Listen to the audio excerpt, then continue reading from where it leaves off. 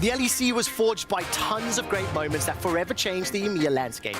In match history, we look back at the games that will live in the memory of all of our fans, and of course, highlights from the LEC 2023 season.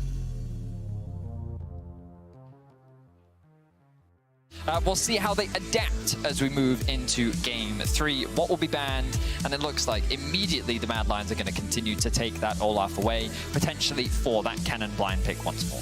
Yeah, the anti-ban coming through again here on the red side, so Fnatic just keeping that one to themselves, making sure that it's not actually going to try and slip its way through the draft. I'm curious if we do end up falling back to things like, well, with the Xayah being banned away, if we end up seeing the Vi first pick coming through once more, or what exactly the plan is going to be here. For the moment, just Rakan Xayah. There's the Jace taken away by Mad Lions. Don't want to give Humanoid that power that he had in the last game. I wonder if Fnatic will look towards banning out the cannon or even the Gragas. We did see that obviously banned out in Game 2 after it had such a big effect in Game 1. What I will say is that I think Humanoid so far in lane against Nisqy has been the benefit. Yeah. I feel like that he has just had Nisqy's number so far in this series, and I think that removing the Gragas makes the most sense because you want to give Humanoid the most favorable matchup that he can get, and I think the Gragas just neutralizes a lot of mid lane matchups. So I think it makes a lot of sense. The Vi continues to be the priority for Mad Lions. In Game 1, we saw Ahri and we saw Wukong being the primary choice for both of these teams. I was wondering if Sejuani may be a pivot here for Razork, focusing more on the utility, but it seems that Fnatic is saying, you know what, no, we want to make sure that we have this strong mid-jungle duo in the form of the Wukong and the Ahri. And more than likely you're going to see the Zeri picked up here as well, just because you're like, well, chances are we're going to see the Sivir on the opposite side, so we can kind of take the Zeri and play for those later game fights. And as well, I think you kind of got to go towards your mid laner here. Although it'd be nice to go like Zeri, Lulu, and secure that one for your bot lane. Lulu? For Hilly? Nah. Hey, it's happened before, all right? Oh, okay. Oh, the pivot. All right, so we're going to be moving away from Zeri, and we're going to be locking in the Jinx for Kazi. Will we see the return of Nisqy's Twisted Fate? Something that he lent on a lot when Fnatic made that run towards, I believe it was in 2021 that they made that run. Nisqy's Twisted Fate was something that you couldn't really afford to do, and we have seen it popping up around the world here and there, but it's not really been a mainstay in the mid lane. No, and I think it does make a little bit of sense if you want to try and play for the Jinx here, because we kind of just said, hey, look, Sivir more than likely going to be the pick here for Reckless in that bot side. So if, I mean, it works well against the TF, works well against the Jinx, just has a miserable time against the Jinx in lane. So I think the biggest one is now, okay, let's just lean in towards that, continuously try and play for the bot side, let Jinx start to get towers, and always have this TF in the back pocket who can show up at any moment if you ever try and contest the Jinx's push. But it's going to be Jax in the top lane for Oscar Inin. Picked up early in the draft here. It's a little unusual to neither see a bot laner or a support in the first set of rotations before we get to that second ban phase. There's the cannon ban. Can cause a few headaches for Jax up towards that top side. No real surprise that Fnatic want to take it away from Chase's hands. What this does do is it gives Fnatic the ability to counterpick support, which is not something that we've really seen from them so far in this series. We saw the blind Renata in Game 1, and then we saw the Soraka in Game 2. But now they can like make the matchup in the top side slightly easier, given the fact that Jace and Olaf already removed. Then they get to remove the Kennen and the Malphite. And now for Chasey, you're looking at something like a Gnar, right? This is usually his go-to in a matchup like this. He neutralizes the lane. And if Mad do want to try and play through bots, then I think that that is definitely an easy way for them to do it. But I will say that if you have Twisted Fate Vi, I really think that you should be looking at something slightly more carry-orientated towards the top side. And I'm thinking Fiora. Yeah, I mean, decent matchup into the Jax. I think you can play heavily there for chasing that top end if you want to. It does become a very much a skill matchup in that top lane with the Jax and Fiora, where it's a case of Jax starting to counter-strike Fiora, trying to find that timing window, because there is a little bit of extra time for the Jax where he can hold on to the so he passes through the riposte or he pops it early. So a lot of mind games go into that lane, but makes it significantly easier if you just got a TF to kind of nullify all that. So I was just about to say, the Blitzcrank ban suggested to me that Mad Lions were looking at a Jinx Thresh bot lane. Yeah. So in response, Fnatic was saying, well, you know what? We take the Thresh. Sure, we'll just take the Thresh, not a problem. Now, of course, Mad could still go for something like the Nautilus, but Nautilus Jinxes a bit of a weird bot lane for sure. So we'll see what direction they decide to go. Cassante is going to be the answer up towards the top side of the map. Something that we did often see used into the Jax. I remember when he was just the mainstay blind pick top laner, something that Chasey has played a fair amount of. But yeah, I think a little different from what we were all expecting here in the less exciting than the Fiora, to be honest. Although we could have had Finn's Fiora again, and that would have been not the most exciting. It depends on what year, you know. It's like a good wine. You get different years where it can make the difference. But Mad Lions, though, look again towards an engaged support. Hilly is going to be put on the rel. Does give you a good amount of lockdown. The cease and desist from the Vi, the gold card, rel going in with the Magnet Storm, and we saw how experienced and how practiced Hylissang is on the rel in game 1. Now, Mad heard. Oh, don't tease us. Come on, don't tease us. You can condemn It's gonna be rel out of her pheromancy. It's gonna be. Oh, Could be Sivir. It's gonna be Sivir. I mean, it's fine. I was really excited for the Aphelios though, because I was gonna make this great joke about how like everyone was really annoyed that the AD carry meta seems really stale. So let's go back to the last really stale, AD carry meta where everyone thought that was really stale. But no, it will be Reckless as Sivir. I would say you have somewhat like mismatched bot lanes in the sense that these aren't supports that you typically expect with these AD carries. And I basically expect that these supports to not really lane much. Yeah. I expect them to be roaming around the map a lot. We've been seeing Hylissang and Advienne roaming a huge amount with the Blitzcrank specifically in the rel in game 1. Both these supports like to be active on the map and they like to work with their jungler whenever they see an opportunity to. But I think that Fnatic should have an advantage largely because of Niski on the Twisted Fate. The ability to attack side lanes, the ability to find picks is just so strong with this Mad Lions composition. But Fnatic's team fighting, I think, is where they have the edge. When we think about how this series has played out, it's been all about the team fighting. So I'm quite optimistic for Fnatic coming into this game based on how we've seen this series go so far. I think it's also just a case of where the hell does Niski play for? We don't really want to play around Cassante top. You try and play around bot, you're playing into a Sivir. Like, she's just going to spell shield everything you do. That's a great point, yeah. I think the biggest problem is how do you actually try and utilize Niski now with that Sivir going into the bot side? It kind of feels like you maybe look for picks into the jungle, but it's a big question mark. We'll have to see how Niski's going to overcome this. Both these teams fighting for their lives in the LEC Spring Group Stage. Mad Lions versus Fnatic. One win between you and a matchup with Astralis.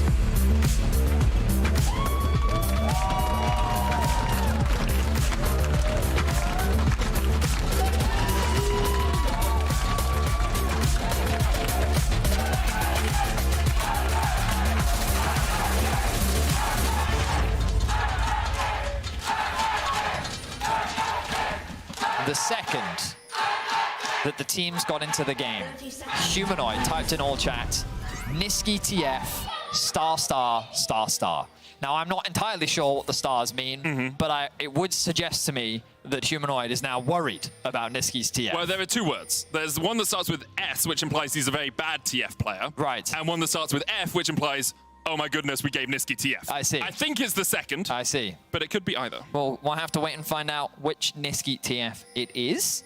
But yeah, it's exciting to see him back on the champion. A reminder for when Fnatic knocked G2 out of Worlds, it was Niski's TF that did it. it was the whole thread where everyone was like, G2, why do you keep giving Niski his TF?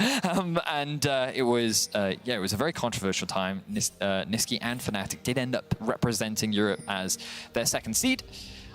Going into the World Championship, and I believe that was back in 2021. So we'll see how he does. As I mentioned, I think Humanoid has gotten the better of him so far in this series in terms of the isolated mid. 1 versus 1, running the electrocute on Ahri does give you a lot of power in the 1 versus 1, and already we can see Humanoid looking to try and leverage that. Yeah, I think the biggest thing for Niski here is a case of, hey, look, I want to try and use the minion dematerializers on the back minions. So then 1 red card, and the Q should be able to clear out the back wave. You reset at level 5, TP back into lane, and just then you're on your way, so you can hit that level 6 and immediately play for side lanes. The biggest problem that you are going to have is, as you rightly pointed out, the damage from Humanoid. Already trying to trade effectively, you bring Razork into the mix. If you can get Niski to reset early, it's a big win in this matchup against the TF. Love the way Humanoid's playing this matchup as well. Kind of what you want to do on Ahri. The mana costs are so much lower than compared to what they used to be, which means that just spamming W is such an effective trading tool. You prop the proc the electrocute as well. Niski being forced to use his corrupting potions already. The most dangerous thing about this playstyle, this heavy aggressive constant push in, is that you are at risk of getting ganked. And against the Twisted Fate, that's something you have to be very cautious of. No cleanse, of course, on Humanoid. He is running that TP. So this is something that Razork is going to have to try and assist with in terms of vision. And already we see Elyoya making his way towards mid lane. You see Hylissang making his way towards mid lane as well. He left the bot side of the map. Elyoya is here. Humanoid is pretty good with the charms in game one. Elyoya stepping forward, flash away. Gold card locked in. Razork coming in from the side as well. Humanoid trying to do the damage. Hylissang here as well. Niski will fall. It's 1-for-1 so far, but now Razork is caught in the midst of Hylissang and Elyoya, and it's a double for the jungle.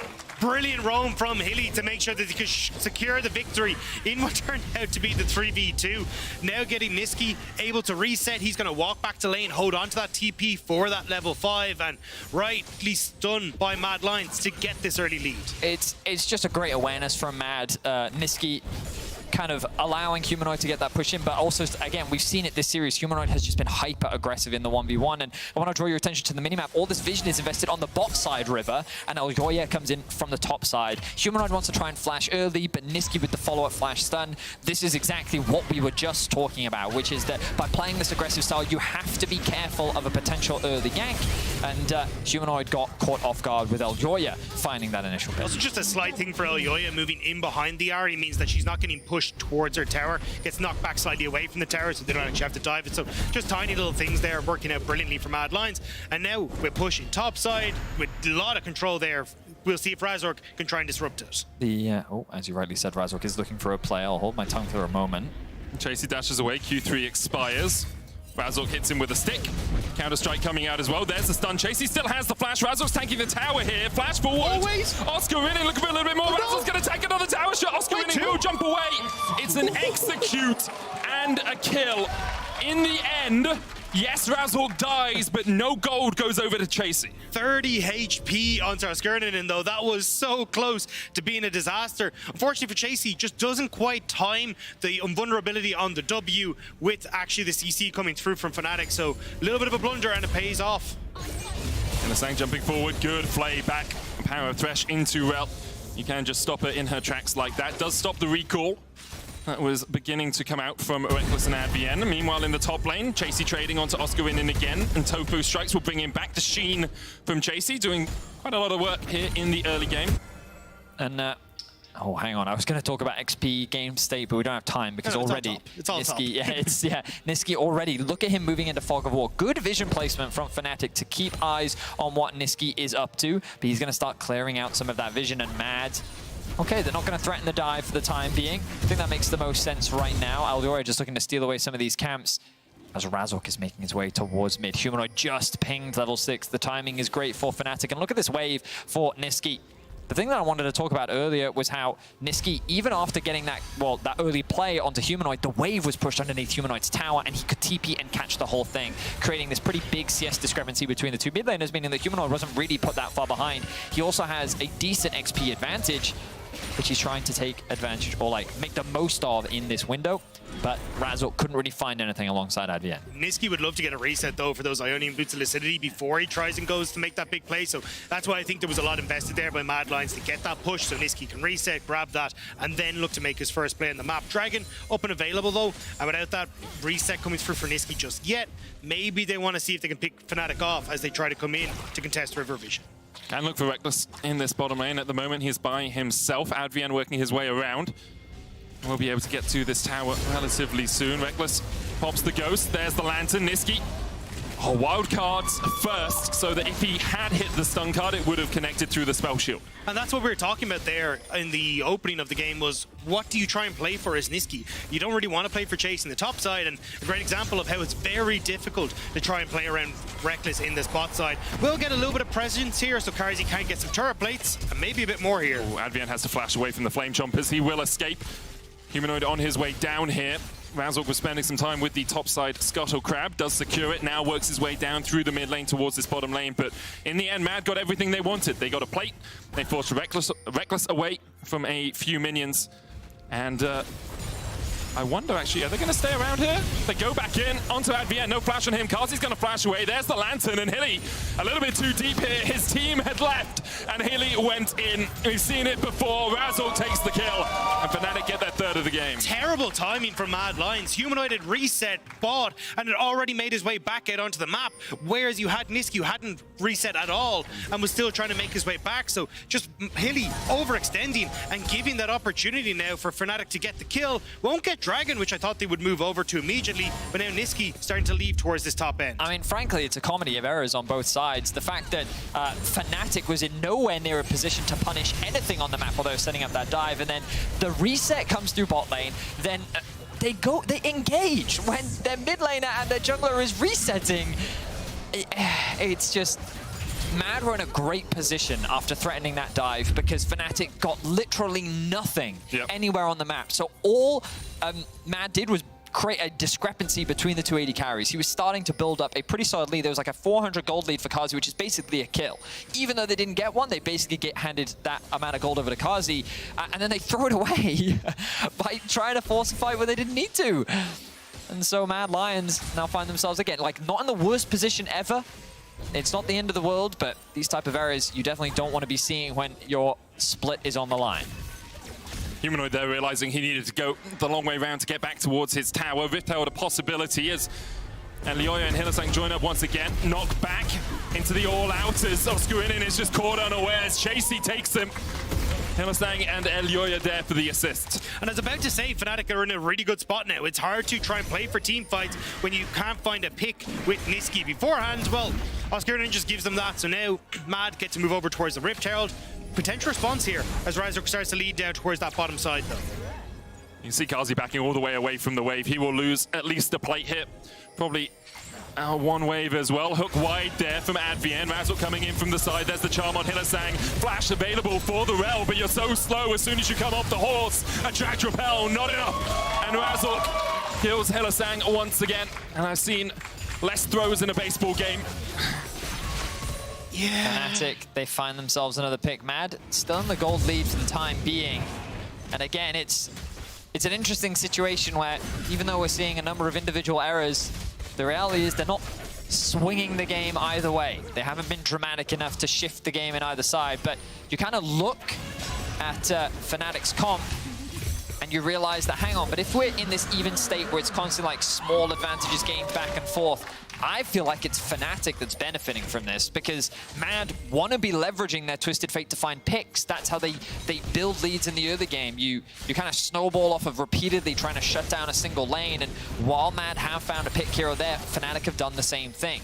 Now again, it's not the end of the world for Mad Lions. We're still only 10 minutes into the game. Elioya will steal away that Gromp, and they're going to secure a couple of plates down towards the bot side. Niski has the ultimate as well, can threaten the dive, and with the Herald, this should be a big advantage gained for Mad Lions. Niski just leaning into the fog of war there, gives enough control, but now he's going to go back towards mid, which means Fnatic feel comfortable to step up. Still a lot of gold going over in towards Kazi.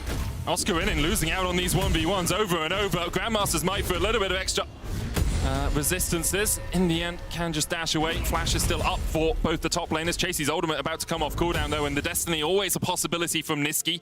Would have to start pathing up here pretty soon if he wants to use it. Chasey looks for the Demolish Block.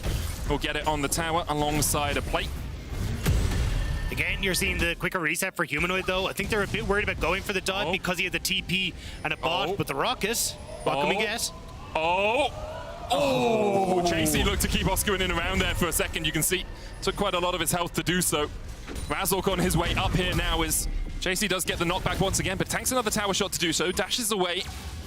Razork though, now collapsing. Chasey has the flash, has the all out. Humanoid on his way up here as well. Chasey's going to try and get away. There's the Cyclone, the knockback underneath the tower. Razork locked up for the second cease and desist is flashed away from. Destiny coming out as well, but already Elioya has fallen. Niski joins the fray. Flash forward from Humanoid to get another in response. 2 for 1 for Fnatic in the top lane. Wow, another skirmish happens on the top side, and Elioya, in trying to protect his top laner, who was successfully able to create space between the collapsing Fnatic, ended up dooming himself as he found himself in the middle of 3 Fnatic members. Niski, though, with a quick response, is able to get that kill onto Oscarinin.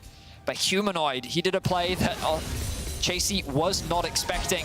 and ends up being a 2-for-1. Again, though, Mad is still continuing to find these edges when it comes to the gold. You can see in the top lane, thanks to all those plates that Chasey's been securing, Mad are slowly but surely getting slightly further and further ahead, which is definitely what they need as they continue to look for picks on the map. The thing is, though, Fnatic are fully going to play for team fights, right? When you look at Humanoid's build, he's going for the Leandri's Anguish. He wants to be able to deal damage, even with the electrocute. So you're still kind of waiting for Fnatic to go, cool, once we actually get to these full-on 5v5s, that's where we're going to be able to shine. And Hilly is not helping in the situation by getting very, very far forward every single time and nearly getting caught out by Fnatic. Does make Reckless have to walk a little bit further through his jungle, so the tower does fall in that bottom lane. Oscarinin now trading onto Chasey once again. So far, has not been in Fnatic's favor, these 1v1s in the top lane. And the Q3 just short, but Chasey already finished his Iceborne Gauntlet, whereas Oscarinin is still waiting to complete that Divine Sundra. Still, Chasey, the fact you have this much control makes it really difficult for Skirmishes to actually try and push up far enough where you're not in danger of a dive from Niski or anything else coming through. At the moment, though, with the way the map state is, with Fnatic having control over this mid-wave, you still have Niski now exiting into the bot side. So it's going to be a little bit more about trying to get control over bot side jungle so Niski can lean in towards mid lane. But Rift Herald going to Fnatic is also going to be a big boon for them. We take a moment of reprieve after both these teams have been battling back and forth in this early game. As we mentioned earlier, small gold lead in favor of Mad, but nothing too insurmountable really for Fnatic to overcome. I'm looking at some of the items that have been completed. Kazi, after picking up that bot tower, was able to complete the Kraken Slayer, which means that with the dragon spawning in a minute's time, he will have that item over Reckless. Reckless just wanted to be full build. Had to fill up every slot before you could complete the Kraken Slayer. Yeah. Makes sense, makes sense. Mad, though, moving into the top side of the map, threatening a dive. You can see all the pings. They will spot Razork out, and the rest of Fnatic are quickly on their way to support. Humanoid's down in the bottom lane and doesn't have TP. We've seen Fnatic take fights at a numbers disadvantage, especially in game one. Here, they're looking to try and defend their top laner, but is it going to be the right play to make? Tower falling lower. Chasey stepping in. Tower will be forfeit. Chasey gets the knockback. There's the Lantern onto Oscarinin to make sure that he is no longer isolated against the rest of Mad, but it's another tower that does go down in favor of Mad, and their gold lead extends to about 2.5k. Should be evened out a little bit as Humanoid will be able to take bot tier 1. But actually, Niski is on his way down here, so Humanoid might have to be a little bit cautious. I'm surprised Fnatic invested so many resources towards the top end, though. They had a ton of vision up towards that Rift Herald, and the fact that you spotted Mad move the entire way up meant you could have just given the tower and tried to play for mids, play for dragon control, cross-map in any way, shape, or form. They do get the tower, but I think the fact you don't have vision now for this upcoming objective kind of sucks a little bit for Fnatic. Yeah, it's a bit... the macro's a bit wonky this game. Typically, as you rightly said, you would expect a cross map, right? Oh, you're going to go take our top tower? That's fine. We'll take bot tower and we'll also take the dragon. And you'd think overall that that'd be a big win for Fnatic, but they're trying to match. You know, they're trying to follow, and they're just like a step behind Mad Lions. Now, you look at them again here, they can't contest this dragon. Why? Oh, because Oscarinin needed to reset. He didn't have an opportunity to earlier because he was forced to catch this top wave. Like, Fnatic are... I think on the one hand, trying to mitigate the damage that Mad can do. Yeah. But in the same vein, like, they need to be aware of what advantages that they can gain on the map. And again, like, maybe in review, it showed that Fnatic didn't actually have a clear window to secure the dragon, but overall, like, Mad are the ones controlling the map right now. But this is also going to bleed over now into the Rift Herald, right? Because you've only got Oscarinin that's exiting into the bot side here. Niski gets the push in, he resets, now he can threaten the potential pick here if Fnatic try to go for this. They're moving Oscarinin up, but they're very late. And Niski at the tier 1 right now will have that destiny. The Rift Herald down to 2,500. Flame Choppers come out. Razork stepping forward. Rift Herald secured. Hillisang with a 2-man knockup. There's the Destiny coming out as well. Hillisang locked up though, and he's already fallen. Niski Destiny's into the backline. Razork going forward. Stun card on him. He's locked up. He's shut out of the fight. Kazi dashing, dodging, weaving, but he can't get away from Humanoid. Chasey now opening up. Reckless trying to do the same. At the moment, it's a 2 for 2. Reckless stunned up. The Rift Herald secured by Mad Lions, and in the end, both teams walk away. Mad don't spot Oscarinin moving up from the bot side, and it ends up going up, but Appian now comes. Appian, flash gold card, no escape for him. Mad Lions come up trumps. It ends up working out for the Mad Lions, but you have to wonder, Fnatic, there was a window again where you could have traded objectives. We kind of look at the maps they once again like, mid is an opportunity for you to play for. Look to play for the mid tower. Instead, they look for a fight with which it is engaged by Hylissang. And that engage looks pretty promising at the start, but Reckless very quick to shut Hilly down. Great cleanse from Kazi as he's getting collapsed on. Humanoid committing all his resources to get down onto the AD carry as Elyoya makes a great play to lock up the jungle top laners of Fnatic to make it impossible for them to play the fight. It ends up being 3 for 3. A lot of summoners are burnt, and it would have been a pretty even fight overall with Mad walking away with the Herald, but then Advn gets caught out. Doesn't expect this to collapse to come through from Mad.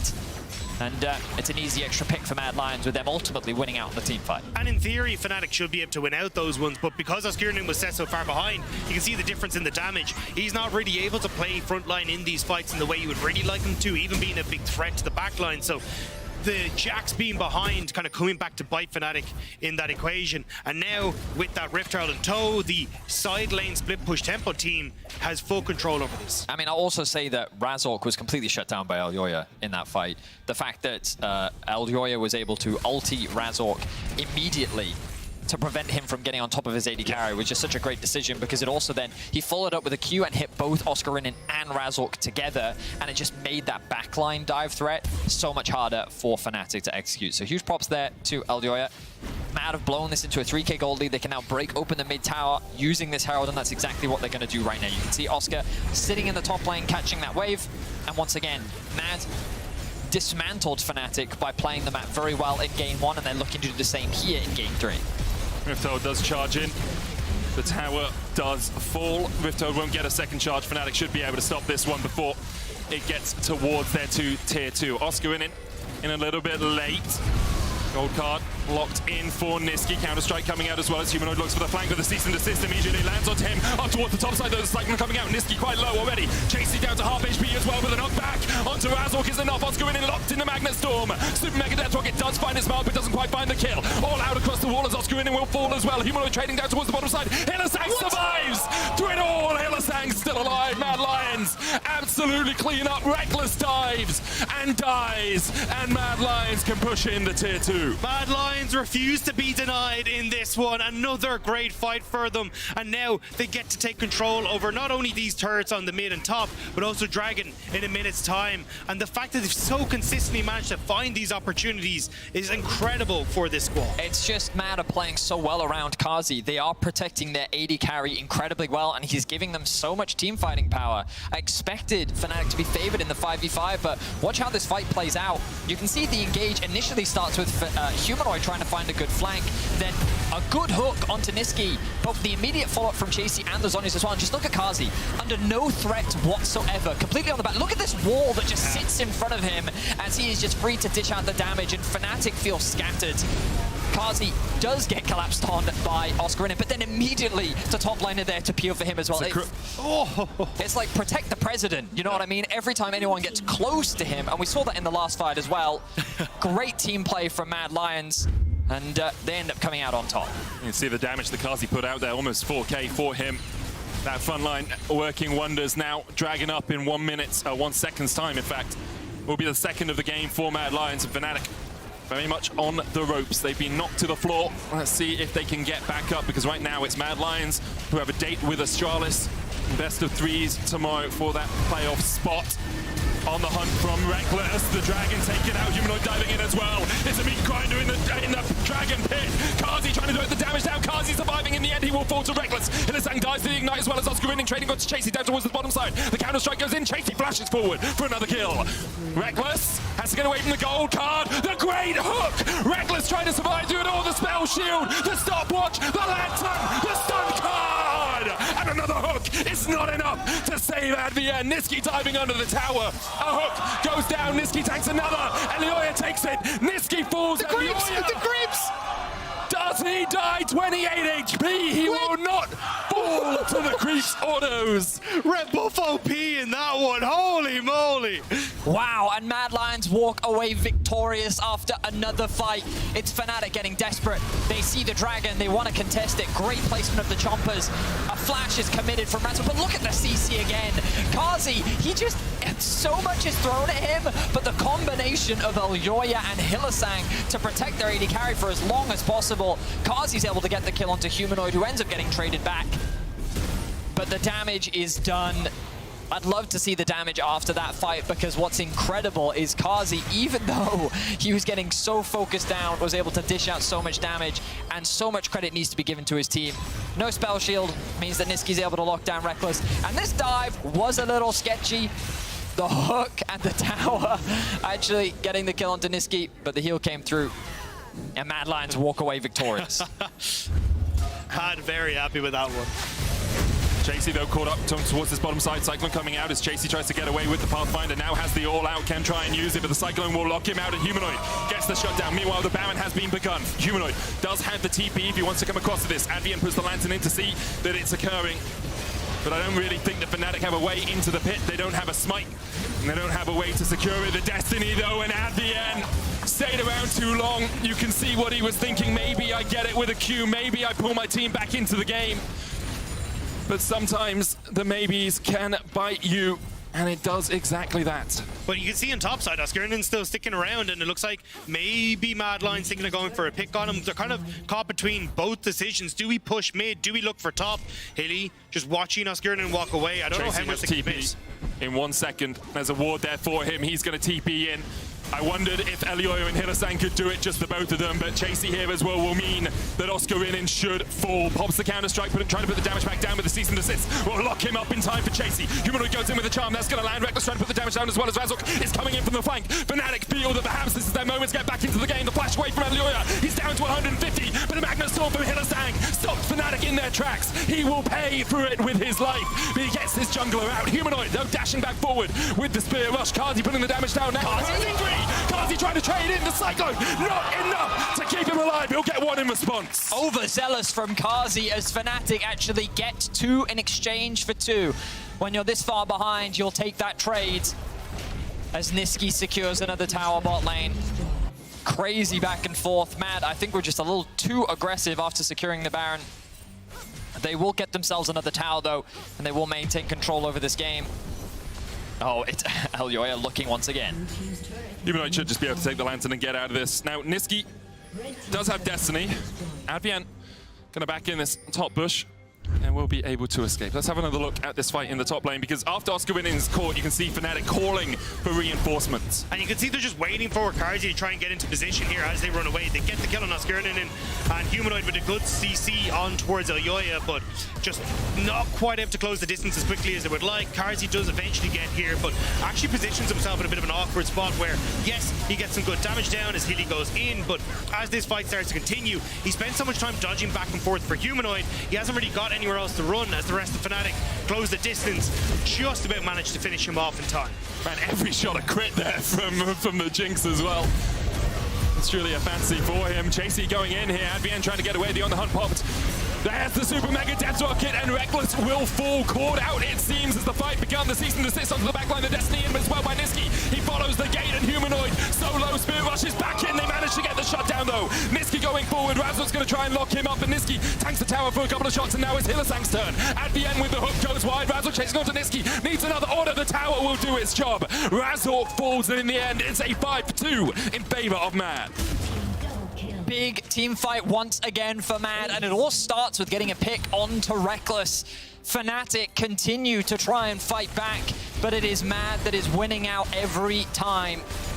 The early fights, it felt like that Kazi was the main damage dealer, but now that Niski is unleashed, Niski coming in from multiple angles, Elyoya creating so much chaos, the entire team continues to come together. And look, this is just, hey, we can catch Chasey out, and then Chasey's like, no you can't. Niski and Hylissang collapse from the mid lane, the stun lands, and then it's a one team fight for Mad. Yeah, I mean, this is the big fight that Mad want to try and play for, where Fnatic overextend just that little bit, you immediately get to collapse with the TF, and it's just phenomenal stuff. The fact they are able to so quickly get into position, and Karzi, again, free firing in the backline. And this was a very risky composition for Mad Lions to bring out in this game 3, the elimination game.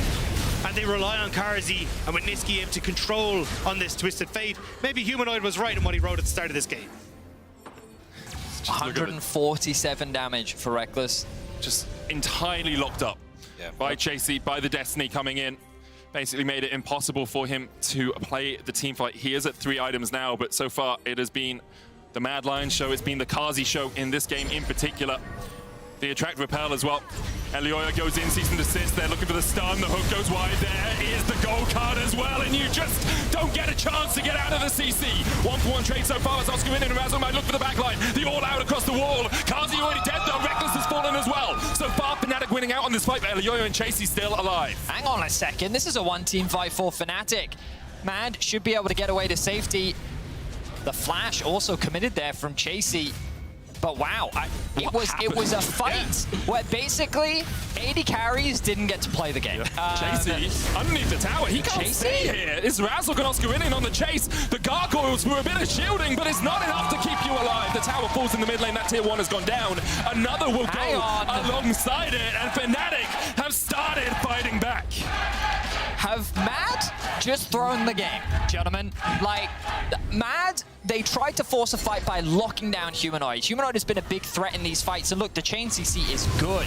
You know, the stun comes through, the pullback, the stun card as well. But look at Razork on the backline here. He's kind of focusing down onto Niski. Hillasang is going to drop as well. And you're going to actually see Oscar and Razork get onto the backline as Reckless is also focused. Double knockup from Razork. And Niski and Karzi, I feel like they're just not paying attention to him. They tunnel vision so much onto Reckless that they don't realize that Razork is still a damage threat that you have to respect. Same with Elioya, and now, I mean, things are heating up in the Battle of Winter Fails in the Game of Throws, but we'll have to see if Fnatic can now keep this one going. Do you call it the Battle of Winter Fails? That's a good one. That was a good one before, yeah. Baron is 13 seconds away. Chasing no TP, but it is Fnatic that have control over the Baron. This game felt like it was done and dusted, but now Fnatic have a chance. Karzi's flash back up in 5 seconds. Reckless is still a quarter of its cooldown left. Humanoid the same. Razork the same. The ability to get on the backline, not that easy for Fnatic. Battle lines drawn. Destiny forward. Niski, gold card locked in. The Baron taken by Razork. The stun's going to land there as they look for a little bit more. Oscar locked down in the pit, and he will fall first. Karzi untouched, but Razork trying to get in. The exhaust, the charm flashed away. Razork gets back into the GA. Reckless still untouched as well, though, and Chasey in the middle of the pit is going to fall. Elioya dies to a ricochet. Chasey falls as well, and Reckless starts swapping up. It's a quadra for Reckless. Niski trying to get away, but Humanoid will not let him. And Reckless just pops off. He gets a quadra kill in the middle of the chaos. Fnatic have turned the fight around. Is that it? Mad Lions, that single fight in the mid lane cost them everything. Fnatic are making a beeline for the Nexus. The Madonna is real! It won't be denied! A victory here in the LEC either. Fnatic, they find their fight and they're going for the end. There's some juju magic attached to that orange bandana that Reckless is wearing. A gift from Boaster and perhaps a gift from God for Fnatic as they look to close out this game. Hillasang's going to try and pull the wave. 5 seconds but the on Nexus Karzi. tower is the target. Karzi, 4. Elioya, 2. But the Nexus towers will fall. And Fnatic on the Nexus, but the chase comes in. Humanoid trying to survive. Oscar Winning trying to do what he can as well. Fnatic. But Mad Lions slam the door in their face. Oh my God! The Nexus was in their eyes! It was right there! And Mad Lions said not quite yet. Razork is still alive. He needs to clear these waves as much as possible because Mad are now making a beeline down the mid lane themselves. 30 seconds until Humanoid is up and available. Matt, how far can you push? That's a Destiny in from Niski. They want to try and They end have it to here. keep the minions alive. They have to keep them alive as long as they can. Razork, do you sacrifice it all to try and keep those minions away? Reckless, 17 seconds, he gets the Cyclone, 1 more minute, he gets them all! He's And the fighting Phantom this! bonus has been stopped, 20 seconds on Infernal Soul, but Any wards in the base? No, Fnatic have tried that trick before and Mad Lions must have swept them out. The Infernal Soul will be Mad's prize at the end of all this back and forth. But the game is not done yet. Oh, it will be the Soul Dagda. You called it earlier.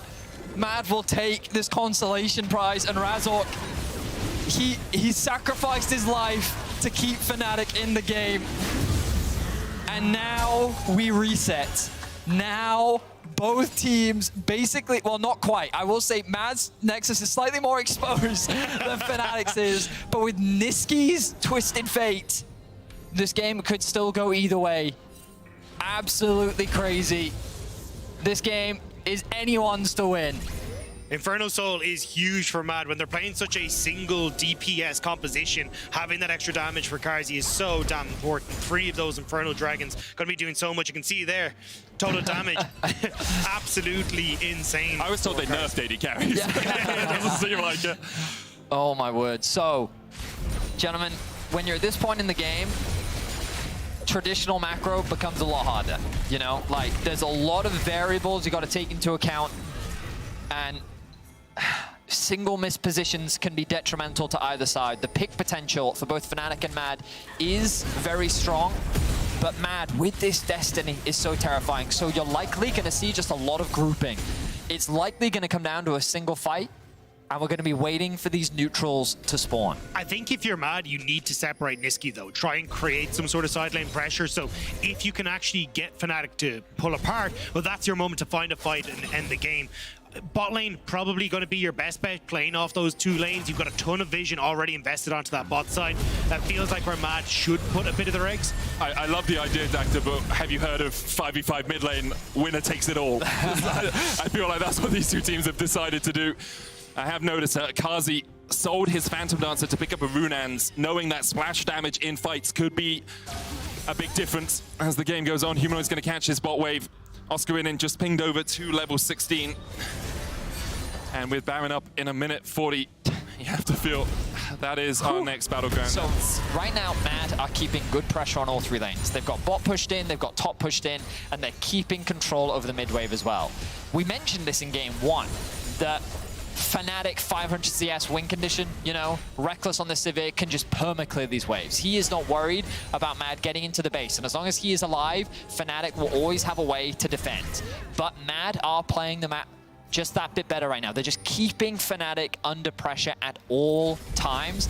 And if anyone from Fnatic oversteps, you can see, like, if Humanoid goes a little too far in the top lane, if Reckless oversteps a little in the mid lane, that is Mad's window to find that pick and look to win the game. And now that we've hit late game, wards become such a privilege as well. Everyone's starting to get to their 6th item. True. So it's really difficult for Fnatic to hold on to vision as well. So it now comes down to, okay, a ward cleared suddenly takes a lot longer to come back, and that could give the opportunity for Niski to try and find these picks. Mad now pushing in mid, slowly but surely advancing that ward line and cleaning out what Fnatic have put down. Yeah, 30 seconds on the Baron. You can see Oscar Inin still sitting on his Wardem Totem as well. Triple sweep up on the side of Mad just to deny any options for Fnatic, any way into their own jungle. So what I will say now is that the dive from Humanoid and Razork is unbelievably lethal.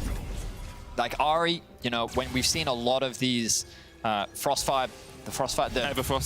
build, it gives great utility, but slightly less than damage. With Deathcap, Void Staff, Leandries, you're going to one-shot the AD carry. A single combo will land. Of course, the cleanse is up for Karzi, but if Humanoid and Razork can get on top of that AD carry, he will die. Don't forget, Cosmic Drive changed as well to be about all that. Hey, I want to be first, I want to do a lot of damage, so definitely going to help out Humanoid as well alongside that.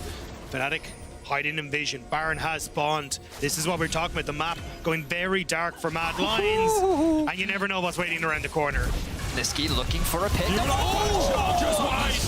Gets stunned up, and now on the back line, Yoga goes for the engagement. Lulu already down to half HP. Oscar in with a great stun. Karzi has to pop the cleanse. Karzi, though, still surviving the Magna Storm. Separates Fnatic from their teammates. And Yoya, though, the Karzi flashes forward. Karzi with the triple. Karzi with the quadra. And Mad Lions with the win. Hilly steals the penta, but I think there's smiles on Mad Mad Lions faces regardless as they will work their way up the mid lane. Mad Lions found the fight they needed. A chaotic fight that is finished by Kazi, the man with the confidence, the flash in for the Quadra. It will be Mad moving forward in the spring group stage. Thank you for watching Match History. Every single week, new moments and legends are born, and today's action is just about to begin. Stay tuned.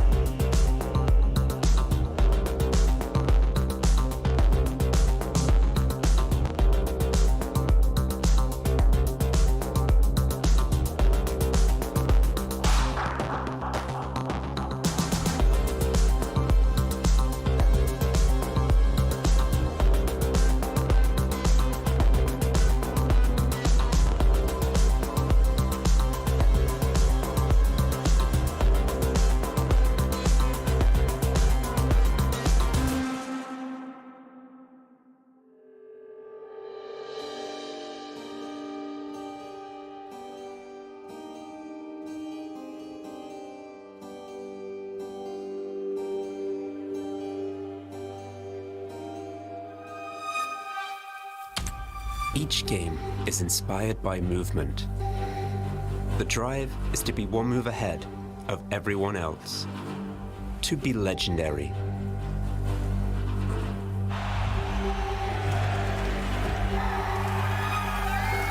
Are you ready to make your move? Make it legendary. Join Kia at the League of Legends EMEA Championship. Kia, movement that inspires.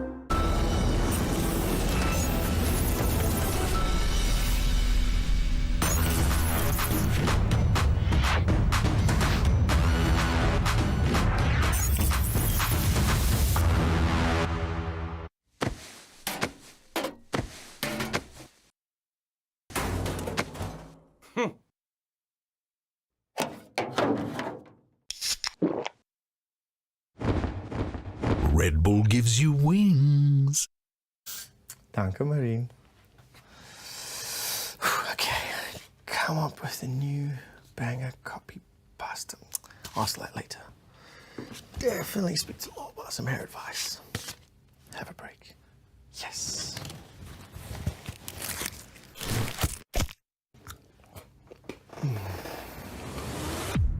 Even the biggest champ needs a break. Be on time. Oh.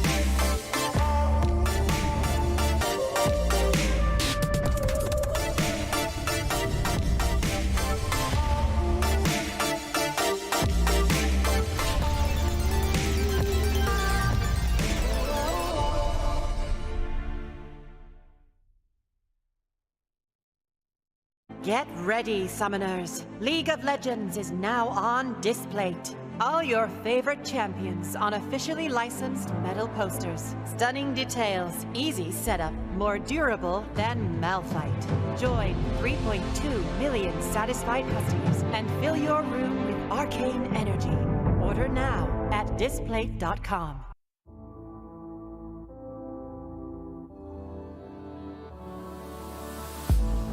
If you had it all, would you look the fall in the eyes? Could you walk away this time? Will you realize, recognize it's never over? And the flame that once had died, awaken. Will you rise above the days to come? Will you be enough? Will you walk away this time? Look to your left, to your right, leave the pain behind. 'Cause we all face the fires, and we stray from the light. Go leave the pain behind.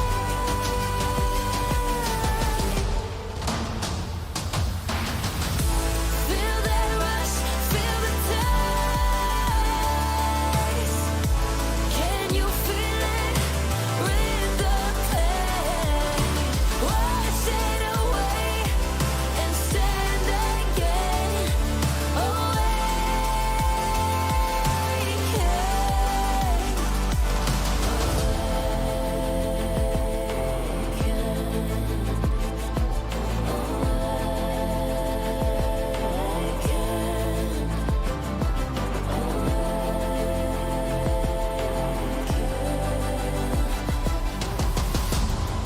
Will you turn and run from what's to come? Will you face it all?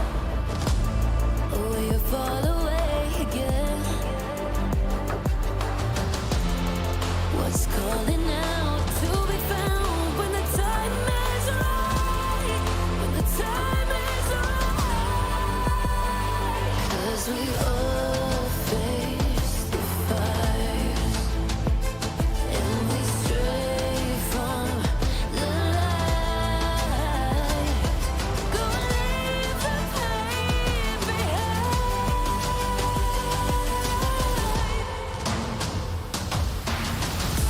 Feel that rush, feel the taste. Can you feel it? With the pain, wash it away and stand again. Awaken.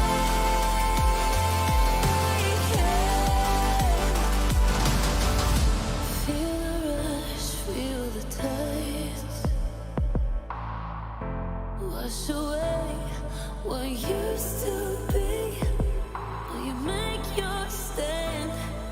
The world in your hands again.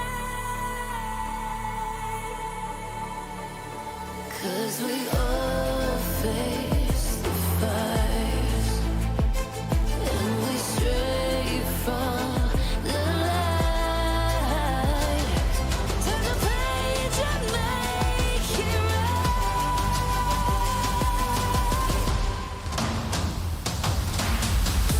Feel that rush, feel the taste. Can you feel it? With the pain, wash it away and stand again.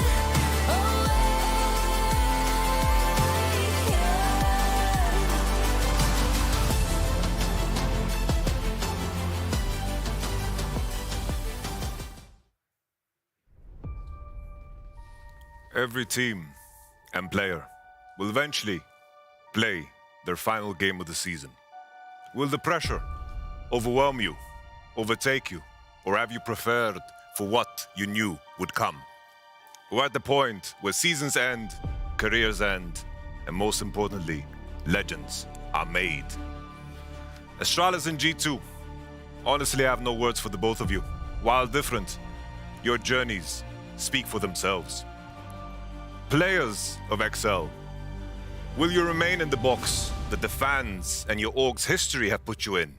Or will you continue breaking through? Vitality, is there a part of you that maybe hopes that you do not make it to spare you from additional shame? Or will one final chance be what makes you whole? Fnatic, will you carry on tradition? Go all the way to face a G2 in the finals? Or will you bring shame to the black and orange? Mad Lions, will your history of performing when your backs are against the wall carry you through?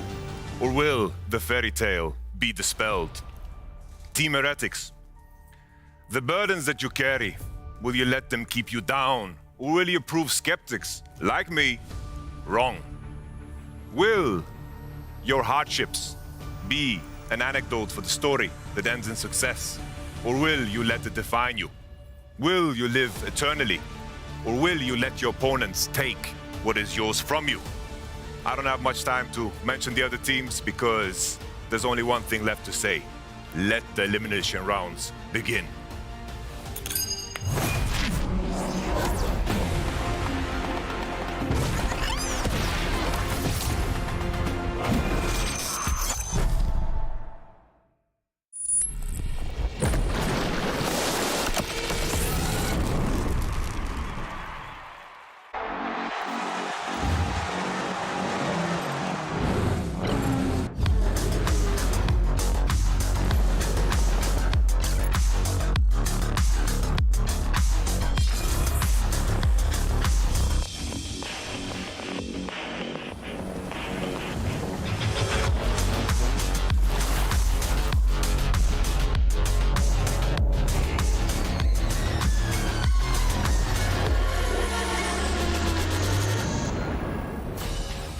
And welcome everyone to week 5 of the LEC 2023 Summer Split live from Berlin, Germany. You heard it from the man himself. This weekend is packed with high-stakes elimination matches.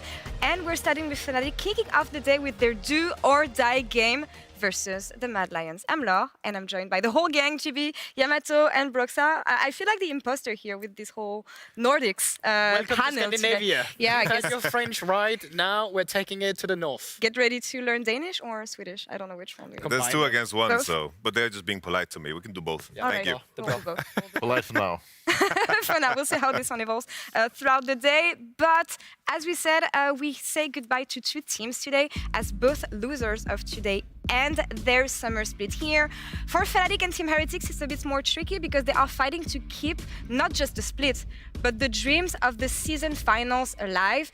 And a loss today will additionally lock them out of the season finals, seeing them only in 2024 next year. That's rough, and that's how difficult the new format is, Yamato. It's definitely rough, but it's also very, very honest. It's very easy to forget, what these teams have been through, which makes the run in this, of course, summer split all the more impressive. But when it comes to the points, when it comes to the truth, their performances in the previous split might come back to haunt them if they don't deliver today. Oh, for sure. But I also think it's just a testimony to the fact that they come from 2 very different routes here. Like, even though they had their mostly downs in winter and spring, coming into summer, at least you fought for Fnatic, they were for sure not going to be in this position. Even Team Heretics, or probably someone out there that would believe in them, just going off the pace they had from regular season. And now they still find themselves in a spot where they cannot afford a single loss. Not here, not even if they move to playoffs, they have to win the entire thing. And what I love about this is that there's so many teams who are fighting, who are on the verge of being knocked out.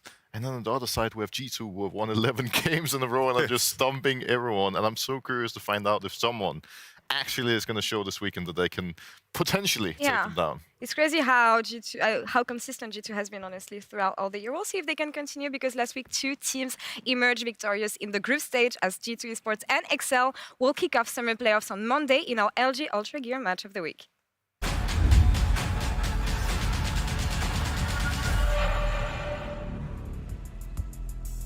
I think it took a reset for everyone.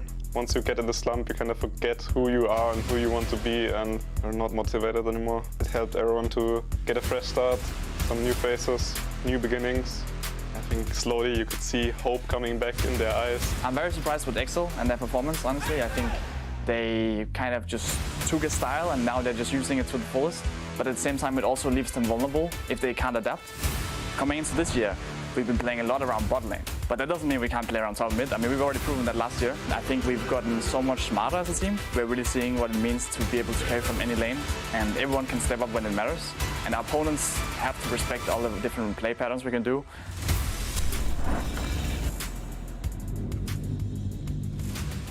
And that will be our first match of the summer playoffs. And the winner will actually advance to summer finals. And it's actually crazy for me to think of this when you consider Excel, for instance, with the back-to-back top 10 into locking top 3 this time.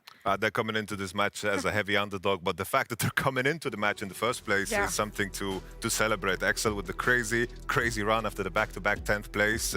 I think anything up from here is just a big bonus on the run that they've already had. Yeah, and I think it's crazy. You know, they're really just trying to get through regular season as fast as they could because they weren't the biggest fan of the patch that they were currently playing on. But getting to 13 was so huge for them. Seeing the Rumble, seeing the melee supports come through from Limit as well. This is their spot where they will find the best version of themselves. And not only this, but also seeing them evolve with the patch because they had like a quite distinct style, I feel, during the best of 1 games.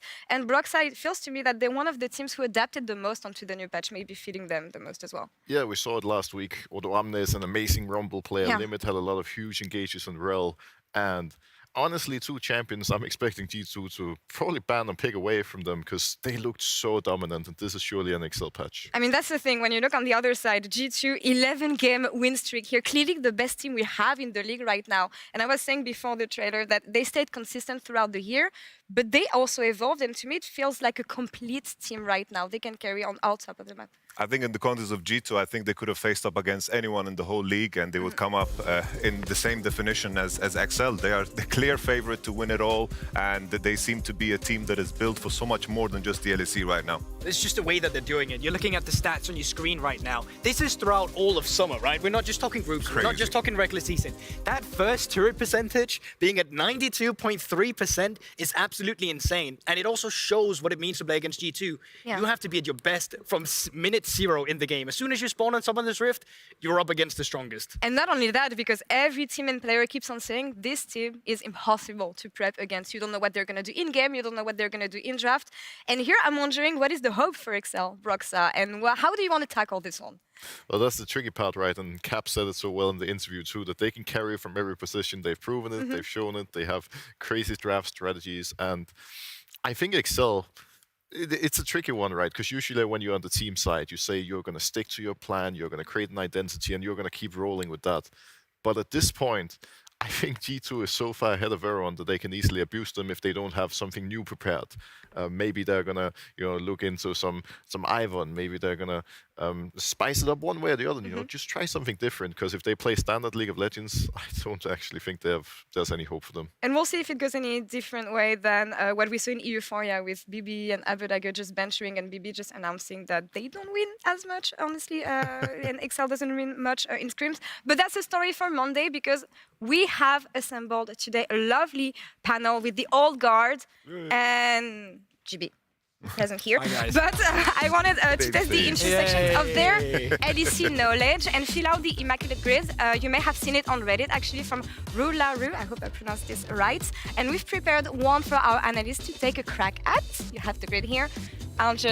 I'll be the teacher for this one. Oh, thank you. So basically, we can go any way, but we have to fill with the corresponding players from both lineups. So here, I guess you would have. I mean, you go for whatever you want to go for because I'm actually looking at it and I'm feeling like the new kid as well. So yeah. Which one is easy, Yamato? I think Vitality XL, I think of Nuke Duck right away. He was on XL and Vitality. Nuke Duck? A little brief moment, yeah. Okay. Slamming him. Slamming him. I mean, I'm down. If you say so, we got a ping. We got a nice ping. Oh, okay. Very nice. Very nice. Okay, but I feel like Fnatic might be the easiest one. You think of bot laners right now. You think of some of them actually to come in here. You? I do, because when I think of Fnatic, I'm thinking of Upset, and then I look at Vitality. I'm thinking of the current Upset that's on Vitality, which is Day and Night from Fnatic. Respectable. I was thinking self-made, but we can go with that. Yeah. Self-made works as well. Yeah. And not playing either way. All right. Okay, self-made or which one do you Upset? Which one do you want to look in? I think self-made. Because we also have meta. to think of the rest of the. Self-made was pretty gangster. I like self-made. Self-made, all right. Well, I hate you guys too. The guy who's responsible for everything, of course. Okay, Vitality, Rocket. Oh, this one is tricky. Has to be Vander. I coached them both. What about Yanan? Dude, you've got Yeah, you've got all these teams. Honestly, Yeah, Rox is true. coming with the base stances. Which one? Yanan. Yanan for sure. Oh, That's pretty based. yeah. I guess it Heimer counts. He's a coach. Yeah, it counts. I like it. Aye. Didn't he play for them? Am I Heimer. wrong? He played for them. He Yeah. could have been in Vitality as well. Oh. Yeah, I guess. All right, Heimer. Yeah, okay. Yarnan, but that's actually Heimer. It's the same thing. I'm kind of stuck on XLG2. XLG2? Mickey. Yeah, Mickey. Nice. Of course, you know, Mickey. the relationship where you know Nice. they let him go and then it's like, oh, we kind of Okay. want him back. He wasn't there for too Fnatic long. and He G2. was This one there. is easy. That has to be our boy Caps, right? I wanted to say. Could be Reckless as well, you know? Yeah, Reckless as well. Oh, Reckless as well. Caps is cooler, no? All right, yeah, I guess. It's good we don't have Martin today. Okay. And also still playing. G2 Rocket. That's easy because Hans? back in the... What? Hans Amos? No. He didn't He play didn't play for I Rocket, think. man. No? But they turned into Koi, no? And Mate, Yankers! oh, Jankos. Okay, sorry, Yeah. bro. Sorry. What the... Whichever way. What am I doing? All I right. think Hans is pretty based. Probably. These ones we can But I just don't snap, think it's right? been- I think this we can. Yeah, comes we back. can just scrap this, unless you guys wanna. Oduamne on the top, probably. Oi. All right. This is We have Huli Sang in the middle. God, you guys are going so fast. Okay. And the last one is... Wait, we can only put one though, right? So The last one is a bit harder. Oh, we lost Jankos. it's gonna be overpower for sure. Overpowered. It is Jankos. It is Jankos. It is Jankos? Yeah. All right. but- We just FF. We I FF. think you guys did pretty well I mean, on this one, except the Heimer I inted here. But that's you say Yarnan. That's the first champion, I think. But anyway, that's all for us here. Back to the game because last week was hot in Europe with scorching temperatures and the debut of patch 13.13. And lucky for us, I guess he's gone already. Anyway, Scout Goldberg has the scoop of with the hottest destinations to go to this summer on Summoner's Rift. Cancun. Over to you, I guess. And there we have it. We start at the top, in the top lane, where the team proximities have been going absolutely mental lately. It used to be 9.0, but it's now gone all the way up to 11.3. It is absolutely crowded up here. I can barely be around the area. There's too many champions. I don't want to be here. I feel claustrophobic. I'm going to the bot lane. It is so damn wet in this place. Now, this is the bot lane, and this used to be the place of a lot of action, but it has now turned into a very dull and wet D&D section with mages and static sticks. Now, waves are getting cleared all the time. There's barely any room for action because of it. It is wet, it's thunderous, nobody wants to be here, and it has made the area very uninspiring for a lot of junglers.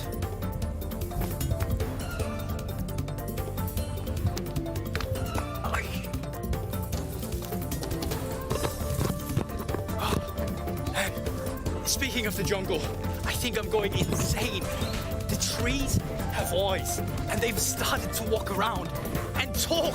I have no idea what's happening. I see saplings everywhere, bushes spawning out of nowhere, cries of Daisy. Quite frankly, I want to go home.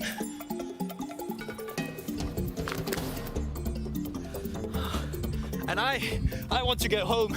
Luckily, I have my trusty horse here. The rail, 100% present so far, 100% pick and ban, 100% win rate. Now that's what I call a championship horse with a bit of spice. Speaking of spice, we're out of here. So back to you, Law. Okay. That was something. Thank you so much, GB. But we, of course, with the new patch, we saw which teams could adapt and didn't quite adapt to this. And Yamato, we built a grid actually to show you guys what happened last week in the LEC. Because yeah, it feels like some teams missed the mark here when it comes to the patch. Or what is your read on this? I think definitely like the standouts of the teams that we already mentioned, and also the two teams that are in the best of five. They qualified already. Having a good patch read is so important. We talked about the Rumble. Not a lot of teams have played it. We've seen a lot of bans. Also the Rel, the Ivan from Yike was also gorgeous. I think just G2 and XL are the ones that came in very, very punchy from the get-go in terms of what to play, actually. And funnily enough, the two teams that are playing right now, Fnatic and Mad Lions, are not looking too hot over there. A lot of champions missing, Fnatic in particular, Bandrel and Ivan on both sides last week, which is not a good sign at all. But I'm just wondering, do you think it's teams hiding picks maybe, or like not getting ready soon enough? Because when I look at some of the champions, the likes of Rumble, Ivern, they're so specific in the gameplay that it requires.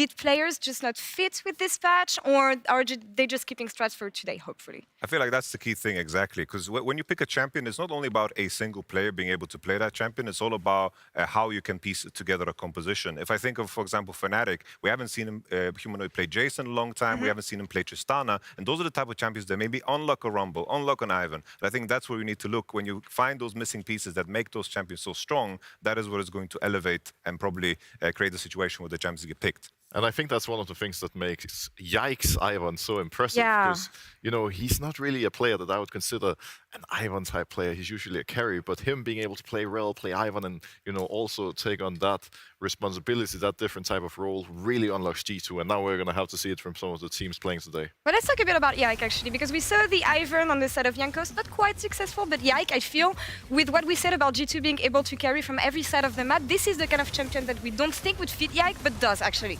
I think exactly what Brox has said. I think it was a surprise. Yike is a very, very strong mechanical player, and he shows it when he can. And I think the key thing about Ivan, you know, I know it might feel flimsy because he walks around like he, you know, has so much money in his pants. You know, he's walking around like Conor McGregor in his prime. But this champion is actually difficult to play. You need to maneuver the Daisy really, really well. And Yike showed big time that he knows how to play it. And I think it speaks a massive testament for G2 being able to play in different styles and variations and actually add champions to that pool that makes sense across the board. And the reason they can innovate so much. We'll see if these teams actually who didn't quite figure out the patch can do it this week, as tonight it is do or die for Fnatic.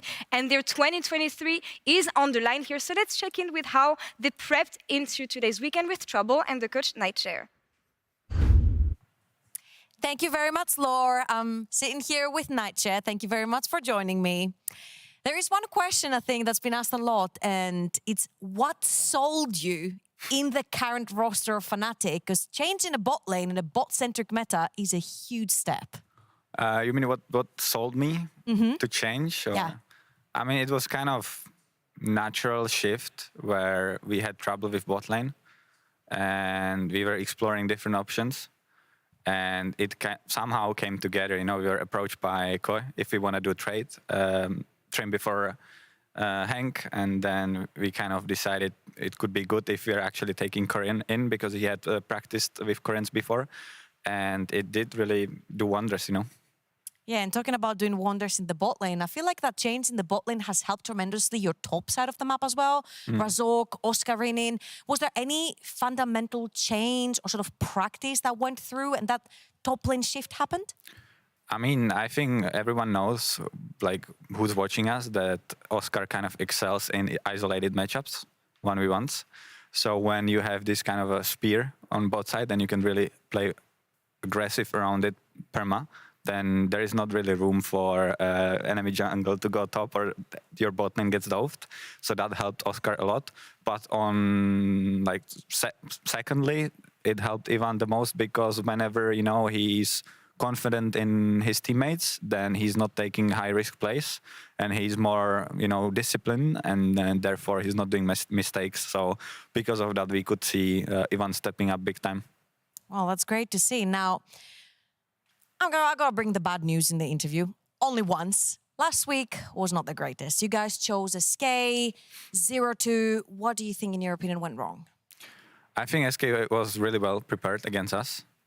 It almost felt like if someone would leak scrims, but they did just understand the meta insanely well, and we were kind of lost ever since the patch change, and nothing was really working for us. So we were kind of hoping to see what will work on the stage and how that shapes us into the next week. And at least, you know, even though we lost 2-0, we kind of realized what will work and what not, and what direction we need to go with. And kind of we did that this week, and it was way better. Well, talking about leaked scrims, your AD carry, Noah, went on Twitter and said that you guys have won a lot in scrims this week. Are you excited coming into this weekend then with this form and the players obviously happy for winning?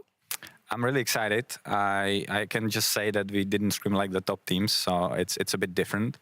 And mainly, you know, when we were struggling a lot for the 2 weeks of preparation for groups, we learned a lot of bad habits, and we kind of had to clean it up a bit. And I wouldn't say like we're fully back yet, but we're on the good track, and I feel like we fixed a lot of the bad habits. Some still are there, you know, but we'll see today.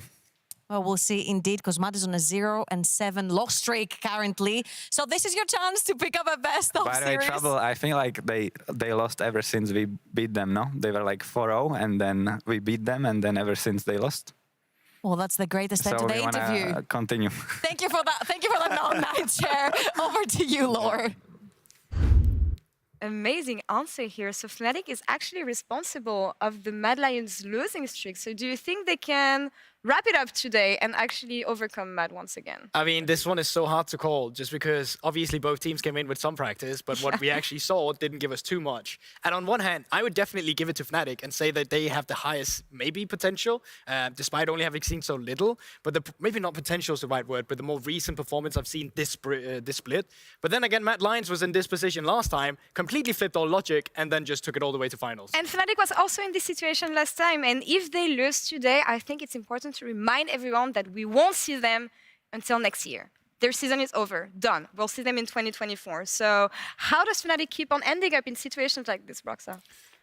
Well, that's Spring a was good the same question, to thing. be honest. Like, just the fact that they might be out after today is so crazy to think about. Because, you know, when I was a player for Fnatic, anytime we wouldn't win, like, we were devastated. It was a disappointment. Sadly, I was part of not winning a couple of splits. Oh, no. We don't talk about that. But no, seriously, like, I cannot believe that after today they might be out already. And we're not even in August. Like, what's going on? The team has had a lot of issues. They've been trying to find solutions along the way with roster swaps, coach swaps, and whatnot. And I think the problem is they never really found a solid fundamental, a ground to stand on. And with all the changes, every time you change this one person, you know, everything changes dramatically. So I'm hoping that this is going to show today, like, that they've actually had this time to grow. But I'm a little skeptical after last week. Yeah, and just smallly, like, what's even crazier is the fact that even if they don't win today, they actually did not get further than they did despite those roster changes. No. But over on the other side as well, SK looked lost, like completely lost in the regular season, and has finally started to pick up the pace as well. And I don't know what happened last time they played against them, but it just felt like that Fnatic was just not able to actually deliver, not individually and not as a team. It felt like specifically that Oscarinin was falling apart, they couldn't play the early game through Razork, and they were just slow. Yeah, it's crazy how one patch can change everything, honestly. I think for me, speaking of the patch, it's a huge problem for Fnatic that in the early game, they still rely fully on Razork. It's one of the things they said they were going to change coming into this split. You know, everyone was going to be more proactive, helping out with shot calling and whatnot. But it still shows so clearly in the games if Razork is not a superhero, nothing's going to happen and they're going to slowly lose. And with Ivan being so good, that's a problem because you cannot make these plays on Ivan. Not in the same way at the very least. And I'm glad that you mentioned Ivan, and I want to fall back onto the discussion we had about which team had the best meta read coming into last week, because if you look at the drafts from Fnatic against SK especially, with the Zeri still being here, paired with Braum, but the draft overall doesn't make much sense on this patch. No, they definitely didn't connect on the Rift, but they didn't do so off either. And I think you just look at that draft in general, that's a lot of things you can pick out. I don't even know where to start. There's this Zeri as well on 4. There's the fact that you third pick the Jax, knowing you could have actually had counter pick on red side and just pick an AD carry beforehand. There's so many other options available. I don't know, even the jungle matchup was all right.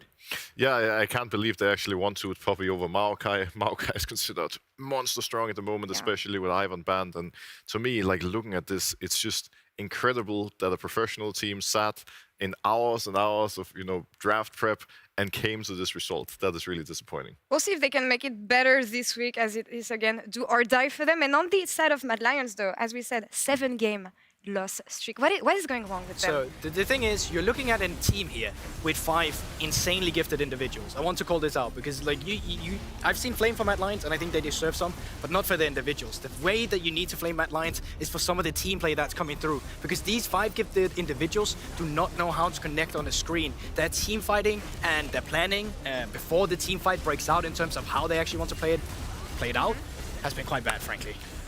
But you know, it's funny you say that, because I think Fnatic has been even worse in that regard.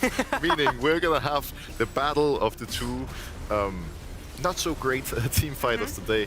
And, you know, both of them had a lot of moments where things didn't work out whatsoever, lack of team play and whatnot. But for the most part, Mad Lions actually tried to get set up, they tried to gain control, and then they were just not connected when the fight started, whereas Fnatic would usually just skip the setup phase. Yeah. No vision, no nothing, just run right in there, start a fight randomly, and then everything fell apart. And that's the thing, usually Mad Lions come together when they fight, and I'm glad that we mentioned this guy because they spend the whole year setting up Chasey, and when it comes to a top lane meta that actually is able to enable him, Yoya is nowhere to be found. Yeah, so if you follow the cringe segment I just did, on average, the top proximity in terms of team members and jungle proximity used to be lower when in the regular season. When we came to groups, everyone started playing around top lane more often because it was hard to play around bot lane when Static Shiv and Six started coming about.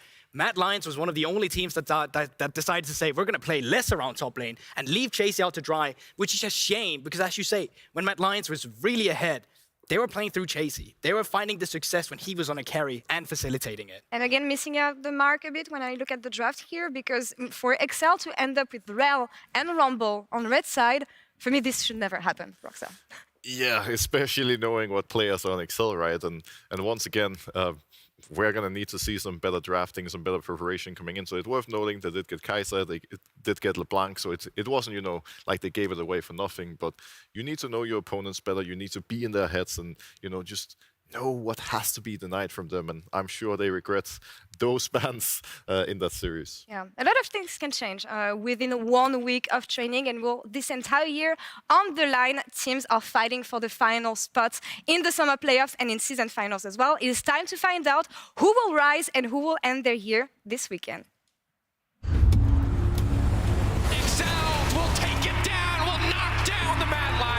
This defeat, losing to XL, I didn't think it was possible because we were just a better team, right? Today it showed like we're not, so we kind of have to be better than everyone else because right now I feel like we're our worst enemies and we just have to overcome that. Yeah. SK Gaming stun Europe and silence Fnatic. The way we were winning games before was different than now on the patch, and then also I think we just played bad individually. We didn't play like we did in regular season. Oduwambe is looking and finding extra kick. The Baron's about to fall in favor of XL. I know that we can actually for sure make top 2 this season easily, so I'm excited but still frustrating. Usually in the past how it happened is that when we had our backs against the wall we played better. I hope this time it's gonna be the same. They're on a huge losing streak, so maybe their mental will be not that great. I don't know if they can recover from that. Instant engage, instant knock-up, 1-2 punch here. Limit trying to make his way out, but the feathers fly. Monskrunin's in trouble. The stun locks it down and Fnatic first blood. I think it's gonna be very interesting, but at the end we'll win. 1, 2, 3 members down. SK dunk on Fnatic. I expect them to play pretty good, but honestly I would say that we are just better. BDS locking season finals. We were not that comfortable. We didn't adapt good to the drafts. Rob holding on to ultimate, going right back into the fight. What a turn from LeBron. We still have 1 more week to prepare. G2 played better, they position better, play with their cooldowns better. I think we're just good individuals. We're really not a team right now, that's the biggest problem. I don't know why we're not a team, but we're not a team. Where is the cannon? Coming over the wall! The slicing maelstrom has already picked up a kill onto Hansama. Somehow, G2 turned it around. Everyone that we can play will be easier. The matchup against Koi should be easier. They are the weakest team in our group. I don't think they have a leader and they seem to be struggling. You can always wait for Evie to just die out of nowhere. It's his main move, I don't know why, he just does it. That's out to safety, he can't make it out of this one. But he has Evie. Oh, no way, Evie. Oh my goodness. It's been great, just grinding from the bottom up again. Back from the start, back from the beginning. Peach, the potential here for the play. Tarzi, fly back, City flash in. The triple, baby. We will definitely abuse them if they don't adapt some of their strategy. And I'm interested to see if they will do that or if they will just hope that it works out against us as well.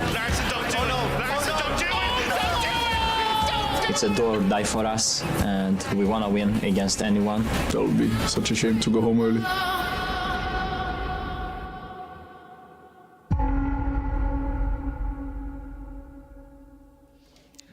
Hello, ladies, gentlemen, and everybody else, I'm Quickshot, joined at the caster desk by Dagda, as well as special guest Jamada on loan from the LPL. Thank you so much for joining us. I'm hoping you can bring some of that LPL energy with you. Yeah, I mean, hey, Fnatic Mad, historically some of the most aggressive teams in Europe, so I'm hoping that I have brought that flair along with me and that they regain some of that aggression. I definitely want to see early game changes for both of these squads. Before that, it's picks and bans.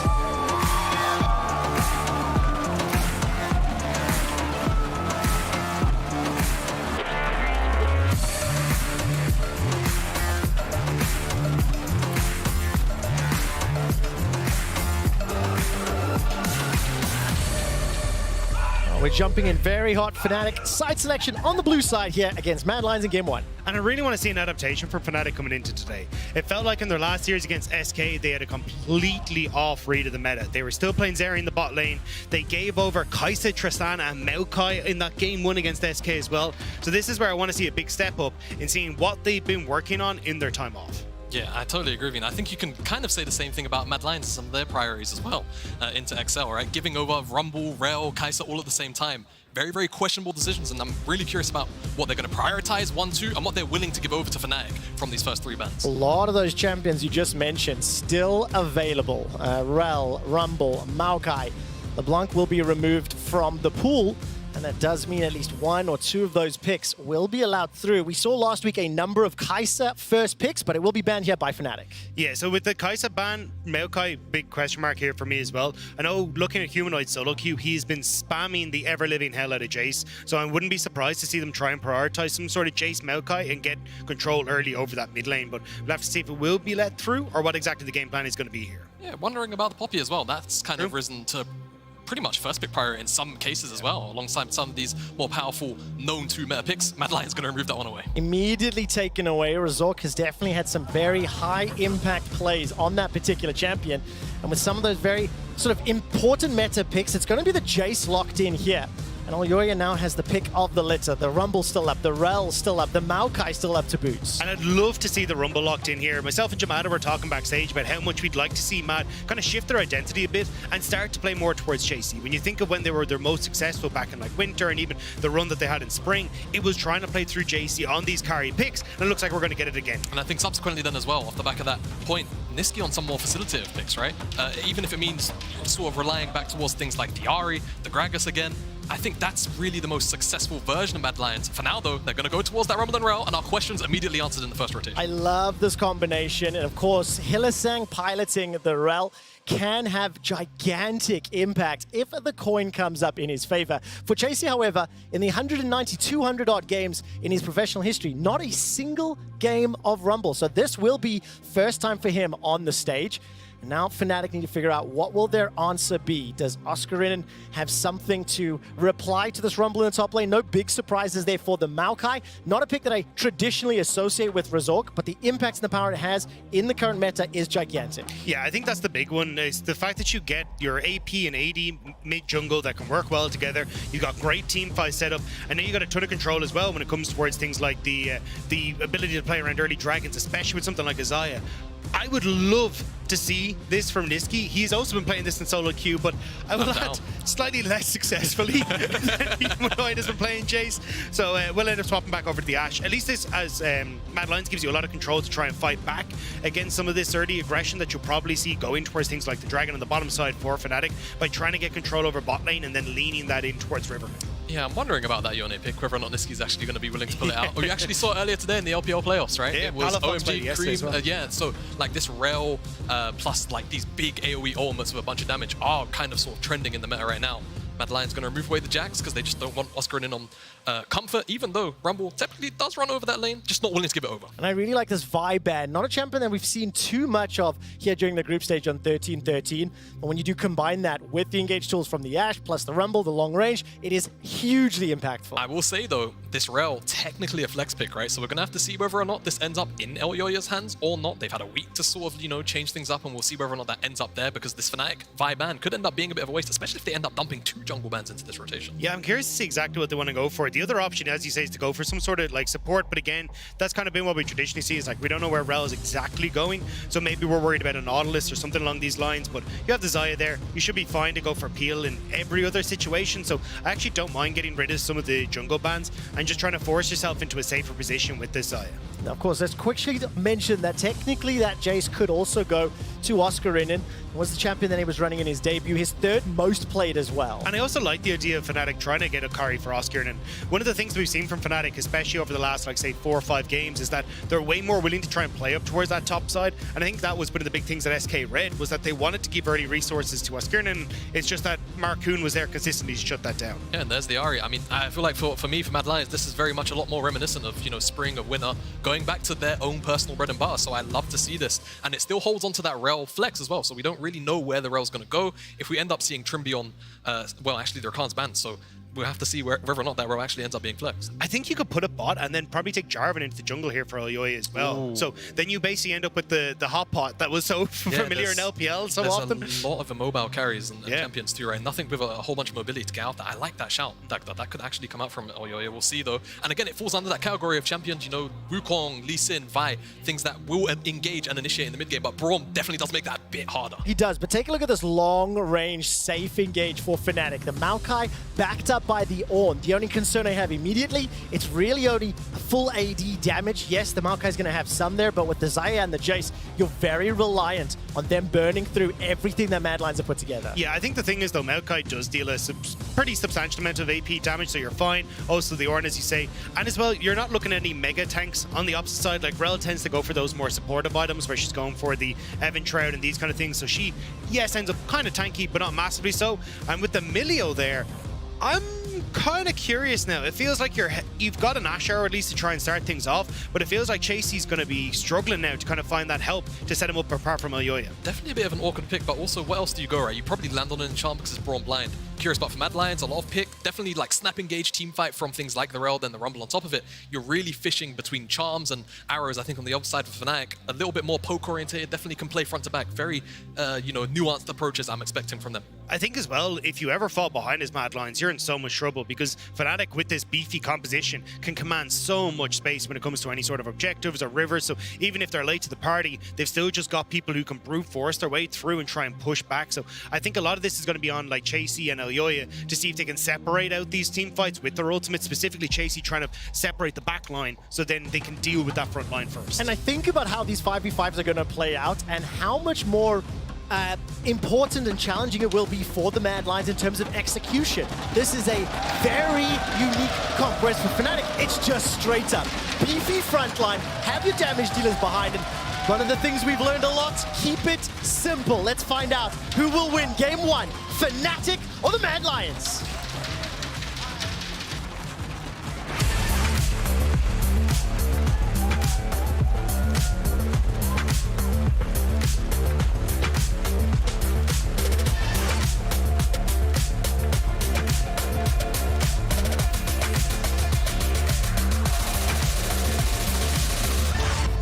Welcome to Summoner's Rift for Game 1 in this elimination series. The loser dropped out of group, will not advance to the next round. The winner will be playing off against SK, if I recall correctly, tomorrow. Defensive start here across the board. No shenanigans afoot for the time being.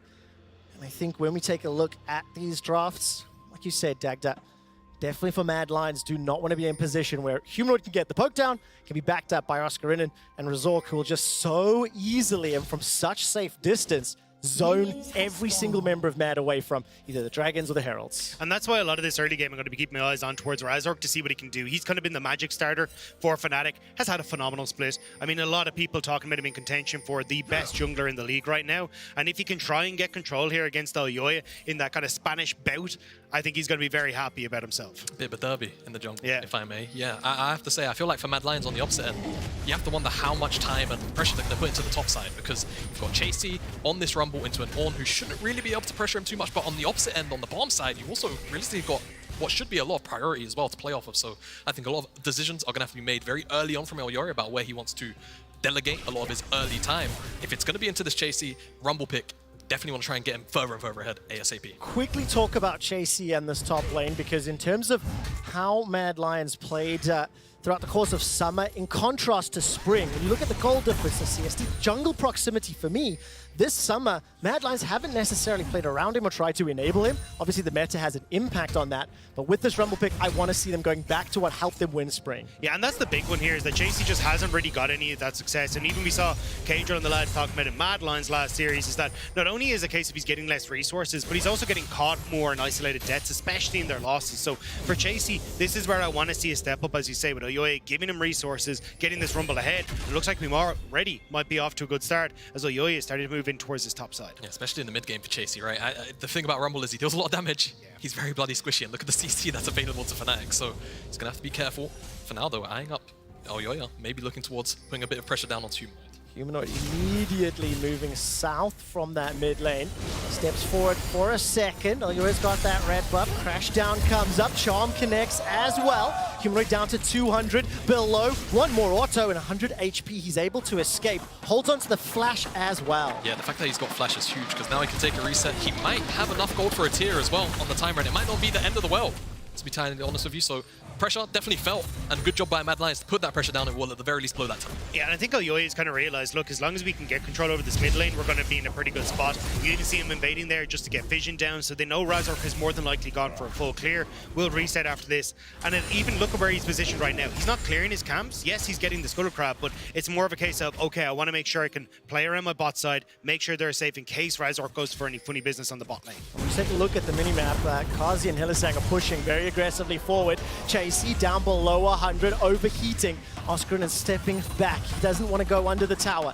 No support from the rest of the squad, and with the fact that Razork has done that clear, he now looks to invade on Oyoye. The bottom lane for Fnatic is able to respond. Trimby thought about it for a second or two, and Chasey losing a number of minions, losing time, and being forced away by Oscarin. Yeah, just being greedy with the reset there. As soon as the wave hit the tower, you can see Oscarin's like, Grand, I'm just going to walk at you. You've got to completely give up this wave. And there's a second wave now that's just crashed the turret as well. And not only that, because Oscarin actually dragged the wave, now this is going to be a massive slow push back. I'm kind of curious about what Razork's going to do at this time, and whether or not it's going to give him a window to gank Chasey as well, as Chickens went over to Razork in the end. Really nicely done here from Razork. Clear out, and Trimby and Noah, they're the ones stepping forward for now. Getting good damage down onto Hylissang. He's already used that heal. And for Trimby and Noah, big change up from last weekend's series. This time around, getting into the face of Mad Lions. And I think this sets up beautifully then if you want to try and look for any sort of level 6 shenanigans, right? Razork can get down there, immediately use the ult. Hilly won't have that available, and you can try and make a play there where you can try and pick off the Milio just as things start. But for Fnatic, this is a great start to the game, right? Yes, it's a bit unfortunate that Humanoid gave over he didn't give over his skills, but he ended up giving over a bit of control over that mid lane. You can see he's managed to get that back, yeah. And as well, your top lane carry that Chasey's brought out isn't really working, and I'm actually in a terrible spot from that bounce back, you said. Ooh, Chasey's in trouble, already used the flash, engaged on from Razork, held in place for now. The shield has been popped, and this is going to be first blood for Fnatic, punishing Chasey on that slow pushing wave that you talked about. This all talk comes back from Chasey greeting his base, and Oscarin dragging the wave. And the fact that it was stuck in that position from that slow bounce back just means that Razork has a freebie, had information on Oyoye's base as well.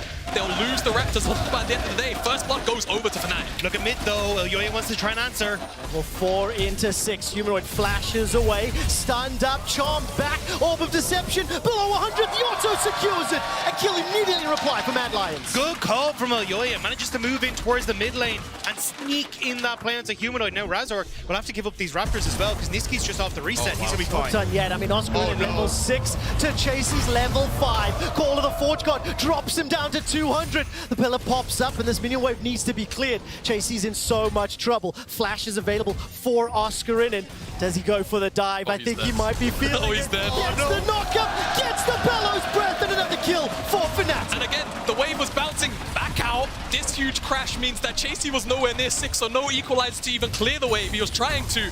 Oscarin just taking full advantage of this top side. I'm real glad we brought up that Chasey stat to be like, this is Chasey's time to shine. He's going to go great. It has been a disaster for them. And you know what? Oscarin had a pretty rough time of it against this game. Also, this is a huge bounce back to see him come in and really dominate Chasey in what should be a losing matchup. Could be, but for the time being, it's Oscarinin that is dominating, plus 1.4k. So many waves have been denied. No teleport available for Chasey either. Down a level, maybe 2 in the not too distant future. So he's going to return to lane, and for Fnatic, a little bit of return to form from what we were anticipating from the regular season. And I think when you listen to SK in interviews afterwards, they kind of said they downloaded Fnatic, right? They understood that they were going to try and play for some of these opportunities on top side. They were going to try and look to see if they can then play for team fights off of those leads and try and snowball the game completely out of your way. But in the SK series, they couldn't find that success. But you can see here, right, Fnatic, they get one gang top while Skirmishes popping off. And now Mad Lions are kind of left scratching their head. They're trying to set up for this Rift Herald here, but I really don't know if they're going to be able to. There's still a lot of damage, but I suppose it's Humanoid that you have to rely on to try and answer back that damage from Mad. Yeah, I feel like also on the side of Mad, Equalizer, it's always huge. No matter what year it is, it feels like if you find a good red carpet, you're probably going to win the team fight. So I feel like for Mad Lions, they're still going to be relatively confident skirmishing on the top side, but I look towards Elyoya to actually set up those engages for it to happen. The problem is Chasey doesn't have the shoes for the red carpet yet. You know, he's walking with the brown paper bags on his feet. It hasn't been a good call, and that's where my biggest concern is now for Mad Lions, because I do agree with you. I think they would have loved to play around the Rumble. Like, that was kind of the big call, especially as this Rift Herald comes and you get the level 6, but it just feels so difficult right now as Humanoid already going to spot out Elyoya. Good damage already, forcing Elyoya back. Rift Herald is available, and a couple wards in the river there for Fnatic, so they are aware of this. And while we have a brief moment before the skirmish, take a look at their regular season early game stats. The thing that I want to look at is their kills at 14 and their deaths at 14. On average, throughout the regular season, 4 kills to 2 deaths. Obviously in that one series last weekend, didn't manage to secure that. And this is how Fnatic have really played most of summer. Aggressive, early, in your face, and led by Razork. It is exactly what's happened so far this game. Yeah, and I want to see if they're going to be able to keep this one up, because this is where Fnatic are most comfortable. They kind of leave Noah to do his own thing. Lucky's a little bit behind, doesn't matter, he'll catch this wave. But the big question that what I want to look at is, what is the decision here? Are we actually going to play for this dragon? Because you can see Fnatic are a little bit separated. Mad have got pop, bot push, they're getting priority in mid, and it's setting up now for Mad Lions. Taunted Crystal Arrow will tag onto Trimby.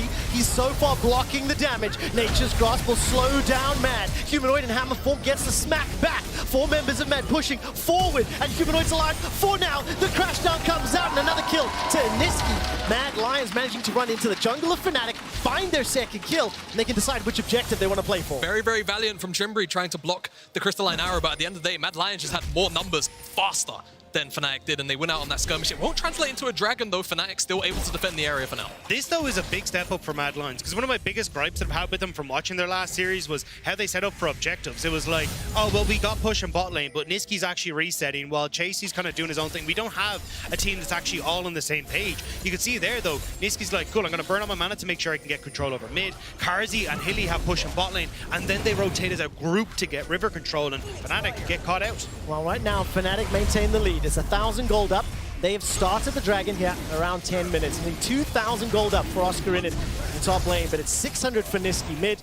Pretty much dead even elsewhere. The dragon being secured and uncontested for now. Mad Lions will fall another objective behind. The Herald is still standing. And I do see a pair of boots on Chasey, but I don't think he's quite matching up Oscar in it. I'm not sure they're ready for the red carpet. I'm not entirely sure. Yeah, I mean, the other guy's coming up in like the mask and everything. He's going to be looking great. It's like, no.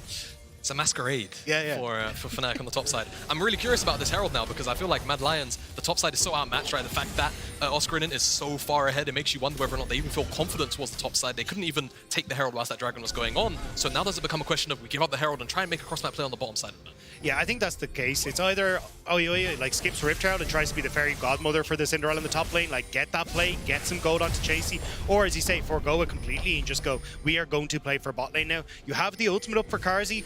The problem that with trying to play around bot lane though is, I mean, cleanse, Noah has ultimate, you got Trim, you can get in the way. It becomes really difficult to actually make that play unless you go for the Braum, and even then that's a bit of a dicey call. Right now, Braum is not in lane. Was sitting next to Razork in their jungle. Mad Lions had a fair amount of movement across the map. A real objective to play for, and with Chasey and Elyoya grouping up around the Herald, Niski looks to be the first member stepping into the river. Humanoid can challenge, and Razork has got that ultimate available to him. Herald's down to 6,000. Madline starting to back away.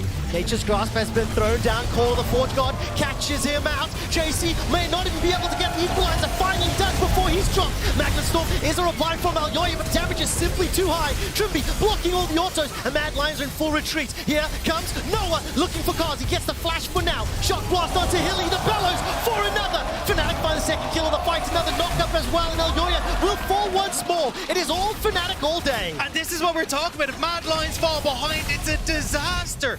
They can't get into the space that they want to, and Fnatic pounce immediately. And Mad Lions in that choke from all of that non-committal engage, it's so difficult to walk away from the fact that Fnatic, honestly, were able to pull something off like this when Mad Lions, I don't know, it feels really awkward to even be in this spot. It's a bit disappointing from the Mad Lions perspective. Yeah, especially as you look here, Fnatic, we're coming back into it. Mad position themselves in an okay spot, but it means that Razork's got a great choke point to play in there with his own ult, followed up with a Skirmishes, and Humanoid's just taking free pop shots, and you haven't even got no one in a position here, right? Like, in theory, Mad Lions were the ones that were grouped on this objective first, but as you say, then you got the 3 beefcakes that are able to tank so much of Karzi's damage. Noah then walks up to cut off Karzi, and after that, Fnatic can just follow up on the back line as well. So really good job from Fnatic here to find that engage perfectly in that choke point. Just felt to me like Fnatic a little bit earlier to the objective. They were more capable of playing that straight up front to back, and they get themselves yet another objective. The Herald sitting in Razork's inventory. Gold is up to 2,500 the lead. And in terms of just like actual combat statistics, it is even larger than the gold suggests. If you look at the top of your screen, only 4,500 gold in converted gold to items. I mean, for Mad Lions, it has to become now a stalling game. You need to buy some time. You cannot afford to get caught out and concede multiple kills for every neutral. I don't even know if you have an opportunity if you buy time. Realistically, like, look at the spikes that you get on these different champions. You like Rumble, mid-game, Ari, mid-game, and even to a certain extent your Ashe as well. A huge amount of this was what Jamada said. You want to play for pick, but they're getting picked. All right, Karzi is going to be able to just about escape for now. Throws out the ECA and buys enough time for Alyoya to arrive. Magnetstorm's available to him, but he's opting to clear out that ward instead. Maybe he doesn't even want that fight. All of a sudden, Alyoya gets turned on. While all of that is going on, Oscarin continues to apply pressure in that top lane. Got 4 plates secured already. Still a gigantic advantage for that frontline tank.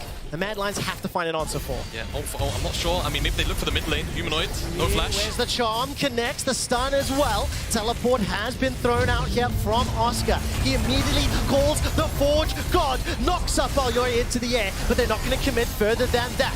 Riftel was dropped in the bottom lane. It's a fight on 2 fronts. In the mid, Niski finds himself another kill. This time onto Humanoid. Noah's being burned down and taken out. Chasey finds himself one. He's overheating. Needs to smack Razork in the face with that drill. And Razork will get burned down. A second secured for Chasey and the Mad Lions. Niski's not done yet. I think in that middle lane, finally securing it was 3 kills to Mad. Yeah, I mean, Chasey is able to teleport down to the bottom side because Oscarinin TP'd mid to try and turn around that 2v1. So Chasey now might just about be back in the game, considering where he was a minute ago. Picking up those 2 kills is going to accelerate him hugely. Yeah, we were joking about needing the bippity-boppity boop from the Fairy Godmother. Might actually need a little bit more help, though. Another teleport being used. Chasey is low, no flash. Equalizer is available. Hilly throws out the ulti, but Chasey's being shot down by Humanoid. Kill secured. Trimby managing to hold them in place. Another reply from Fnatic. They stuck around that a little bit too long. We just praised Chasey, and then he tried to crash the wave so that then it would reset, but instead ends up getting caught out.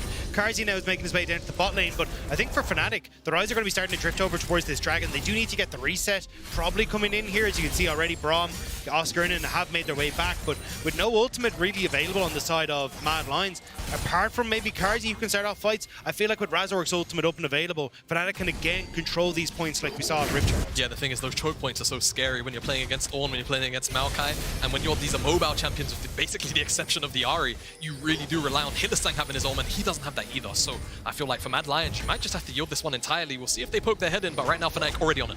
And they're just not in a position as Mad Lions to try and go for any sort of cross map. You can see Chasey lagging behind because he ended up getting that death across, so he's not putting threat really onto the top tower. Humanoid is even going to be able to get the bot tower as Razork solos Dragon, so Fnatic, They are not letting up the pace here. They know they're firmly in control, and this is the Fnatic that we saw in the regular season, now showing up in groups. For Mad Lions, I do not want to see them grouped up in any choke point at any time. We saw the impact that Ornn and Maokai had earlier when the chaos was spreading the members across the map. Mad Lions skirmishes can still close the gap. They find the kills. That gold is now shrunk, but they are still 2 dragons down. Yeah, but you can tell the Fnatic really want to try and get control of this game, especially now as Oscarina might come in behind Mad Lions here. He was considering it with the Blast Cone, but this for Fnatic, I mean, it's do or die in this series, right? If they don't get control of this series, they will not make it towards our season championship at the end. They will not have an opportunity to try and get to Worlds, and Fnatic are hungry to make sure that they can keep themselves in that chance. Well, we're just going to brief pause here in the action. In terms of these two organizations, they've faced one another a lot. All time, 13-13. They've each won 2 best-ofs. Throughout the course of this year, 3 wins apiece. And at least as far as the beginning of this game has played out, it has been Fnatic that have landed the first punches and been able to generate that lead. But Mad Lions as a team and as an organization have shown time and time again they can play from behind. They have the ability to play from a deficit. And that's what they're going to be called upon to do right now. 1 minute until the Rift Herald is up. Mad Lions, similar to the first of the game, a little early to the objective, trying to place that vision down. Niski's got teleport available to him. He's south of this middle lane. Fnatic, what is the answer? Humanoid, no TP either, so he's still pushing bottom. I don't think you want to group here as Mad, though, because you've got a ton of opportunities to engage here as Fnatic. Nature's Grasp comes out, Equalizer's been thrown down. Tower still stands, teleport completes for Oscar in it. Call of the Forge God flies across, gets a flash already, and that's already Hylissang taken down. Trumpy's trying to use the Unbreakable, but Humanoid arrives to the fray. The accelerated shock blast not doing a ton for now. The kill secured for Fnatic. Yeah, I mean, really good engage again. Oscarina just comes in from the opposite side, right? Finds Hylissang, no flash, they know that. And they just pick off the support who can't really do anything about it. And now Mad Lions again on the back foot. Herald spawning up very soon. This should just be their objective, even without the armors up. It's bizarre decision-making from Mad Lions, though. They're 5-manning mid against Maokai and Ornn. Like, that's just an easy setup. Like, you put the fish in the barrel directly in the mid lane, and all they have to do is take the pop shots. You don't need a choke if you just aim. Right? Like, that's just kind of how it goes down. And I mean, yeah, the disengage as well from Mad Lions, whilst you can see it is relatively potent, the issue is, again, the fact that Fnatic can engage from like 2 screens away at every opportunity they can find. It's just too aggressive for the Mad Lions to walk away from. And this is where I think for Mad Lions, you got to start trying to change up the decision-making, right? I think if you push mid, start to set up vision control, maybe then you can look for the picks off the Ashar. You can try and find those moments where Fnatic are trying to group on you and find someone to pick off, but they're just not really giving themselves that opportunity. Yeah, I think that's the problem for me is that Mad really want to play off vision, right? They want to play off Fog of War, but if Fnatic have an idea that something is going on, they've got Maokai and they've got Ornn to immediately respond if it's not those 2 members already face-checking. So life just gets really, really difficult for Mad Lions if you can't even play through one of the strongest ways that this comp probably does want to play. I'm so terrified for Mad Lions every time they group around a tower, one of these neutrals, because of the impact that Fnatic's comp has. We're approaching 20 minutes on the clock, and one thing that we have seen is just how quickly this team wants to play around those Barons. So let's keep our eyes on the vision. Dragon is in 1:40, and it looks to me like Mad Lions are trying to look for opportunities, trying to find picks. The last few minutes of gameplay, a lot of movement across the Rift, and right now bottom tower seems to be the target as Hilly and Kazi will spot out multiple members of Fnatic cutting off their route to that bottom tower. Again, though, for Mad Lions, you don't want to be trying to contest in those choke points. Like, you can see them walking forward to get the ward, but if Razork just tosses down the ultimate, what are you going to do? And the fact you're now grouped, Fnatic are just like, well, we're just built for this. We're built different, and we want to try and make sure we can use this Rift out to get the tower. Chase is also being drug up to the top side by Oscar in as well, so Herald's probably going to get a second charge in. Look at Oscar on the flank. Level advantage over Chasey from behind though. Niski and Hylissang have an angle. Razork is trying to buy some time. Nature's Grasp says the opposite direction. Humanoid forced to flash for his life. Chasey doesn't have the damage just yet. Burn that Equalizer in the middle lane. Kazi can't find the autos. Oscar now tanking for days. Shock blast onto Kazi, who's flashless, who's ghostless. Humanoid looking for the hammer fall. We can't find the damage just yet. The magnets are thrown, but here comes no one. Flashing over the wall, forcing the Mad Lions back. Oscar's turned onto Alyoya. It may end up being a 1-for-2 thus far, and it is Fnatic once again winning out the fights. Mad Lions were so close to finding what they needed, separating out Fnatic, finding these small skirmishes, playing towards the strength of their composition.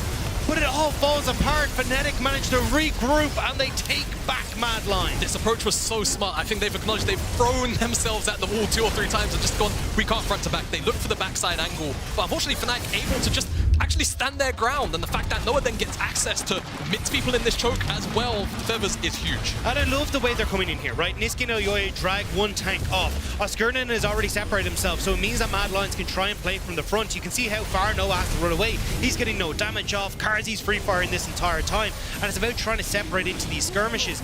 But by the time Fnatic have already reset, everything in the kitchen sink has been thrown by Mad, and then they can find themselves in a better position. They tried to commit onto Trimby, they tried to commit onto Oskurnin. We're actually out of the replay as Mad do secure this dragon, so that's going to stop the soul spawn for now. Jeez, Bought some time, Jemima. That's all they've done is bought some time.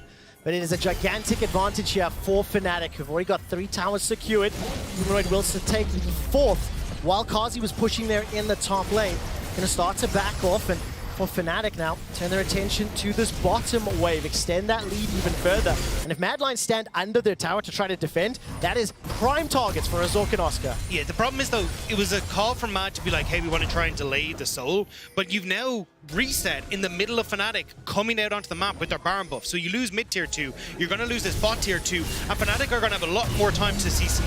Kazi throws out the enchanted crystal arrow. Humanoid burned down just a little, but look at the shock blast in return. Tower being chipped away from. Niski's trying to clear this wave out. They've at least got rid of Humanoid. He's teleporting now back to join the rest of the squad. And it's still 5 members of Fnatic sieging this inner turret. If Fnatic want this tower, I think they're just going to make Oscar and Impress's Archie, and Mad are just going to have to yield. I think at this point, give it up. There's no point in trying to contest this, otherwise you just get run over again. Yeah, I think a lot of it's just trying to delay as much as possible to get the Baron buff off, but you can see here, they're still going to have 2 cannons now to siege onto this bot side. And Mad Lions, we already talked about it, their engage isn't great without Karzi. So much damage already. Oscar gonna find the knockup onto anyone but Alyoya. He's zoned away for now, holding on to that Magna Storm. Niski takes a shock blast to the face and is forced back. Chasey, no equalizer for a while. Same with Kazi. Inhibitor now the focus. Alyoya can disrupt and do some damage, but can Mad Lions burn through the front line? They are so far behind in itemization. Inhibitor will stand as Fnatic back away for now. It's just about having vision control over Alyoya. As soon as they can't do, there's no real threat. And Razork actually spot onto Alyoya there as well.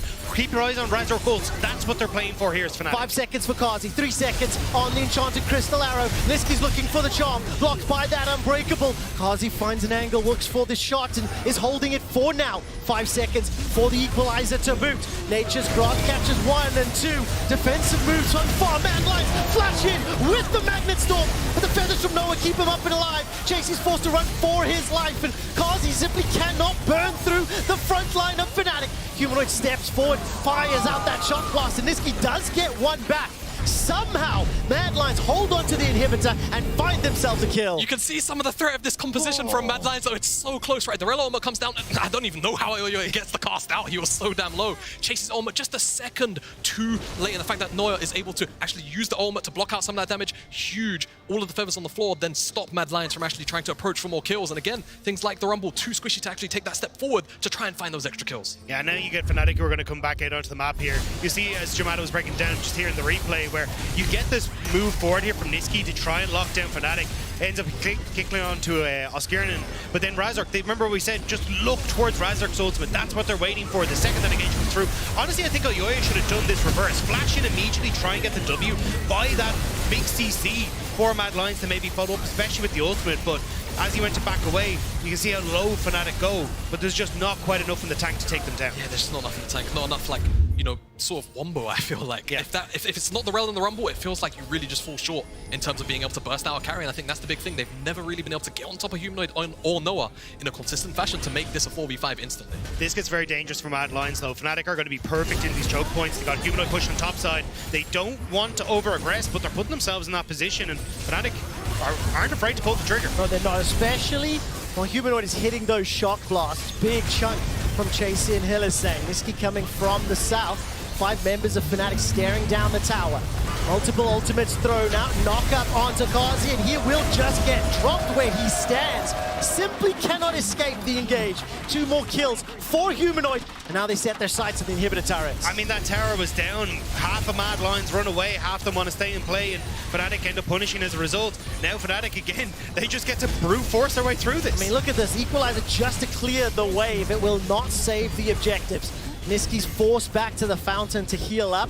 Inhibitor will be secured. It's 30 seconds to the next Dragon, a minute to the Baron, and it is nearly a 10,000 gold lead in favor of Fnatic. Yeah, this should be easy peasy for Fnatic. Now reset, go towards the bottom side of the map, take the Dragon. You don't even need to really put your vision down for it, and then just go and set up around the Baron and bring Mad Lions into a choke point again and just rinse and repeat like you have been for the past 10 minutes.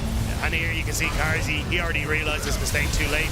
The 2 big ultimates are coming across, and he's like, well, I'm literally where X marks the spot, so I'm going to go down here. Fnatic now, as you say, coming back out onto the map. They have full control, and there's so little that Mad Lions can do. No flashes on towards Elyoya makes it so difficult for him to find that engage. Maybe, just maybe, if Fnatic go towards the Dragon, it gives Mad Lions a window to set up vision, and it's a little bit scary at absolute best for Fnatic to kind of retake this territory. Or maybe they go for a Baron flip straight up. Seems like neither is the case, but maybe if Elyoya gets a deep enough flank on a good angle, if they got towards the Baron, it can be good. It is still 10 seconds before it spawns. I think Elyoya's made it into enemy territory without being spotted. Chasey's simply not there. Teleport is available for him. And the rest of Fnatic now turning their attention to the middle lane. Oscar fires first. That will zone away Kazi. Recall coming out here from both members. Mad Lions and Niski again fishing for an opportunity. Okay, no Ornn ultimate. That is a minor win. They still have to deal with everything else of Fnatic. With Fnatic's control, they're just backing away. Baron seems to be the most obvious objective. I think the good news for them, though, is that Hilly has his ultimate available. So at least if it's Razork's ultimate that's coming across the line, they can use that Melio ult, get away and try and do damage. But you can see the poke is going to start to land from Humanoid. Noah's just free clearing these waves. And as long as you're stuck in your base as Mad, it becomes so much more difficult for you to try and find angles of attack for Elyoya. That's why, like, I'm trying to watch the cooldown on Elyoya's flash. It feels like that's the one spell they're waiting on that maybe, just maybe, they can find that big wombo. At this point in time, another 45 seconds for Elyoya. Keep your eyes on the minimap as well. Those super minions in the top lane making their way towards the stairs. Gigantic damage once more. At least dropped low. Got the flash and the heal with the poke secured. Fnatic start off the Baron. Mad Lions now stepping forward. Level 12 for Elyoya. Flash is still around 30 seconds away. Kazi fires off the arrow, does not find a target. The Nature's Grasp is a zoning tool. Elyoya's the target, but all of a sudden it's Kazi caught once again. Flash may be needed. He gets away from Call of the Forge God. The Equalizer is decent, but this is Mad Lions on the retreat. They cannot layer the Magnet Storm and the Equalizer. The Nexus turrets are now being focused by super minions to boot. And with the Baron and all 5 members of Fnatic, they now turn their sights to yet another objective. The only good thing here for Mad is that Razork and Oscar and don't have ultimates, but with Baron and the fact they have to respond to some of these supers in the top side, they might still end up losing maybe the bottom side inhibitor or the mid lane inhibitor as well. It is such a difficult position here for the Mad Lions. They fell behind early, and Fnatic have managed to force their way through this entire game. Elyoya's got the flash. He's got the ulti. But what will follow on from that? Chasey does not have Equalizer available. He's stepping forward. Trimby's taken some damage. Elyoya zoned away. The third inhibitor's going to fall. Fnatic looking to strike first in this best of 3. This is where Fnatic, you can just see they're just trying to play keep away from Elyoya. Razork just marking him this entire time. They know they got the poke. They know they can just continue this push. All right, 5 seconds for Razork's ultimate. The rest of Fnatic using those Baron-empowered minions to push onto the Nexus. Okay. Elyoya simply can't do anything, and Humanoid finds yet another shot. His shot plots have been phenomenal, and Niski's going flying. Knocked up multiple times as Nature's Grasp is thrown out. 1, 2, 3, 4 kills for Fnatic. The Nexus turrets are falling. The Nexus focused next, and Fnatic take down Mad Lions. That was excellent from Fnatic. The execution, I feel like they just always do when they wanted to take a team fight, and to me, Mad Lions looked a little bit lost every time they walked into a choke. Fnatic, decisive. We got that first good fight at Dragon from Mad Lions. We're like, hang on a second, these guys are taking space, they're working around their vision, they're trying to make sure they can get priority, and then Fnatic were like, yeah, we're not going to let you do that anymore. This game is done. Oscarinen, completely stamping authority in the top lane, followed up by a Razork completely playing the early game well. He got an advantage, he then invaded, and he simply controlled Alioya after that first clear. Yeah, I feel like there really wasn't too much that Oyoyo could do, right? He tried to attack the mid lane, it didn't really work out. I think outside of that, it's very hard to play around the Ashmilio lane. The top side was getting slammed.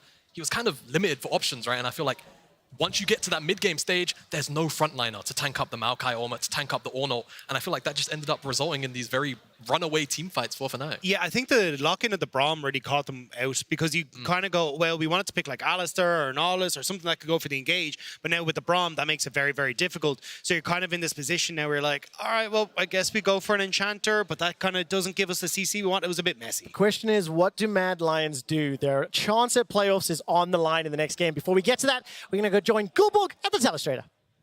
And thank you very much, Trevor. Now, you were talking about Oscar in the beginning. I want to continue that conversation just a little bit and have a look at his laning phase, because quite frankly, we had a certified top gap up here. Now, in the beginning, I do actually want to take a little bit of a look at the enemy jungler, which of course is Alioya. He did a full clear of it red side into a mid lane gank a little bit late. Now, when you have this information as a top laner, you know you can play full forward, because the enemy jungler pretty much has to go back and take his own camps. Unless he's Malrang, of course, then he'll probably still go top. But in this instance, this tells Oscar, I can do whatever I want here in this top lane. He want to out-trade me, stand in my face, try and do rumble things. I'm not going to let him. And because of this, he just continues to get lane pressure and lane pressure and lane pressure. Some of this also comes down to the fact that Chasey takes a few bad trades as well, as you can see here. Ending up in lane like this, isolated, is insane. What's even more insane right now is the fact that he's not only losing these creeps in terms of gold, he's also going to be missing XP. What's also happening at the same time, while he's chasing Chasey away, he's actually going to drag a minion wave with him.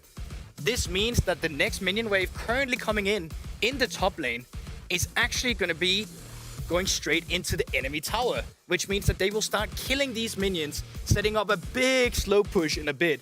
And all these creeps, Chasey's also missing. So he's missing a huge amount of CS. The minion wave is finally coming back at the slow push that we mentioned here. And still, no jungler around for Chasey. A huge crash has just come in. They have communicated the slow push. And because of that, Razork is now up here taking advantage of the situation. Now Chasey, with no teleport, is just going to have a wave completely fast pushed out. So Fnatic get first blood. They're going to drag in another wave. As you can currently see, Chasey doesn't have teleport. Oscar has a level advantage. Once again, notice an insane minion wave being taken away from them. Oscar, level 6. Chasey, only level 5. This allows Oscar to just straight up walk up to him. Chasey can't trade back. He will lose it. All he can do is try and go back to his turret to try and get some of the minions. But once again, Oscar's just straight not allowing him to do it. Now on the other side of the map, they're not actually getting anything done. They're just walking around in river. Chasey has been left out completely to dry. And because of that, it becomes very easy for Oscar once again to set up a kill for himself. Now, this was a bit of Chasey's own fault, but also the fact that he never really got any jungle help. That is just one way that you can accumulate a huge lead. We're going to take it over to the analyst desk, talk about how Fnatic, well, further got advantages in this game. Yeah, because they clearly did, and thank you so much for this breakdown. But I want to touch on Mad Lions here quite a bit, because we've talked during Reddit check about the fact that Yoya was nowhere to be seen when it comes to top lane. So I want you guys to tell me what was happening on the other side of the map for Mad Lions. What was he being active someplace else, or? Well, like we spoke about in Reddit check, Yeah. Alioya is playing like top lane doesn't exist. So him not being top wasn't much of a surprise for us, and I think we saw Fnatic being ready for it. They took advantage of it, both with a matchup that he was comfortable with in the top lane, but also with Razork helping. Alioya on the other side was primarily focused on Jace, which I think was great, because Niski actually, despite the state of the game, was really fed in the Ahri, and he was doing some work. But of course, it was difficult to shut down Humanoid entirely, and I think he dealt really well with the pressure that was coming, because, you know, Alioya did gank him quite a bit. And it feels like, as you said, that Niski, like last week, is having a great series. So maybe something to explore for Mad Lions going into Game 2 here. But GB, you were mentioning Fnatic and what they've been doing well. I know we criticized them a lot for their teamfight abilities, their mid-game, and here I have a bit of criticism to share still, because we saw the bad and the ugly from Fnatic again. I feel like this has been Fnatic throughout the entirety of regular season. In the early game, they're insane. They make everything go for them. They're so bloodthirsty, they take every team fight they can. But that's also the bane of Fnatic at the same time, because in the mid game, at times they will take fights that just doesn't work out for them. Now, here in the beginning, I do believe it's one of the fights that's going to work out for them, and they're actually just once again going to be rallied by Oscar having a pop-up performance. But there's also the other side of that coin, which we will get to. I think one of the best ways to look at Fnatic is that they're not a team that has a slow phase or a setup phase. Often, when they see a champion or when they know an objective is spawning, they just all in. And sometimes that works, and sometimes it's going to end up like what we see right here, where, you know, they get a little over-ego, and all of a sudden the entire lead they've built for themselves is gone in a matter of 30 seconds. Yeah, and these are the things that, I mean, you definitely don't want to do against a team like Mad Lions. Maybe if the draft had been a bit more beneficial to the comeback gold they got, it could have been really huge for them. But for Fnatic in general, it's something they do want to clean up, because we've seen it. Even when they looked at their best, they still had these moments. But then you get to late game Fnatic as well, and they just make it click again. They come 5-member on the screen, and they just get what they need to get done. They clean out this fight, they get Baron afterwards, and once that happened in this game, there really shouldn't be a way that you actually throw it away. And unlike last week, where we criticized them for being maybe too passive against SK Gaming, they kept the ball rolling here, and they kept the pressure that they built into the early game. But on the side of Mad Lions, once again, when you see this kind of composition, you need to be in sync. You need to get the Rel and the Rumble set up at the same time. And I was surprised to see them with this approach, given how disjointed they look like lately. Yeah, I think we definitely saw a much riskier draft from Mad Lions in the sense that there was a lot of playmaking. They're going to need to get ahead early and snowball. Rumble is going to need assistance versus the On, so he can start getting the ball rolling and really have a big influence in the game. While on the other side, Fnatic played a very, very simple comp. And it reminded me of my own Fnatic days, because back then, whenever we really had our backs against the wall, there was a meme inside our team, which was, if we're under pressure, we lock in Braum. Huli is going to do great on it. It's consistent. It's stable team fighting. On is the same thing, you know. They have a solid front line. They have good peel. They have a go button. And when On ults, everyone just goes ham. Whereas in Matt, they don't have a front line. They have a lot of playmaking, but skill shots are going to have to land for anything to work out. And it's just, you're setting yourself up to play on hard mode for no reason. I mean, let's take a look at the draft actually here, because GB, I was kind of surprised. I love the first rotation of picks on the side of Mad Lions. I don't know what happened in the second rotation as well, but moving in to game 2 here with elimination on the line, what do you want to see and what do you want out of the draft? I mean, I think you want to create a complete draft instead, because it felt like here you grabbed a lot of different things. Like the first 2 rotation with Rumble and Rel, that's great. Now pick around it, get the Rumble going, and then play for it. But then what happens is they get a bit lost in the picks that Fnatic draft for themselves. As soon as they come in with the Braum, they know they can't really play well into it. They want an Enchanter. They want to play it with Ashe as well, because Ashe Melio is super good. But now you've also drafted a comp without a front line to play around with, which is Ashe and Melio. And that makes the game super difficult to play. And it's super hard to come back, and especially with how they played the early game here. So Broxah, moving on to the next game, they selected a red side. So obviously they feel comfortable with what they had going on here. I'm actually surprised that they wouldn't go blue side, but how do you explain this, and what do we want to see? Well, I also expected them to go blue side, so that catches me a bit off guard, first of all. But I think for Matt, these games are going to come down to team fighting, because both of these teams are like, you know, their games are always decided around neutral objectives, around Baron, like around, you know, picks or fight setups in the mid and late game. And I'm sure they're able to recognize that their comp was really difficult to play out. I'm sure they're going to be able to recognize that they're going to need frontline. And like GB said, I think Fnatic's 4-5 just caught them really off guard on the Braum. And I would expect big adaptation in 4-5, but perhaps also slightly different picks and bans in the first phase. Something like the Jace, for example, I think was a massive issue for them, because, you know, Humanoid just went full lethality and one-shot all the squishies with despite being camped. Yeah, despite being camped and struggling in the early game. We'll see their approach here, moving into game 2. And can the Mad Lions once again produce some magic on the verge of elimination, or will Fnatic move on to SK tomorrow? We'll be right back for game 2. Does he go for the dive? I think he might be feeling it. Dead. Gets the knockup, gets the bellows breath and another kill. I think you can look on. Yeah, look. Go, Milio. Nice. Well, they have the form, we can't find the damage just yet. The magnets are thrown, but here comes Noah, flashing over the wall, forcing the Mad Lions back. Oscar's turned onto Elyoya, and it is Fnatic once again winning out the fights. I think I can ulti here soon, by the way. Look on Ash. Ash. Is that? Look nice. Yeah, go Milio. Yeah, I got him. We can end. Nice.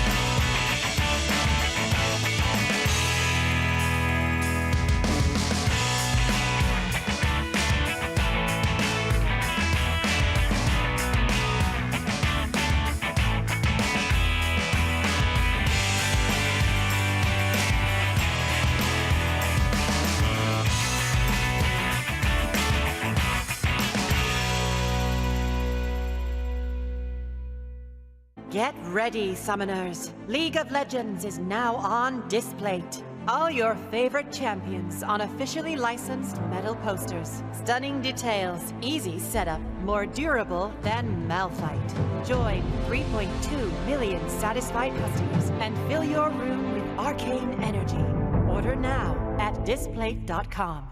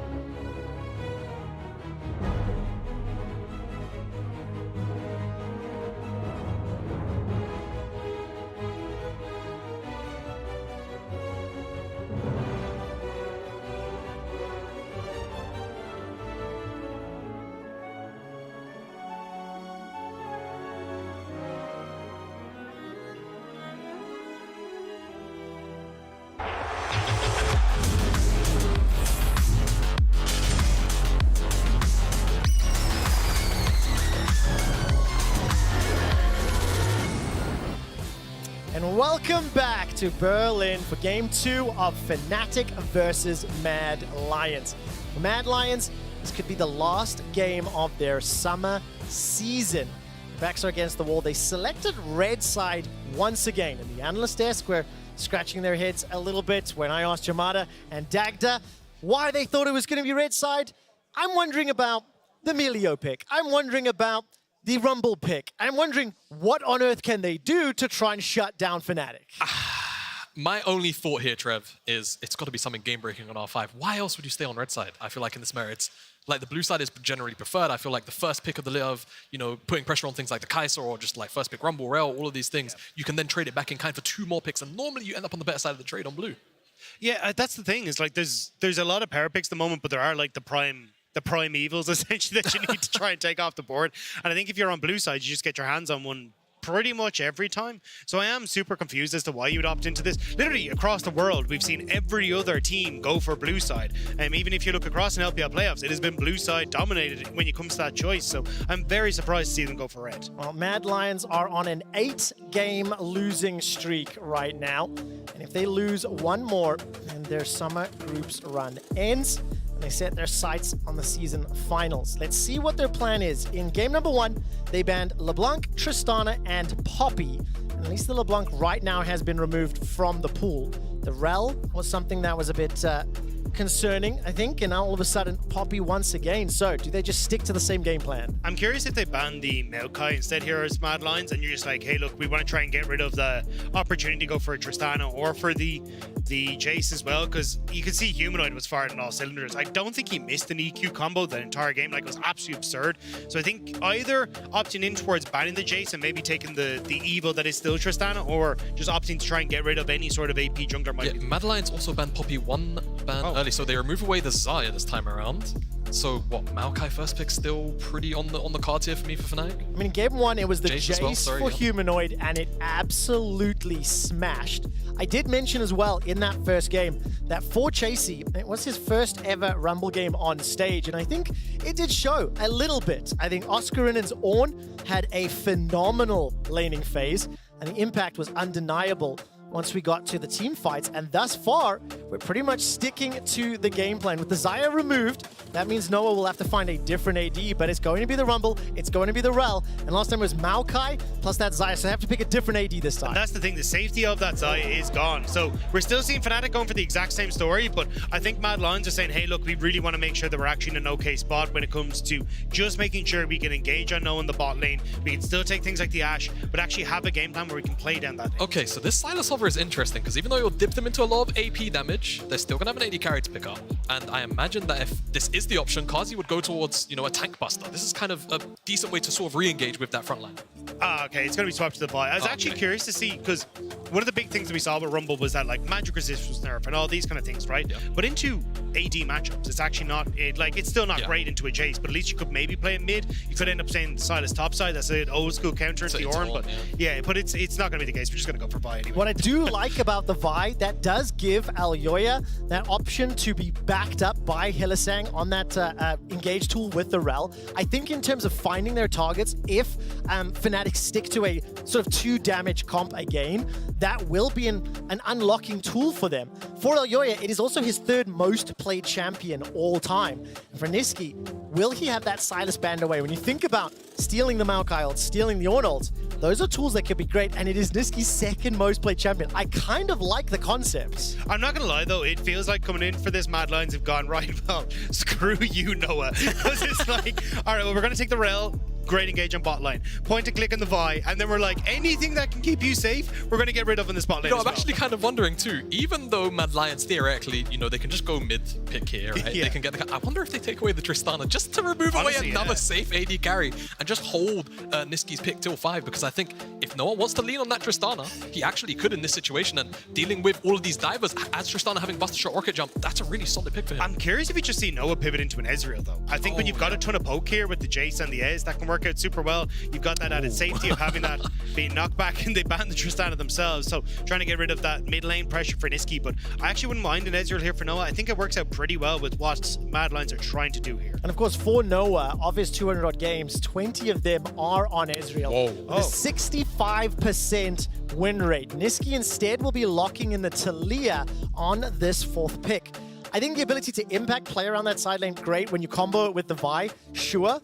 But I still feel a little bit nervous on how they're going to deal with these potential team fights and figure out what Kazi's going to be running in that bottom lane. Okay, it looks like Noah. Yeah, I think the Ezreal would be a really, really good shout here. I mean, the Jinx works well in the front to back scenario, but I think with the way that these team fights play out, it's going to be a little bit difficult. So might be a Gale Force angle here for Noah on the Jinx to make sure that he can try and stay safe. Big question now for Trimby is, what do you want to try and bring to the table? Nautilus still up and available, but Trimby has loved his enchanters, and I think you definitely want a little bit of peel here. Yeah, you know, I think the way that this team fight works for Mad Lions as well, something like Jenna could actually be a pretty secret pick. Thresh as well. I mean, again, you know, drag your AD carry in with the Lantern, you're bringing the Vi with you, and then she just gets one shot in the mix. Yeah, and I think the fact that you get the disengage for the Rel is going to work out super well. Ton of setup there. So I actually really like this opportunity, but that would be sick. But do we see it? Okay, let's go. Okay, so what does this do then in terms of the game plan here? When I look at Mad Lions, I see a death ball comp that wants to jump all the way forward. I mean, you're the able expert coming from the LPL. You're going to have to give us the rundown here. I am so happy and excited to see this. So this is just going to be about 2v2. This is going to be about presence. It's going to be about trying to find as many kills as you can. And when you have something like Vi Talia roaming down towards that bottom side of the map 24/7, I expect it's going to be Armageddon pretty much just 24/7. All the resources will go down there. And if Chasey falls behind, he's still going to be able to drop the equalizer quickly. For Kazi, this is the 2nd time that he's ever played Samira. The previous performance was a win. And of course, for Fnatic, now they're looking to pick up the 2-0, looking to shut down Mad Lions and move on to face SK. Early game, what are we anticipating here? Because it feels to me... Bot lane.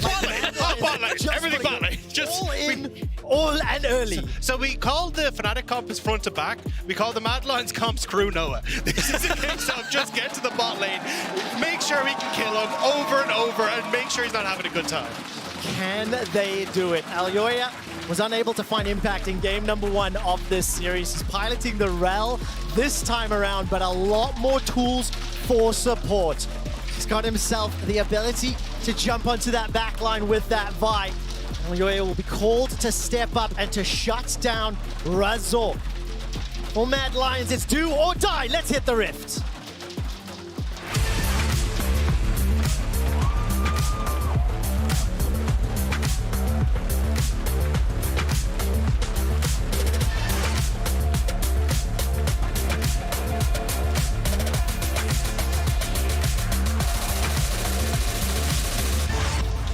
Welcome to Summoner's Rift. During Picks and Bans, Chamada said one of the things that could be in Mad Lions' game plan or mentality is a red side 5th pick that breaks the game.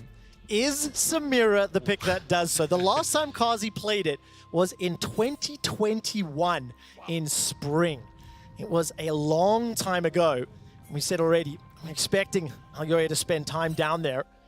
As all of a sudden, Fnatic find themselves stepping into 3 members of Mad Lions. Damage traded back and forth, but nothing further to follow up. So Jamada, in terms of this bottom lane, in terms of this plan from Mad Lions, it's all in on getting Kazi going. Pretty much, right? You know, I asked for a game-breaking pick. Can Samira be that game-breaking pick? Yes, but by default, no. So there is a bar of execution Mad Lions have to hop over here, right? It starts realistically from the mid lane. I feel like you've got Talia there with the Vi. You have to unlock the Talia so that she has at times to roam down consistently and continue to put pressure down on Noah and Trimby.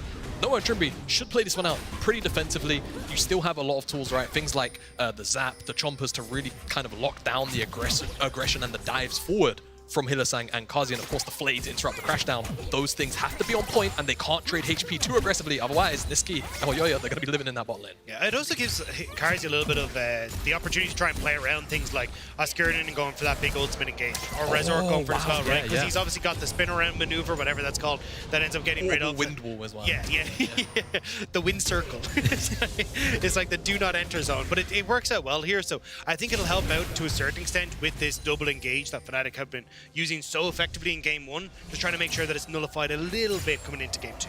Immediately with that Thresh in the bottom lane, Mad Lions starting to back away. You anticipate this, but take a look at Alyoya. Starting to clear out that northern quadrant, making his way towards the bottom lane. I want to see what sort of impact he can have. And of course, for Razork, in the first game of the series, he replied well to Alyoya, who tried to be quite aggressive, tried to invade on Fnatic. Once he was able to bully Alyoya back, stole some camps away, actually moved to the top lane, helped pick up first blood onto that Rumble up top. Let's see whether or not that'll change. Trimby's immediately backed away to that river. Wave has been pushed in and Kazi's farming under his tower. I think you can see the game plan already from Fnatic. Cole started mid for Humanoid. Noah immediately resets, gets a Cole. They're like, look, we are hands off. We are fine letting this go into a later portion of the game where it's a case of you're past the mid-game point where Chasey's super strong and Yoya can have a ton of engage, even Karzi to a certain extent. So for Mad Lions, we are though keeping our eyes on Yoya to see if Razor can track him and just make it uncomfortable for Mad Lions to get that. Yeah, I think Fnatic just kind of have a perfect read on this game, right? It's going to be about Mad actually finding execution, depth sentence. Shattering strike, the flay back. Illisang's knocked away as first blood secured by Noah. It was Razork first in lane and punishes Mad Lion. Defensive tools. The goal was a lie. The goal was a lie. Defensive tools, but they can still look for these picks and plays. Humanoid very low in the mid lane. A lot of damage landing onto Humanoid's Jace. Kazi's going to at least dash forward. Minion wave pushing towards Noah. He was the recipient of that first blood. Fnatic were able to strike first. Take a look at the minimap. Mad Lions somewhat grouped towards the top, but they're not going to fancy any shenanigans.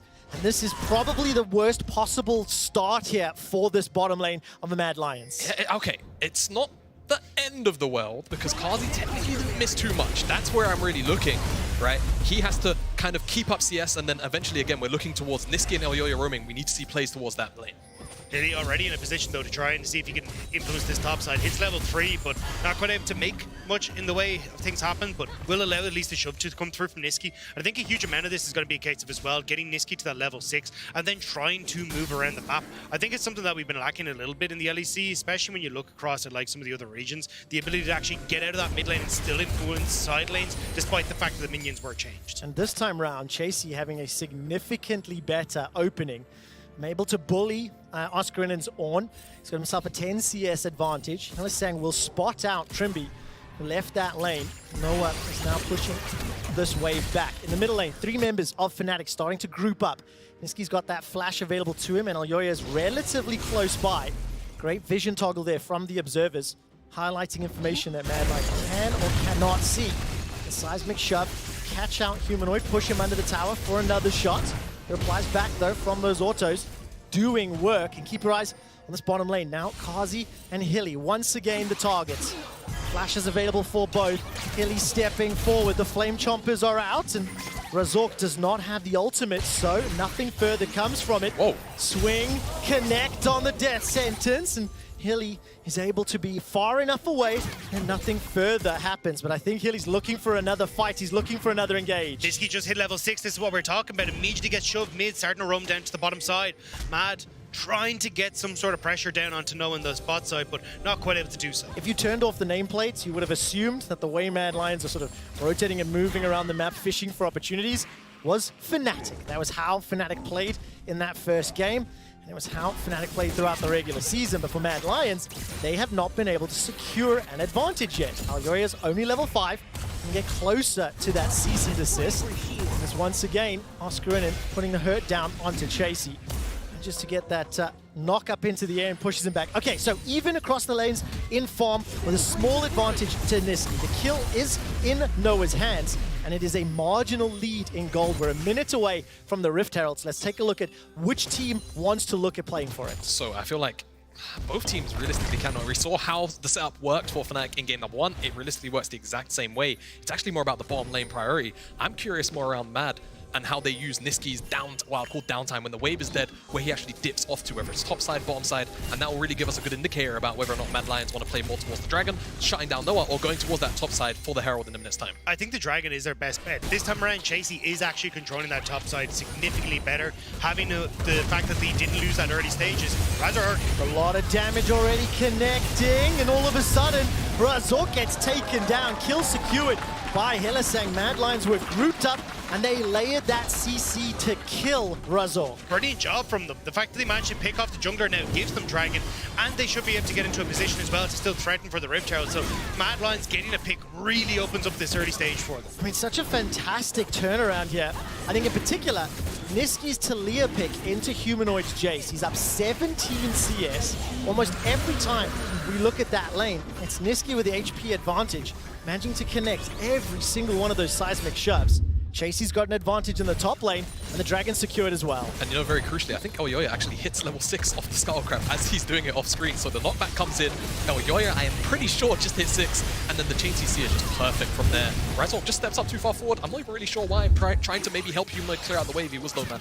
Yeah, I think they were just worried about like giving up that much control, especially with the Dragon up, but he ends up paying for his life, and they still lose control anyway. Chasey, though, as we said, much better time now on the top side. The fact he didn't lose out on, what, 3 waves from the get-go made it significantly easier now, where he's actually in a position where he's up on CS. He can actually be fine now to just keep pushing against Oscurian for the moment, and now it does give that moment of opportunity where Mad Lions can go, right, top is under control. Mid is mostly under control unless you eat a few more of those EQ combos, and Elyoya can start to play around this. Elyoya's ultimate is not available. You see Razork challenging the vision. Teleport has been used from the middle lane. Humanoids will be up in just a minute or two. And once again, look at this bottom lane roaming. So much movement from both Hylissang and Trimby. The Herald has been started. Mad Lions look like they've got support this time. Yeah, the thing is though, without Elyoya's ultimate, the opportunity to try and place this is Mad is a little bit funky because you were kind of waiting on Elyoya ult into flick back from Niski, but Fnatic have control in mid. Nature's Grasp is available for Razork. He manages to back away from that seismic shove and uses the Lantern to safety. But with the focus that Mad Lions have pulled in the middle lane, it will allow them to secure uncontested the Rift Herald. In comparison to the first game, they didn't have the numbers, they didn't have the support, and they weren't able to secure the eye. Karzi's on his own though. Fnatic are like, cool, we've got push in mid, now we can lean into bot to get those plates for Noah anyway. And as soon as Karzi shows here, he's got to be careful. Fnatic have everything to try and make a play on the bot side. Weren't quite able to cut Mad Lions off in that rotation to the bottom side in the way they were hoping to though. So at least now Karzi should be able to catch this wave. Okay, so a couple plates secured, and I think for Noah, who's the player that is very much the focus of Mad Lions. Take a look at his stats throughout the regular season. One of the most impressive debuts for a new player in the LEC. Significant advantage in kills plus assists and the goal difference. In CSD, they should be swapped. Last weekend, however, did not have the impact, didn't have the early game. And as a whole, Fnatic just didn't really show up for that series. Today, though, they've ganked bottom. They've got Noah a kill. He's got himself a couple plates. He's going to be the focus of several more plays here as Elyoya looking to engage onto Razork, backed up by Niski. Yeah, now though, Super Mega Death Rocket with the steal from Noah. Nicely done by the Fnatic AD carry. But you still have to be careful. Look at where Fnatic are positioned. 4 members still trying to make a play here. That's why look at Humanoid's movement. He's pushing up towards the top side of this lane. They want to make sure that they're not giving anything else to Mad Lions here. Yeah, ultimates available for Elyoya as well as Hylissang. Vision toggle once again highlighting that Humanoid's not 100% certain when the members of Mad Lions disappeared to. So he manages to survive for now. Kazi once again left alone in lane. And I think let's give some credit here to this bottom lane as both Noah as well as Kazi staying bang on even while Trimby and Hilly are moving around the map trying to find those fights. The Rift Herald from Elyoya has not been dropped yet. If you were to assume a lane, probably mid, maybe unlock Niski a little? It's kind of awkward. I mean, I feel like if you break mid tower, then it gives you a lot more freedom to make those side lane plays, which is what we're expecting from Mad Lions, but also you want to really get the Samira in a position where she starts to one-shot off those Inferno triggered elements, right? So I think both options very viable. Considering the bottom side tower isn't as chunked out as the mid lane, I would probably anticipate it goes down there just because the setup onto Humanoid a lot easier to kind of execute. Yeah, I think the big one that you're looking for is Elyoya ult into Niski flick back, Hilly to follow up on top of that, and then you can immediately try and get that mid lane tower. And then that just makes the rest of Niski's ultimates far more potent, right? Because you can shove in that mid lane deep and then start to lean to sides with Niski. So I think that's probably the best case for Mad Lions, especially if Chasey, like look at him now, he's just shoved in top. So a lot of members of Mad Lions can collect into this mid lane. And it is a minute to go until the next dragon is up. The first was secured by Mad Lions. Starting to apply some focus to a potential mid lane dive. Oh boy. Elyoya, Chasey, Hylissang, all behind Humanoid. And there's no one in range to help. Cease and desist after the flash, the shove backwards. Chasey didn't even need the equalizer, so they find themselves the kill. They'll secure a couple plates, and they can peel down towards the dragon if that's the target. This is like my solo queue where they just type, bro, just play safe. Like, this is the moment where you're like, you have no opportunity there as Humanoid. And now, with that play, the charge will go across. Mid tower very low. Fnatic are trying to group members in towards mid, but this is only opening opportunities for Carzzy now to actually get some plates more of his own in that bot lane. Yeah, priority mid, bot. I mean, realistically, the setup is still there. They only really burn the Vioma. Very important, of course, to find the initial lockdown, but you still got Rel, you still got Samira, and of course, Niski can try and find an angle onto a backline with a flank. With that ultimate as well. Bees looking for the dragon. Although it's been pulled out. Teleports are available for both Chasey and Oscar. Doesn't look like Fnatic want to contest this yet. Dragon will be secured before they can even arrive. Hylissang still got that Magnet Storm, waiting to see if anyone pulls the trigger. The answer is no for now. Second dragon picked up at 13 minutes on the clock. And all of a sudden, it's now Fnatic trying to find their way back into this. They have been victims of a number of very proactive plays from the Mad Lions. I think I want to see what Niski will do with that tower now so low, and the fact he's still got a gigantic advantage in that middle lane. I think the only upside here for, well, sorry, a fairly sizable upside for Fnatic is the fact that Jinx is so far ahead in that bot lane. Like, already an item completed, halfway towards the second item. Like, this Jinx is actually going to be a massive threat, and if Fnatic can play these front-to-back stalls, they're going to be okay. The problem, though, is a lot of point-and-click CC that makes things a lot easier for Mad Lions to say something. It's going to turn very nasty very quickly, though. If Oyoya presses his Archie on Noah, and then there's a red carpet on his head. It's going to be very difficult. There are tools, but then again, with this lead, you can very quickly die. I think realistically you need the Gale Force for additional repositioning on top of that as well. Waiting to work towards that. Carzzy already completed that Gale Force. As you mentioned, the 1,000 gold lead for Noah.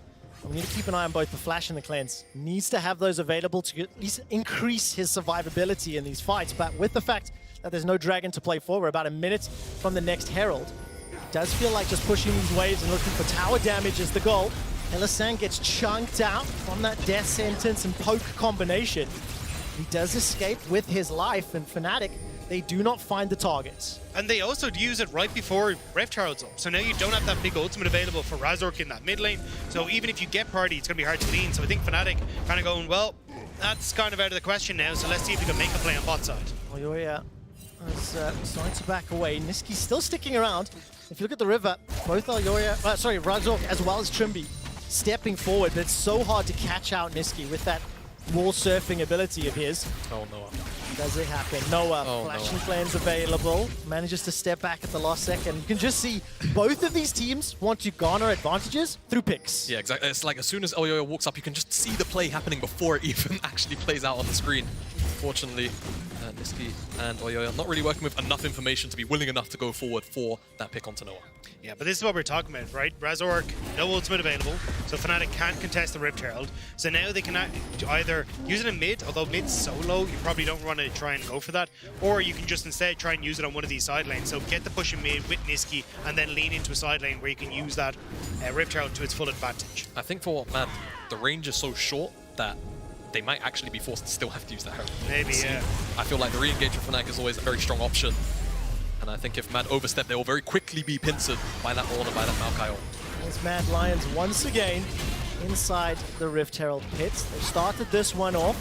No real threat from anyone on Fnatic's side. Oscar's pushed underneath his tower, and the rest of Fnatic threatening or trying to look for this bottom tower. Keep in mind, 2 minutes until the next dragon as well. We're not going to be playing for that Infernal Soul.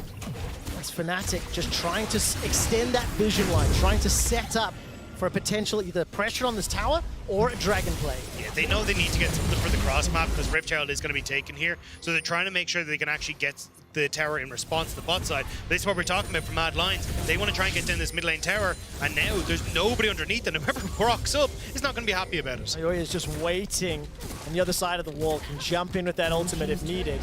Tower secured without even dropping the Herald, so that means it can't unlock the top tower. Flash is available for Oscar, as well as that Forge God, but there's 3 members of Mad Lions already in his face. Knocked up, dropped down, equalizer out, and Niski gets his first of the game. It's an easy kill for Mad Lions. Too much damage, too much CC. I really want to highlight Niski's flick back as well. Stop the recast of the ultimate from Moskrin, which could have made it nasty. All right, Nature's Grasp will interrupt the backs. That is allowing Humanoid to push that bottom inner turret and to secure it. So that's the cross map that they were trying to set up. And importantly as well, Aljoya is still holding on to that Herald, so can still look for that elsewhere. I think using it in conjunction with this Dragon Spawn up is where I'm looking towards, right? So we'll keep our eye on Aljoya. Ultimate's probably going to be back up by the time the Dragon spawns, or, you know, a little bit short of it. So I feel like Mad are going to be in prime position to just keep on forcing, even though they're 1,000 gold down. I think mostly in part because of that cross map, they're going to feel very happy to just look on plays and again, look towards Kazi, that W blocking those ultimates from Fnatic, the long range ones. I think the problem for Mad Lions at the moment is just that they don't have priority on bot lane, so you can 4-man group as Fnatic into mid to force mid priority and then lean in. Obviously, though, the mid tower being up for Mad Lions is going to make it a little bit difficult to try and keep that priority for the moment, but you can see the idea here for Fnatic is as long as we can push Mad Lions back, we can then play in towards River. It's about 30 seconds each for Oscar and Razork's ultimate. Chasey's on cooldown as well. Similar sort of time frame, 1830, 1840. Fnatic first into the river. They're starting to back away. And the shock blasts are doing a lot of damage. Niski down, what, a third of his hit points. Dragon is up. He's waiting in the flank.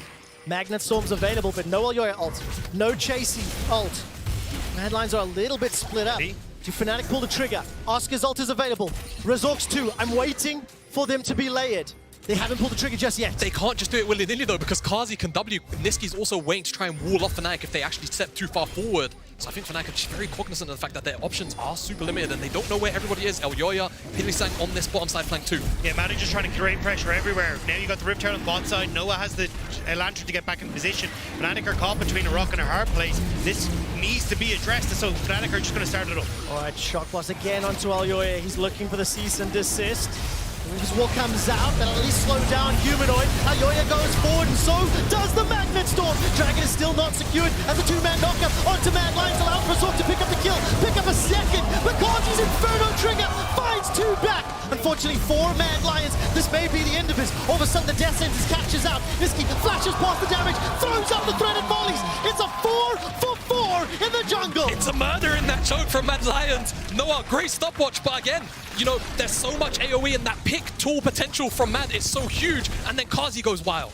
Yeah, you can see Noah tries to go golden to keep himself alive, but it's just not enough. Mad collapse beautifully, and just like that, they get the dragon and they get the fight off the back of this as well. Yeah, I mean, you can really see, like, the wall comes in, it kind of just prevents Fnatic from retreating in the direction they probably want to. The actual almost burst onto Aljoya is great, but as soon as he presses the R key, you can see how close Noah comes to dying, and then it's just about this chase down. So much burst is actually returned by Fnatic. Yeah, Noah ends up getting ignited as he goes over. Karzi gets the kill, and then he's manages to get some down. But watch this here. So as Niski goes in, you get the flick back onto Humanoid right as he's trying to kill off Niski. So Niski barely survives to pick up the double off the back. So crucially, the Dragon was not actually secured during the course of that engage.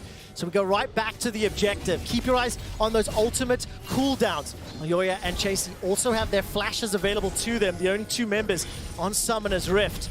As Mad Lions pushing towards the objective. Aljoya waiting once again to flank, and Fnatic, they're deciding to go for the tower. Fnatic have the ultimates coming up first, though, so if they want to try and turn over to this, look at Razork, look at Oscarina, and Mad don't have theirs up and available yet. All right, Nature's God stepping forward. The Blade Whirl will buy some time there for Kazi. Paul the Forge God does knock him up. Dragon is still the focus as Fnatic now turn, trying to burn down the Mad Lions. Nobody's fallen just yet, and inside the pit, the Dragon is finally secured by Fnatic. Illisang's locked in place. The Blazer is dropped down. Kazi and Chasey need to do so much work here for Mad Lions as the Death Sentence connects onto Niski. Humanoid stepping forward with the damage, and it's Illisang, the last man standing, an ace to Fnatic. Noah might die, but Fnatic's hopes and dreams will not, as Humanoid with the quadra kill off the back will take the fight for Fnatic. What an excellent team fight from Fnatic. Very well disciplined on the ultimates as well. You'll see it's the ultimate first from Razork, and as soon as the Blade Whirl is down, they just drop everything in front of them. Onto Kazi, onto Chasey. He has to be forced back.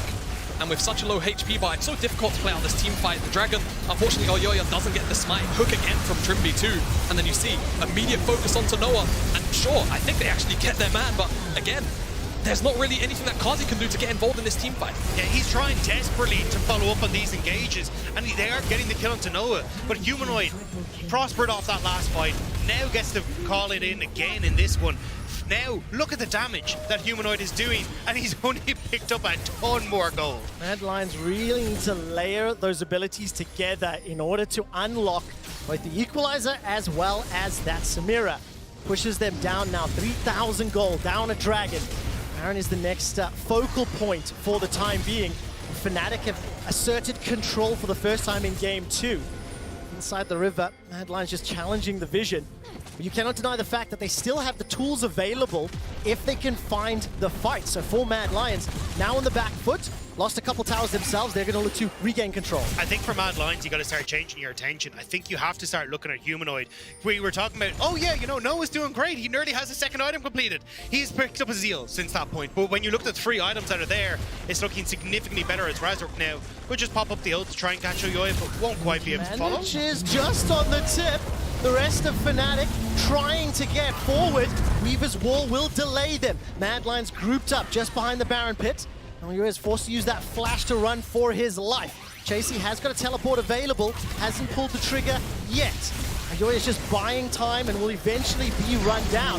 Do Fnatic fancy the Baron? That's the question. It's very risky. I mean, you've got Kazi, you've got Chasey as well with an equalizer. Plus the fact that, I was going to say Hylissang's got Flash and Noma, but they're going to start up. Let's see how this engagement goes out. Trimby forced the flash. Death sentence was fired. Teleport completes for Chasey. Equalizer needs to do so much. 5 versus 4. 15-second death timer before Oyoya can even start moving towards the objective. And Kazi splits up from the rest of the group. Back and Storm dropped. Equalizer in. Kazi's exhausted. Trying to use that Inferno trigger. Trying to find Noah, but he simply cannot do it. It's yet another kill for Humanoid. And Niski just barely sidesteps that engage. Jumps forward and gets the third and volley. Now it's Niski on the reply. The flash over the CC is what does it. What is happening with these mid laners? They are popping off in these fights. Niski barely able to find his positioning with the flash to take down Fnatic. And now it's Mad Lions who get the turnover towards the Baron. And they should be able to get it. The death timers are way too long. Everyone on Fnatic is dead. And we said it was such a risky call. It doesn't matter if Oyoya is dead because there is so many AoE tools available to the Mad Lions. And I'm actually kind of curious, like, what does Noah get caught? Because he actually gets CC'd by Kazi's passive, so there's the crash. Oh, it's the Baron! The Baron gives him look up to keep him CC'd! That is absurd. And the fact that it then gives positioning then for Kazi to follow up with the ultimate. Humanoid is incredibly low because he has to jump into the Inferno to try and follow up. That fight was so close for not going Mad Lions away. The League of Legends gods did not look down kindly on Noah in that team fight, and the fact that it then provides the opportunity for Niski to run down the rest of Fnatic is everything that Mad Lions needed. One fight that Oyoya isn't there for the knockup. The Baron is! Like, I got you, don't worry. Look at this complete role reversal. Damage from Niski, phenomenal. Brings Mad Lions right back into this. They've got the Baron now across all 5 members, but missing some key flashes. They are now the ones looking to apply pressure to Fnatic. Dragon is up in 40 seconds. It does look like a potential engage on the cards here. Niski waiting backwards. Trimby won't find the death sentence, and Fnatic will wisely, I think, start to step back. 25 seconds before that Dragon spawns. And it looks like Mad Lions making a first move. Yeah, I think it's a good call for Mad Lions to try and group up like this. There is an argument to try and play side lanes with Niski because he's got the ultimate and stuff like that, but it's so easy for Fnatic to try and engage on you, especially from multiple different angles, and Razork now might be the one getting engaged on. Right, so he's got the ulti, he's got the flash, Seismic Shove connects once again. Niski is just putting on a clinic. The kill was secured by Kazi.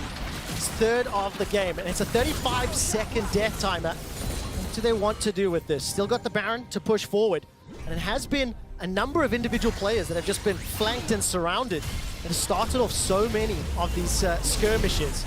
Skrinin, I don't think he's going to pull the trigger there. He needs to just buy some time, defend until his jungler's alive. Yeah, they just want to clear it mid. Now Mad Lions can move back over towards the Dragon, pick that one up as well. So really nice use of the Baron buff in this opportunity. And now you're in a position where you actually can send Niski to a side lane because one of those big threats with the ultimate is down, and you have Kazi who's actually in a position to cancel it if anything comes his direction.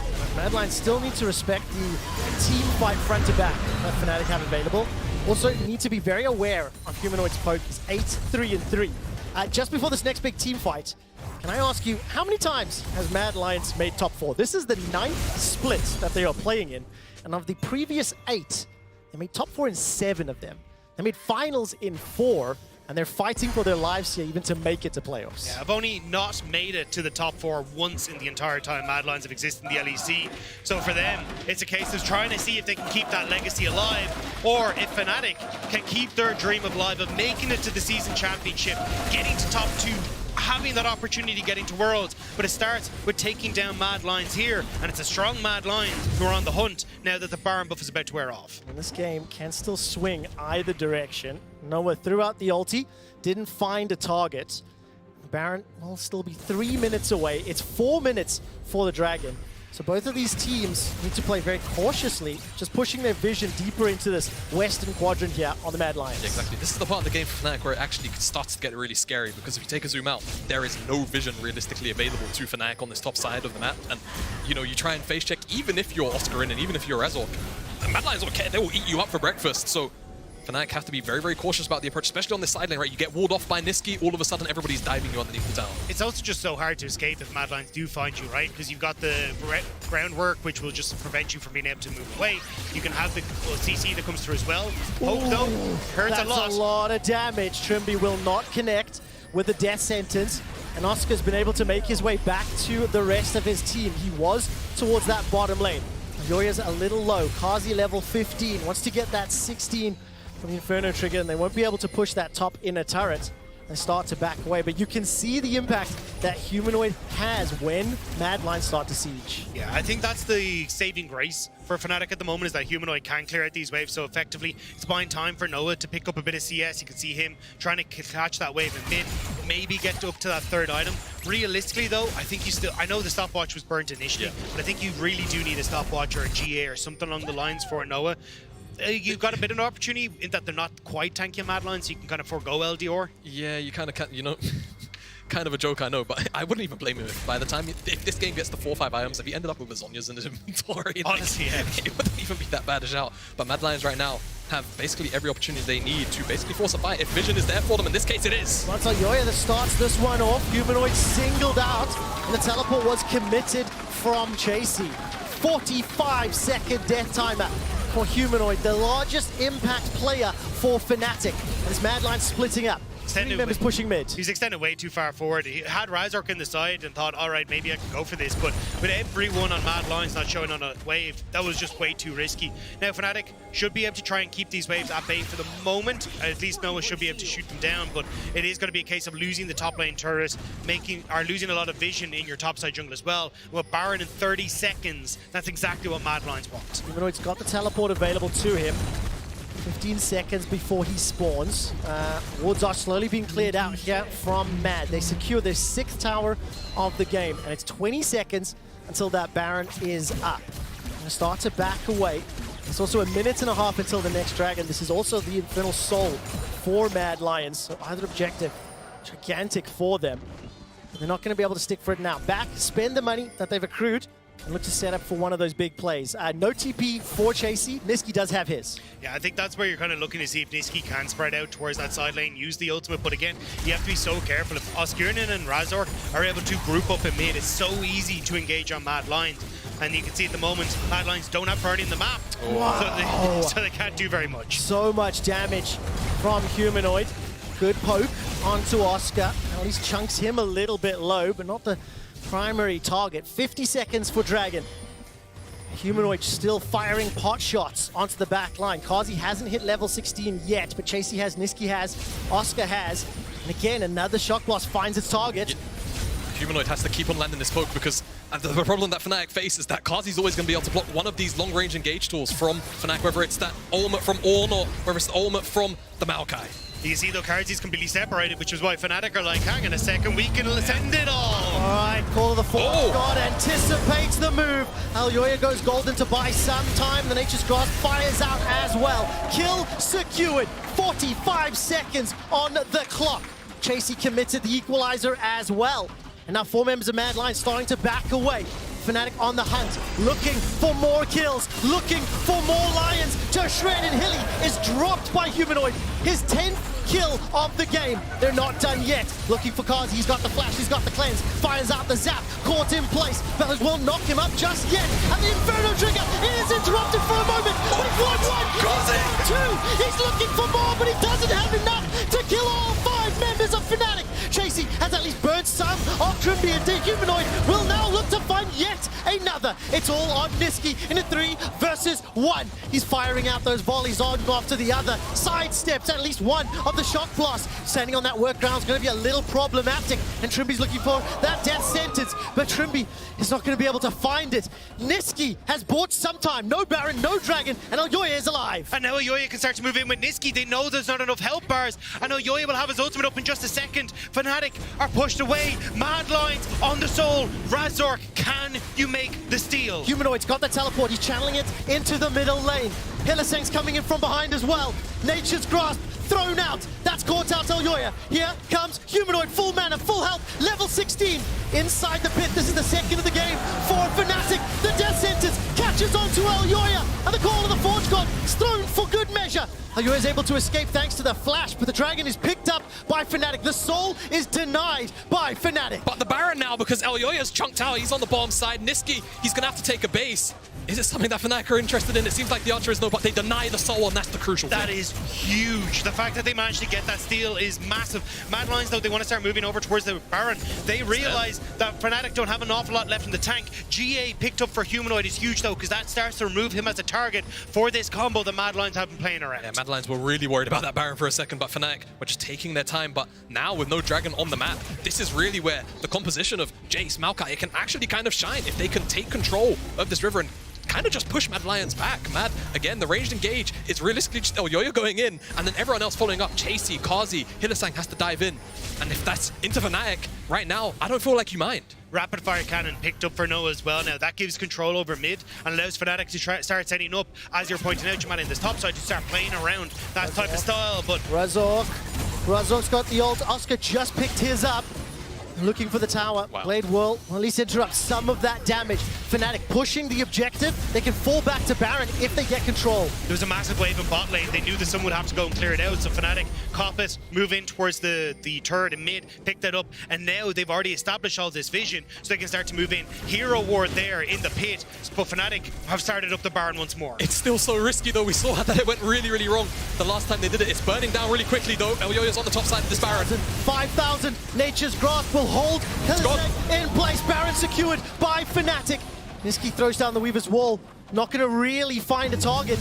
Elyoya trying to find a squish. He called the Forge God. Sent toward the rest of the Pride.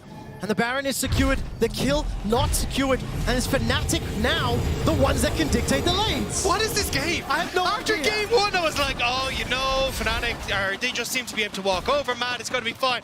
And then we come into this game 2 banger. I am so ready for this. I feel at home. I'm just going to feel this. I feel like I'm watching an LPL game right now.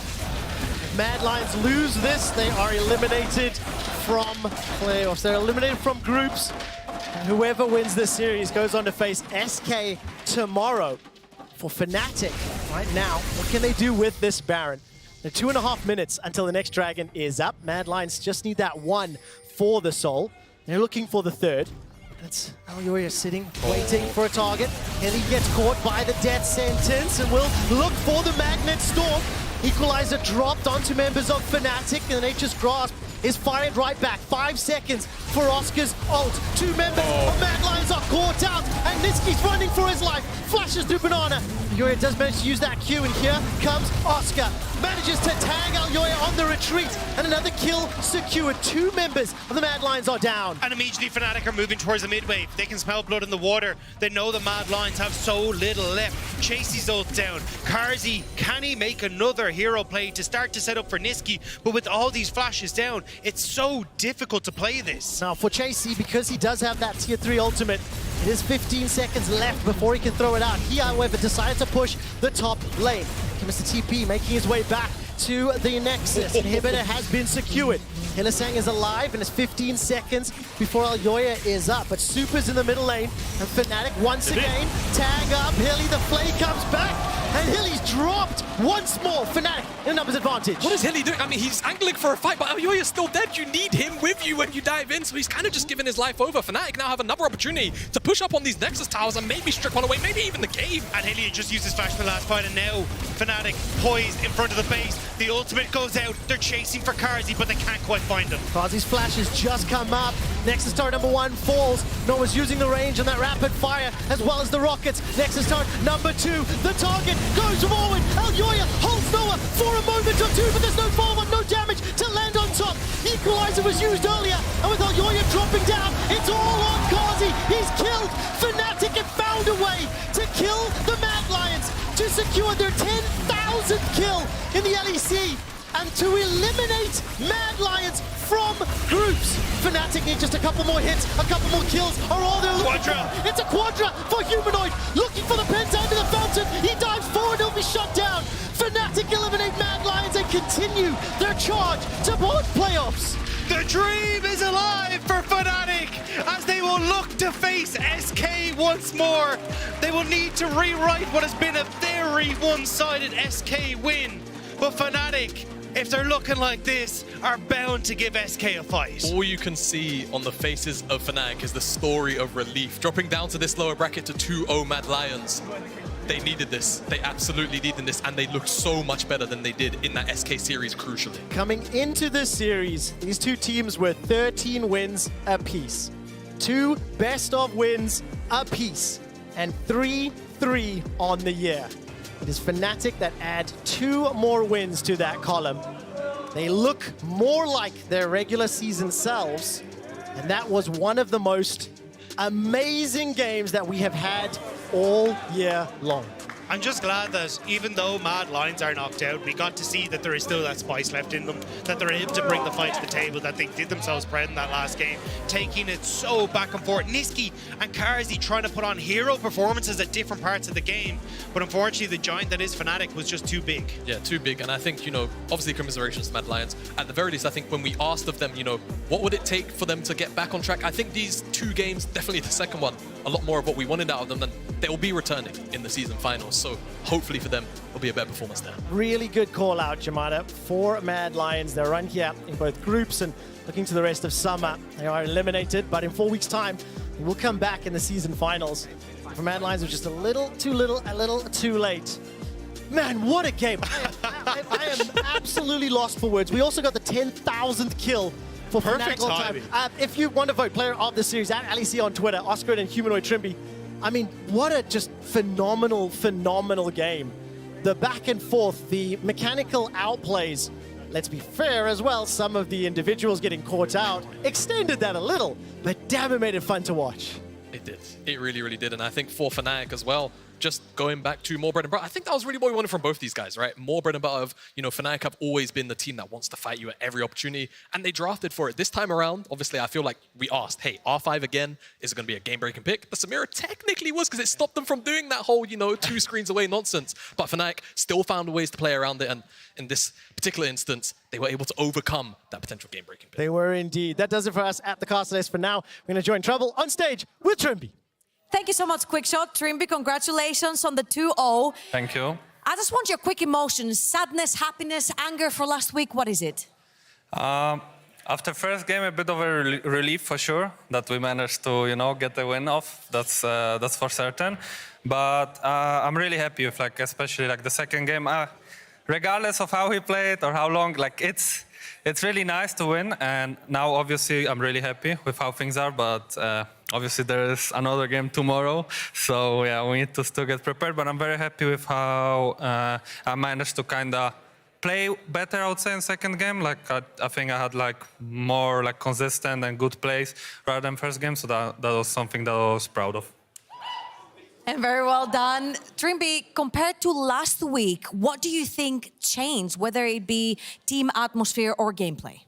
For sure, we didn't have the best practice throughout the weeks. I think we didn't manage to find like good read on the meta, I would say too, but also like we didn't really...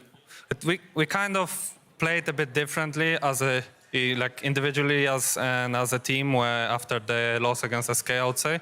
So I think that we are just not really playing the way we played, basically, throughout the regular split. Also now, I'm not saying we're like back or anything, because we're not. I think there's still room there, but I think today there was like quite a bit of good stuff that we could see that we practice and paid off really nice. Janko. Of course, it's Janko. Of course. Now, Trimby, you said a little bit about the challenges with the meta changing, and of course, I want to ask you, you've been in this scene for so long, and you faced a team that were on a 7-lose streak. Their lose streak continues. They weren't able to pick up a single game off of you. What do you think is happening from your perspective with the Mad Lions? It kind of always, I would say it really varies throughout the teams. I think with Mad Lions, like, I'm not sure how they are, as a team, like team environment and everything. I think they always had really amazing team environment, so maybe nowadays, everything is not as good for them as it was, but I can't really, it's like not easy for everyone nowadays with the current format. I feel like it pressures a lot and it takes a lot of your energy and effort in order to make stuff, and if it doesn't work, then it's for sure demotivating as hell, for sure. It's not that good. Talking about motivation, you guys are going to be playing SK Gaming. Yes. I just want to remind you, kind reminder, of course, Fnatic has not won versus SK at all this year. And you guys just lost the best off. You're about to play another best off against them. Do you think it's going to be different this time, and how? I think so. I think it will be different. I think now we are quite more prepared with how we want to play. I think that, today we showed a bit. We tried to adapt to the current state of how people want to draft, etc. And I think right now, like, I'm not, like maybe they're confident too, but I think if we're gonna do what we practice and try to do what we can in order to win, I think it will be a good series for sure. So you're feeling good about tomorrow, Trimby? Think so. All right, thank you very much, and congrats on the win again. We'll see you tomorrow, and as for you, we'll see you after the break. Team Heretics versus Koi. Stay where you are. We're literally here just farming maximum gain output, by the way, so the Hilly can have the best stats. Bro, but already it's true actually. But Hilly, you saw how to play Rel? How to flash Q? I saw you gank and mid. We go. I'm going to Rel. Go Samira. Look Talia. Nice! Let's go. And Niski just barely sidesteps that engage, jumps forward, and a big hits the threaded volley. Now it's Niski on the reply.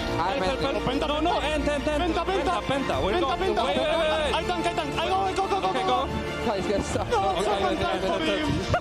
Sorry.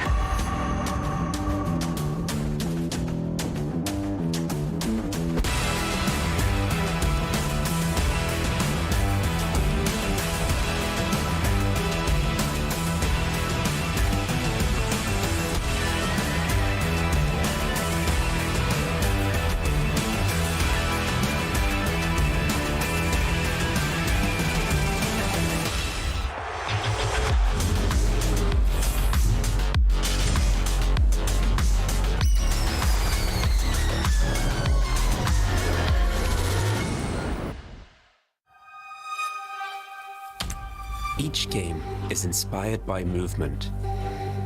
The drive is to be one move ahead of everyone else, to be legendary.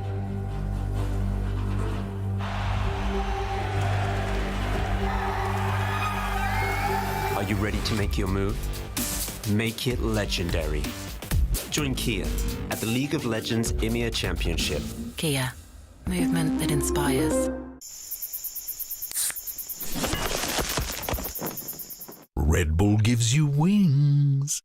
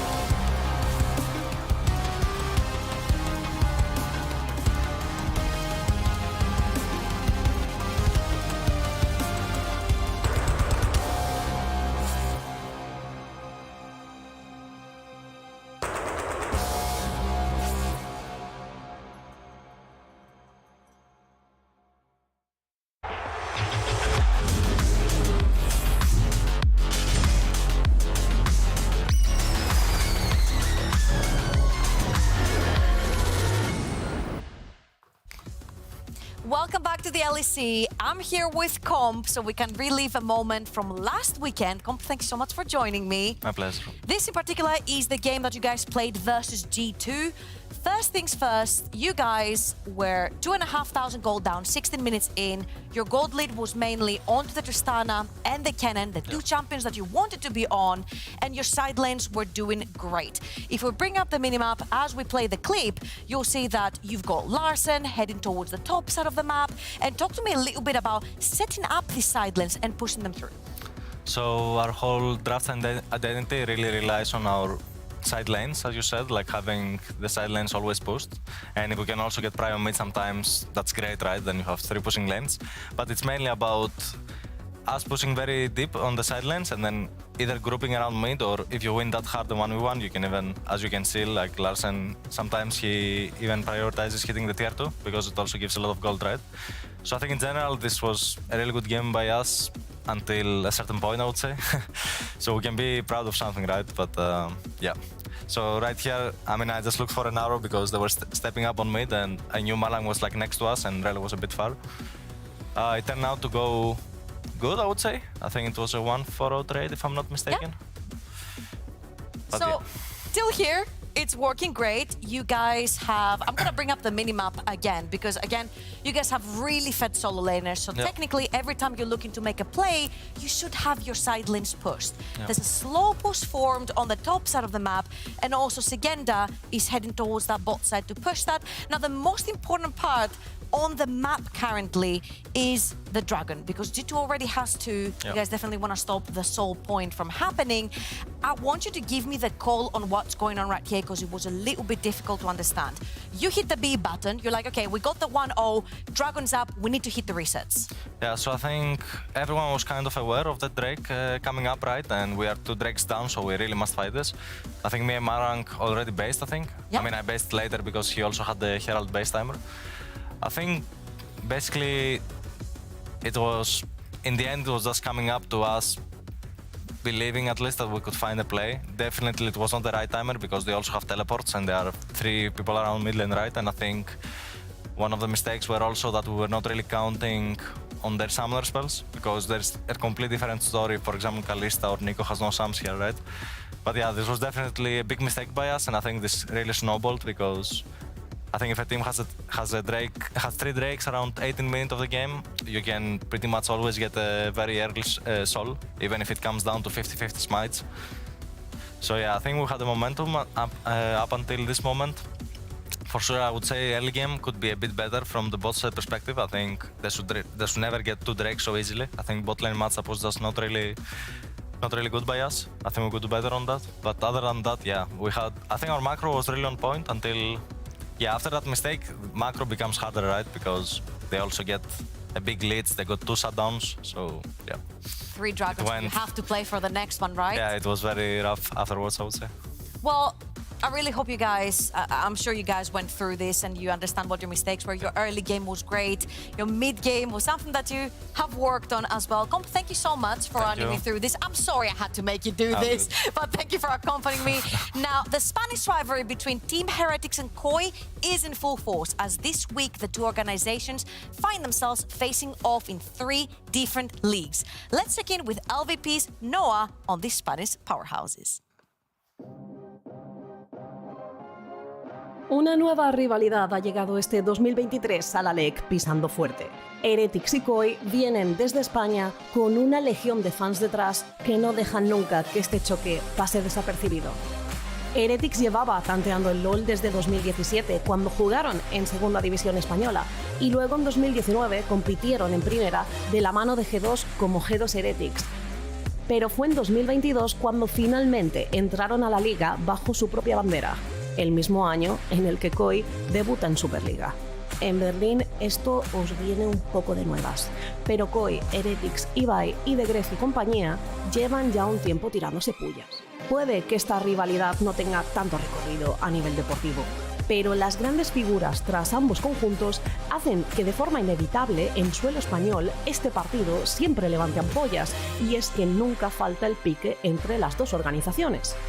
En una semana, Koi y Heretics se enfrentan 3 veces.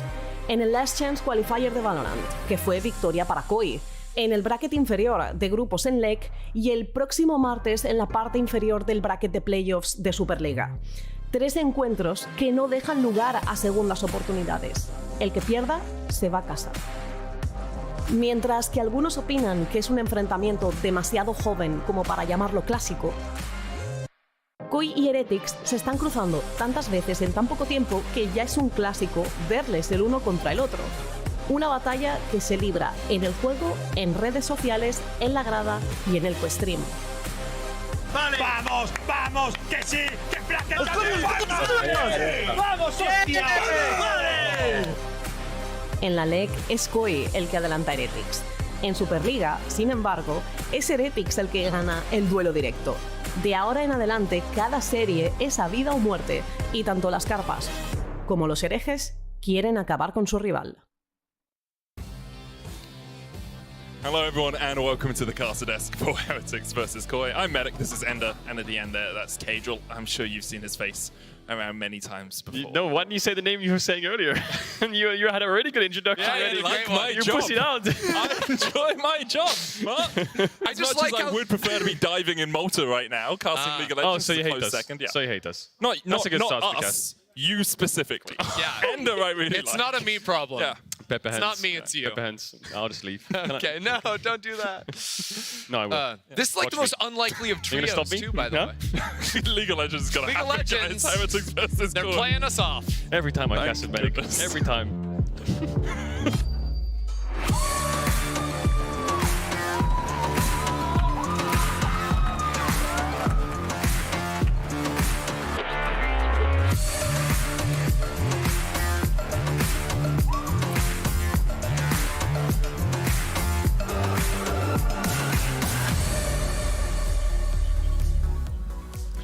And let's get into the draft for game 1 of this best of 3. Some big stakes on this series. Tell us about it. If Heretics lose, they are out of contention for season finals. If Koi win, they are into our season finals alongside BDS, G2, and Mad Lions. Yep, that sounds right to me. Now, you guys talk You about said the that with a draft. lot of conviction, I've so done I'm my just gonna believe you. I've done my job. You guys can talk about draft now. Well, Tristana ban coming out already. Maokai ban, I think these are very standard things you'll see. Jace, Sejuani, also kind of high prio. Nikiani have fallen off since 13-12.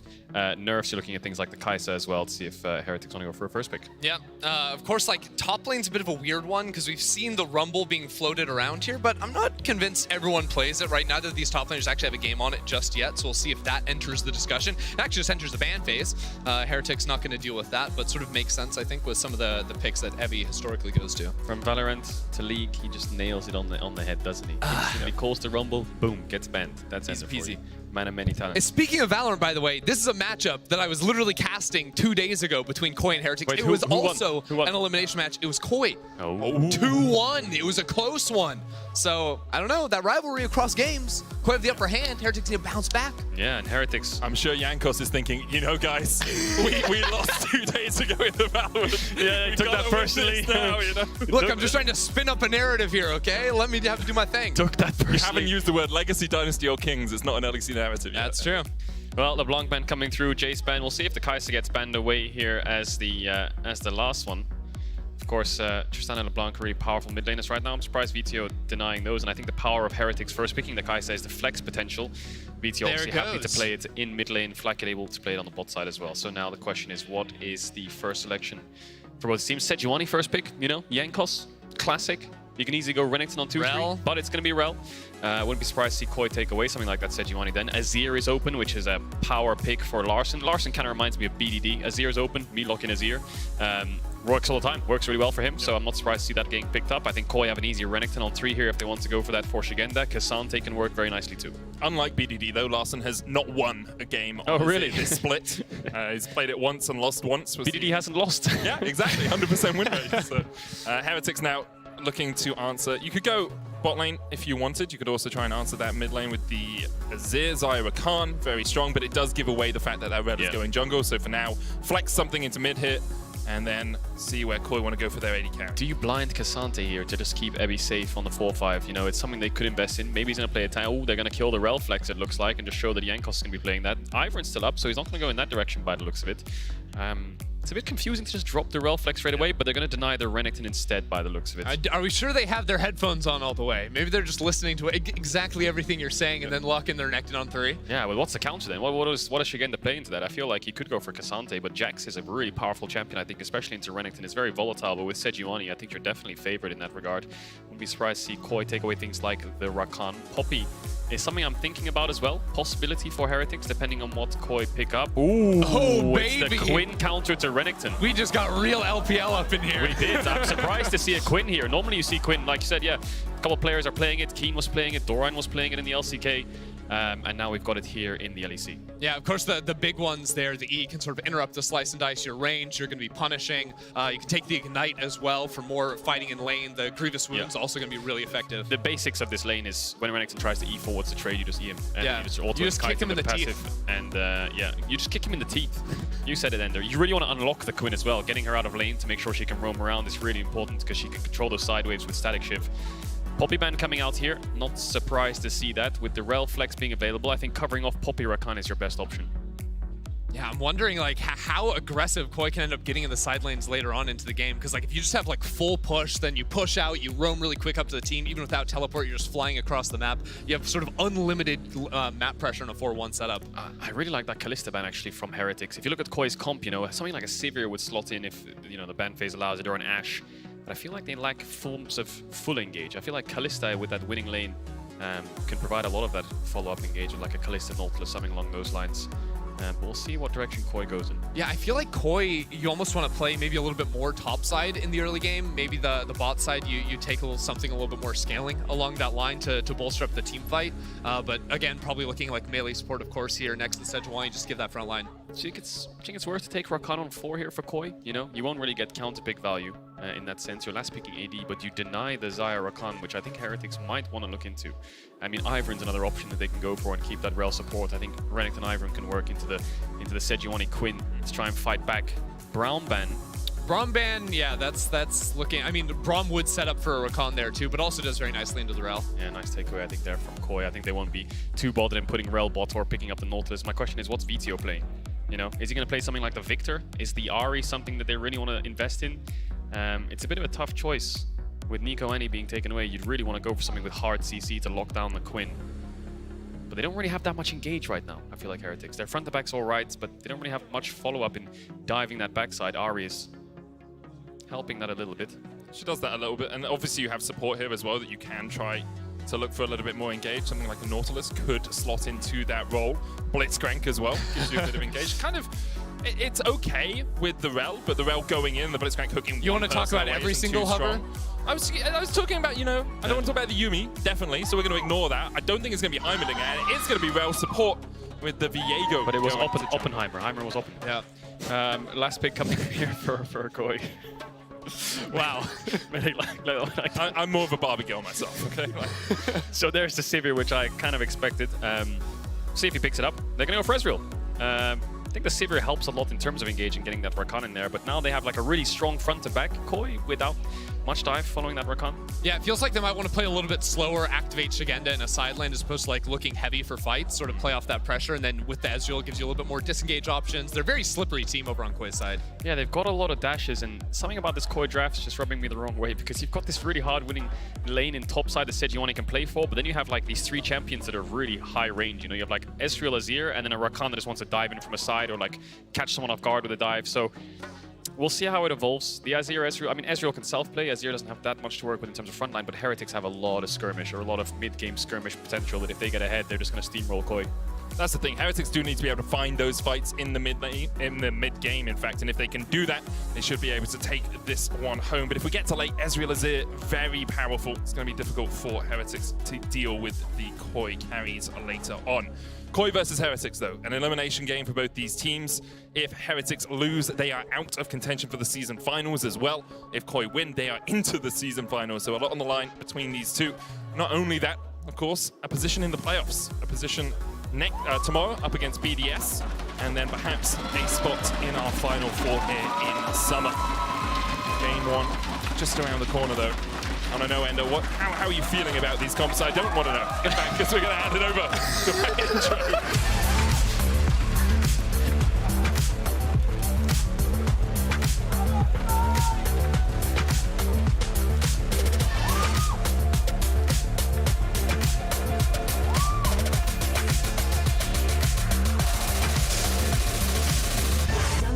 tell it's been a couple of weeks since I last watched I love it. I love it. Your mind's still like 10 feet under.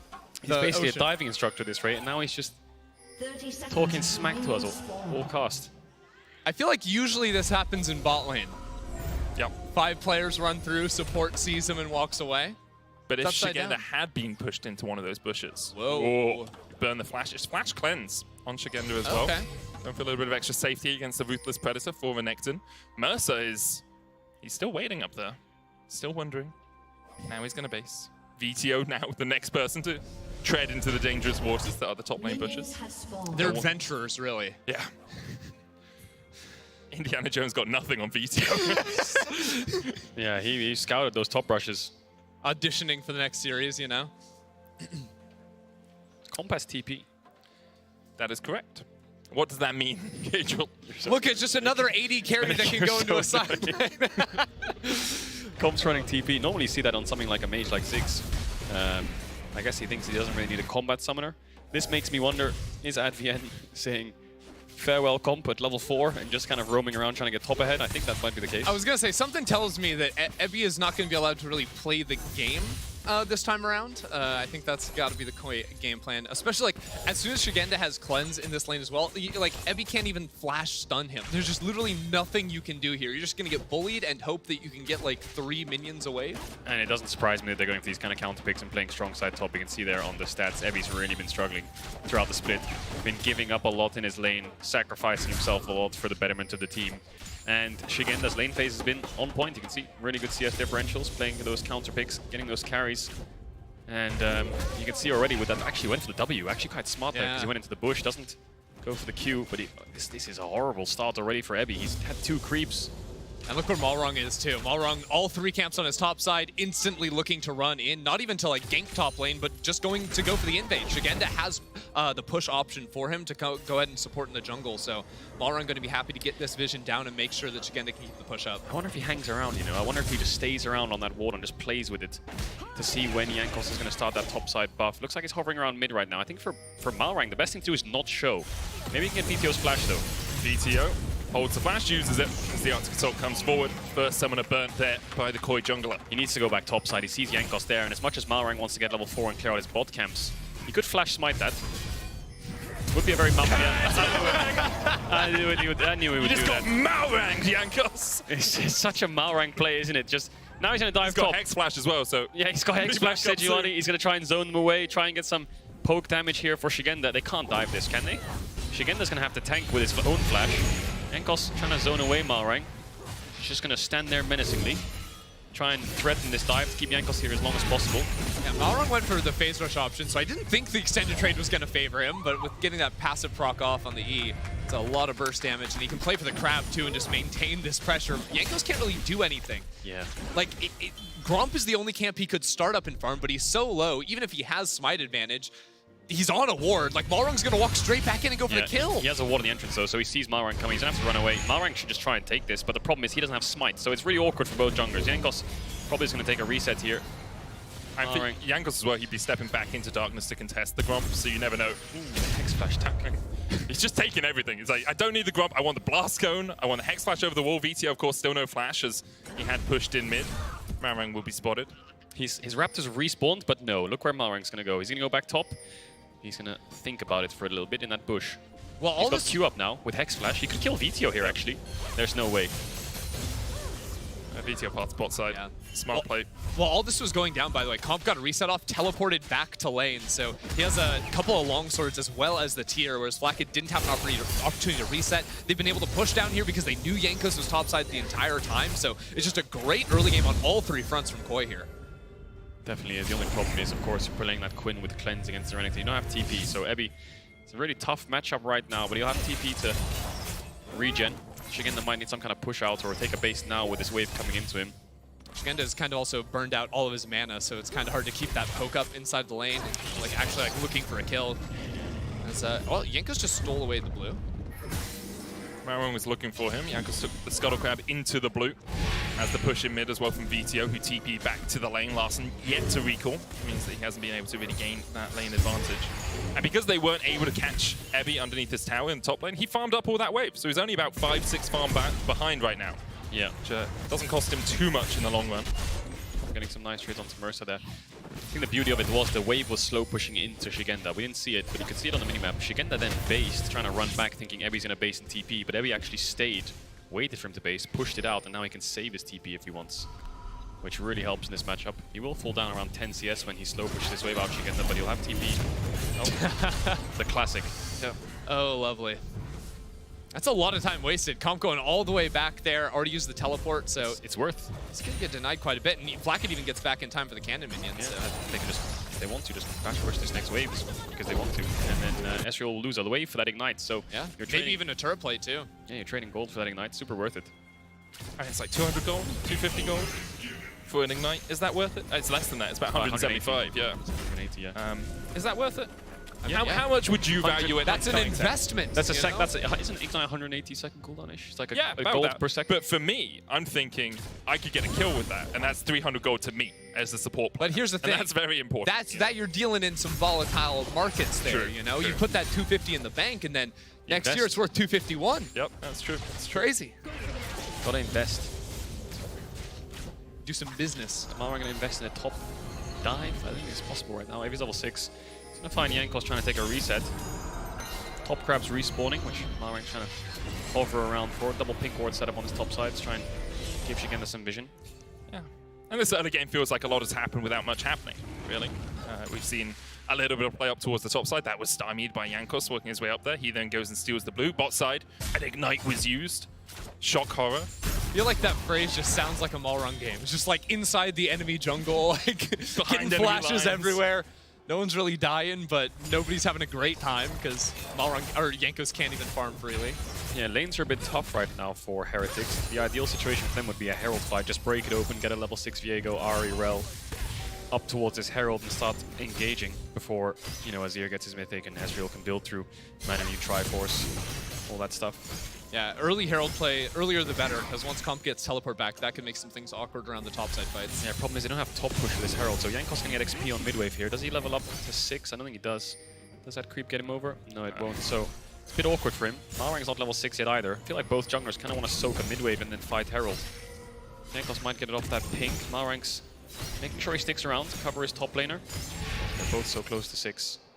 And we'll keep an eye on bot lane for now, but this Herald is so crucial. Advian has the option to like move up now. You can see the next minion wave is all the way in base, so like looking for a reset going up topside now could be an idea for him, especially with Malrung starting Herald on top of a ward. Yeah. He won't get 6 off the ward, will he? But Jankos is 6 on the blue. So, Malrang starting this level 5. Larson has the mid push, but VTO so low HP with no TP. That might be it. That might be the Herald gone. You can see Evi's trying to take a base to TP back to fight it, perhaps.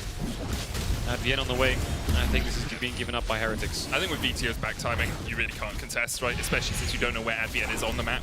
Good drive-by smite. Bot side. Could have been a drive-by smite. Can't quite get it. Malrang gets the Ripto. And Advian's roam to the mid lane, just ends up with him pathing back down towards bot. Plate in the mid lane for Larson. Yeah, because VTO had to go ahead and take that reset. So Larson up 10 CS, gets the 175 off that plate as well. Really nice situation for them. And Advian doesn't really lose anything. As a matter of fact, he's going in the enemy jungle, putting down wards, clearing out a pink. Like, just absolutely lighting the place up here.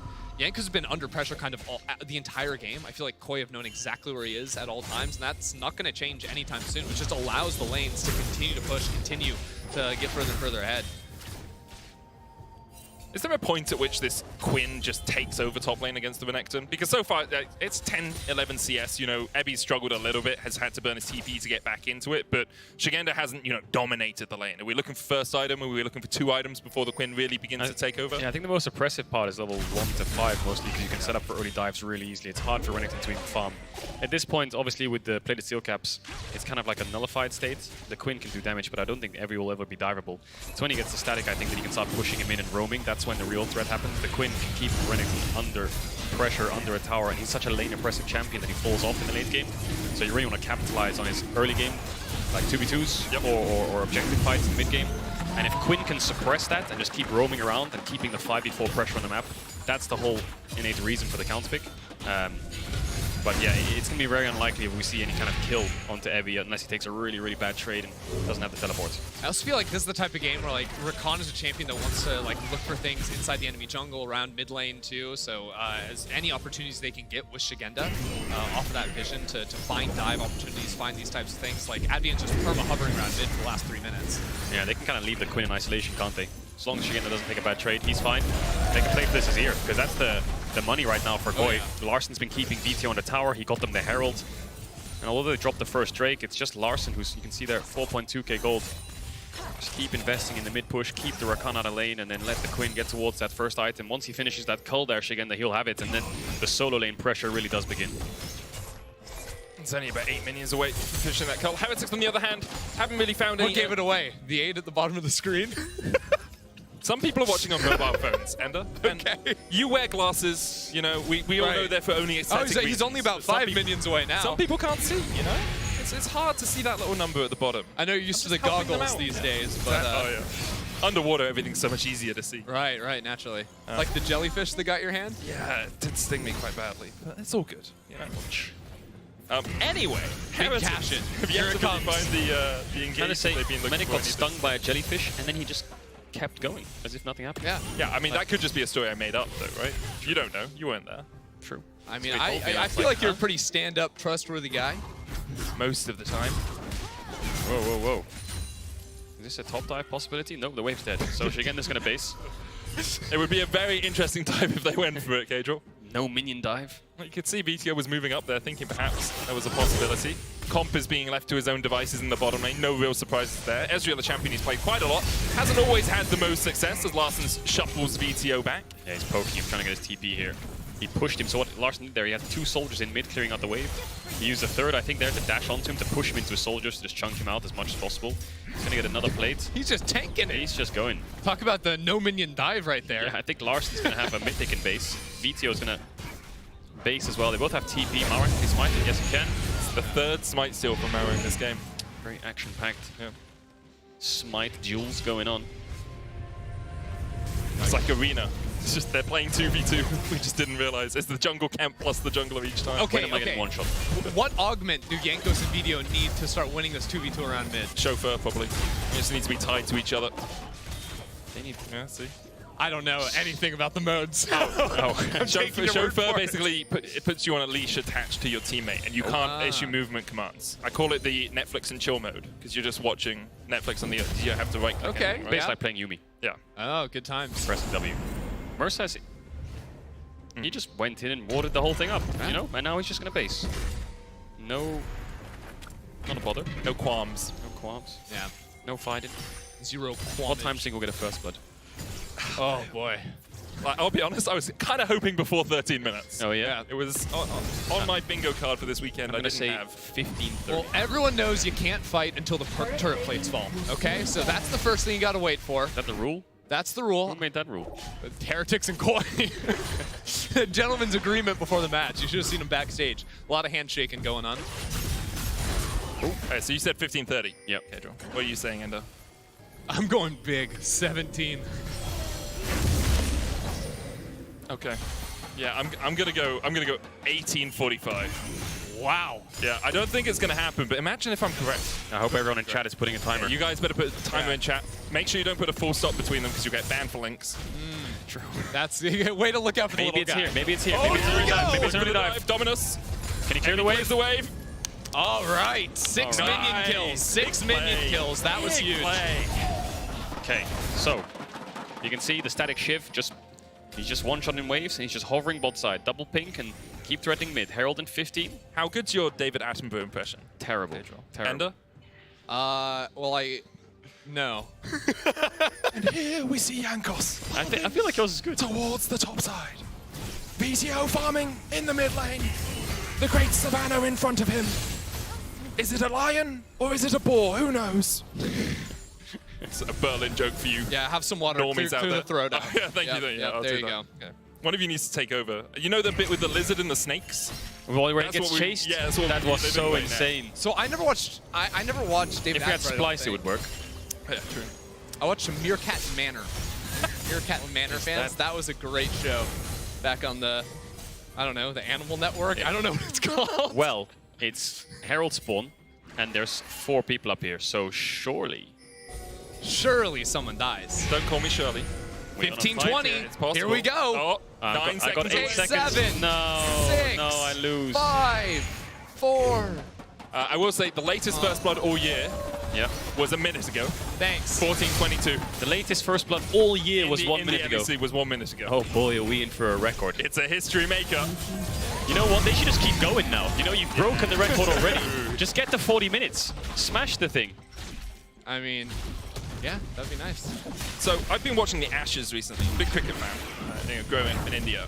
And most of today's game was rained off. So nothing happened. Hold on, timeout. Because rained off. Yeah, it was just... we might have to delay SK and Fnatic tomorrow if this goes on. Yeah. So just the 18 might not be correct. So when it's raining, you can't play cricket, right? Because it's wet and the ball gets wet and you can't do it, right? Watching the weather reports to see if it was stopping raining, so far, slightly more interesting than this game. Gotta put that out Are there. we just making analogies to what was more interesting than... I mean, there've been some interesting moments, but as a play-by-play, my job is to shout. And when there's 2 color casters with me, I get to say even less usually. Yeah. So, but there's nothing to shout at, so Exactly. you shouldn't have spoken for the first 60 minutes. Okay, I'm going to shut up until the First Blood. So you should have just muted. No, yeah, I'm full mute. I'm taking my headset off. This is a duo cast for the next 20 minutes, I can tell you that for a fact. We got 15 seconds until 17 minutes. And then Medic's winning. Wait, what did Medic choose? Actually, never mind, Medic, don't speak. I think he said 18-30. 18-30? I think I said 17. And Advian, no, he's playing Rakan. Medic, sit down. No, nothing happened. Okay. Medic's actually muted his microphone. Yeah, he literally just asked our producer if he okay. could go sit in the crowd. It's a dragon fight. It's a dragon. We'll cue you in, Medic. We'll cue you in, okay? Or is it? If something's about to happen, we'll cue you in. Oh, there he is. You can just like hold the microphone. Literally more like, action near on your the caster desk. He's drinking water, like... Sure. Okay, no, this is it. This is what. Quinn's coming down. Quinn's coming down. Jankos is gonna steal it. zooming on through. Someone's gonna die here. Watch Vithio on the flank. His charm can crowd control the opposition if he lands it. Comp's poking. Heretics, you want to fight this? Nope. No, Medic, sit down. All Medic, right, Medic, get out of here, go Medic. away. No, Medic, take the headset off. Game over, says Advian. You know what? Just keep going. Just break the record. We said 14 minutes. What's the longest what's first the blood world ever? record? World record is because like... literally we've already Listen, lasted longer there than was a Mad game Lions with at Damwon MSI. in spring. Damwon, their first blood was at a Baron at 35 minutes or something. Holy. And they first blood, and then they won the game. Hold on, Evie is now looking on the roams. He is cosplaying Quinn at the moment. Medic's in the crowd. Medic's in the audience. Hey, look at him. Medic's in the audience. There's no way. This guy goes on vacation last week. Medic is sitting in the audience, watching the game, and I think, can you play by play? Yeah, we can do this. Okay. What I want to know is, do we get to split his day rate? Oh, he's coming back. He's coming back. Oh, boo. Unbelievable. Boo. We missed 18 minutes. I mean... Wait, Medic, good timing, Medic, good timing, Medic, good timing, okay. No, flash away, Evie, under the stun marks are coming in. What a timing! What a timing! Kill him! Kill him! His headset fell off, Medic, get it back on quick! 18 minutes, 40 seconds. That's awesome. Action has begun. Larson fell. No flash. 18:30. You got... So, let me get this straight. You got the timing of the kill right. You went into the audience, high-fived everyone, came back for the first blood, and refused to elaborate. Scripted. That is They're on scripted. strike, actually, What so. the hell? Oh my... Well... Incredible. We're All gonna- right, let's get the slow motion replay on that one. Can we get a slow motion of Medic just like coming back, putting his headset on as he's getting flashed on? That was crazy. The whole gang showed up at the end, a little bit behind Mursa. Just yeah, he didn't get to move, really. Big kill for Vithio, has been struggling in that lane phase. Larson was getting the better hand of him with the Heralds, with the mid-tier one. You can see he is still 800 gold up. Larson going for the Rabbit on second. Maybe more action coming in here. And Mercer rushing in. Looking for the knockup. Comes to jump away. Flashes as well. Advian dash away with the grand entrance. Flashes. Oh wait, Shigenda's here. Shigenda's on his way. But the Feather Storm from Flacker will keep him at bay. That's the power of the The Quinn can just join these fights on sides, pushes out top all the way with that static shift, 2.1k gold advantage, and with the tier 2 top being down, means he can push it all the way into tier 3, which gives him around a minute to 2 minutes worth of time to work around with. You can see Ebby's going to push in top. I would love Larson to go up towards top side and catch that wave. You can see he's moving up there now, and that means they juggle all these 3 lanes perfectly, and Shigenda takes over bot, so good macro here by Koi. Yeah. Larson with the Unleashed Teleport can just go ahead and free farm up on the top side of the map. I mean, they're going to be back on map to like get vision control over top side, maybe even play for enemy blue buff. It's perfect, isn't it? Pushing top all the way, base, run bot. Your bot lane then base and takes over mid while Larson moves top, and now you'll do the exact same play, just reversed. You'll ult again and run towards mid or top or base. You have so much free time, and I think Koi are playing really well to unlock Shigenda. 4,000 gold ahead right now as well. You can see that sitting in the mid lane, and obviously on Shigenda, 2.5k. In his pocket, Gale Force complete alongside the static shift. That's a Rabadoobies. It's just a typical Koi game, right? Like, this is the Koi that won last year, or at least Rove at the time. You know, get laning advantages, win the game by not really fighting and just taking everything off the map, and they've done exactly that here. Heretics are struggling to find an answer to it. I think they're at break points now as well. Look at the items. Muramana is complete, Triforce complete. That's a Rabadon Zazir level 14 at minute 21. Quinn, we talked about, is already unlocked, and the other two are just engagers, right? So these winning lanes from Koi have worked out beautifully. Heretics have found nothing. Jankos was suppressed early with the pushing lanes, and they haven't really been able to fight an objective. They gave up that Ocean Dragon, they gave up both Heralds. They're probably really frustrated at this point, wanting to start a fight, because their comp needs to fight in this mid game. But it's so hard for them to actually like group up with numbers when every single lane of yours is just getting pushed in, not just to the tier 1 turret, but the tier 2 or tier 3 turret. Here we go. Step forward, looking for the engage, and Agnes coming out as VTO, charms him up. Dash in by Advienne, dash out as Koi realise they're outnumbered and outgunned, but they will be able to retreat to the safety of their tower. Every champion on Koi, apart from like Shigenda down bot side, has like a free dash. Like you just How do you can't take jump a skirmish on them. against them? They just dash away. Poppy ban was huge, I think, on 4-5. Yep. Yanko's chance coming out from the crowd. He actually had an incredible summer. Yeah, he did. And he had an incredible spring. Quality. He had an incredible spring as well. Question is, can he and the rest of Heretics find a way back into this game and into this series? Remember, if they lose, they are out of contention not only for the Summer Split Championship, but also for the season finals and a possible spot at the World Championship. It's so hard for Every. He has to flash in here if they want to fight this, but doesn't have flash, so it's like, what's the real play here? That Shigenda's just keeping him under wraps. There's nothing Evie can do. I think this game is on Flackid, you know? And even if he goes in, there's still Cleanse, there's still Flash, there's Gale Force. Like, Shigenda has literally everything, and he's so darn fast. What can you do? Marang going in, a little bit on his lonesome. The rest of Koi will back him up. Yeah, Evie no ult for this fight. Doesn't have the flash either. Jankos trying to lead the charge here and say, let's contest this. But again, look at their champions at this point in the game. Jankos and Flackid are the damage. VTO's the setup. Evie's just going to try and bet his best to do something in these fights. Maybe land a crucial stun onto Larson if he goes for some kind of shuffle. But this fight is so hard. Mercer doesn't have the ultimate up yet. They really need that Magna Storm on the flash. Shigenda flashing away. Mercer looking to get in. They force Koi away. Jankos into the pit. The Dragon resets. Glacial Prism going wide. Marang still dashing forward. Mercer down to half HP. VTO has the Spirit Rush. Jankos secures the Drake, but here come Koi. And they've already found one Mercer down. Alongside him, Ebby sent to the graveyard. That's going to be Baron straight away for Koi. You can see they're all rushing towards it, and with the triple threat comp, triple carries, they should just burst that Baron down. Evie couldn't really do anything in that fight. VTO was zoned away in low HP, and then Larson just slam dunks the fight, doesn't he? Mercer finally has the ultimate back up, but it's too late. Yeah, absolutely nothing you can do. The chase down from Koi, way too strong. And Koi with a Baron buff. You thought they had pushed before Baron. You put Baron on a Quinn lane. That is just absolute devastation in a side lane. It really is. It really is. And the experience is going to be such a pain, isn't it? Larson almost level 16 after this Baron. We'll see it again. Marang's ultimate goes really wide here.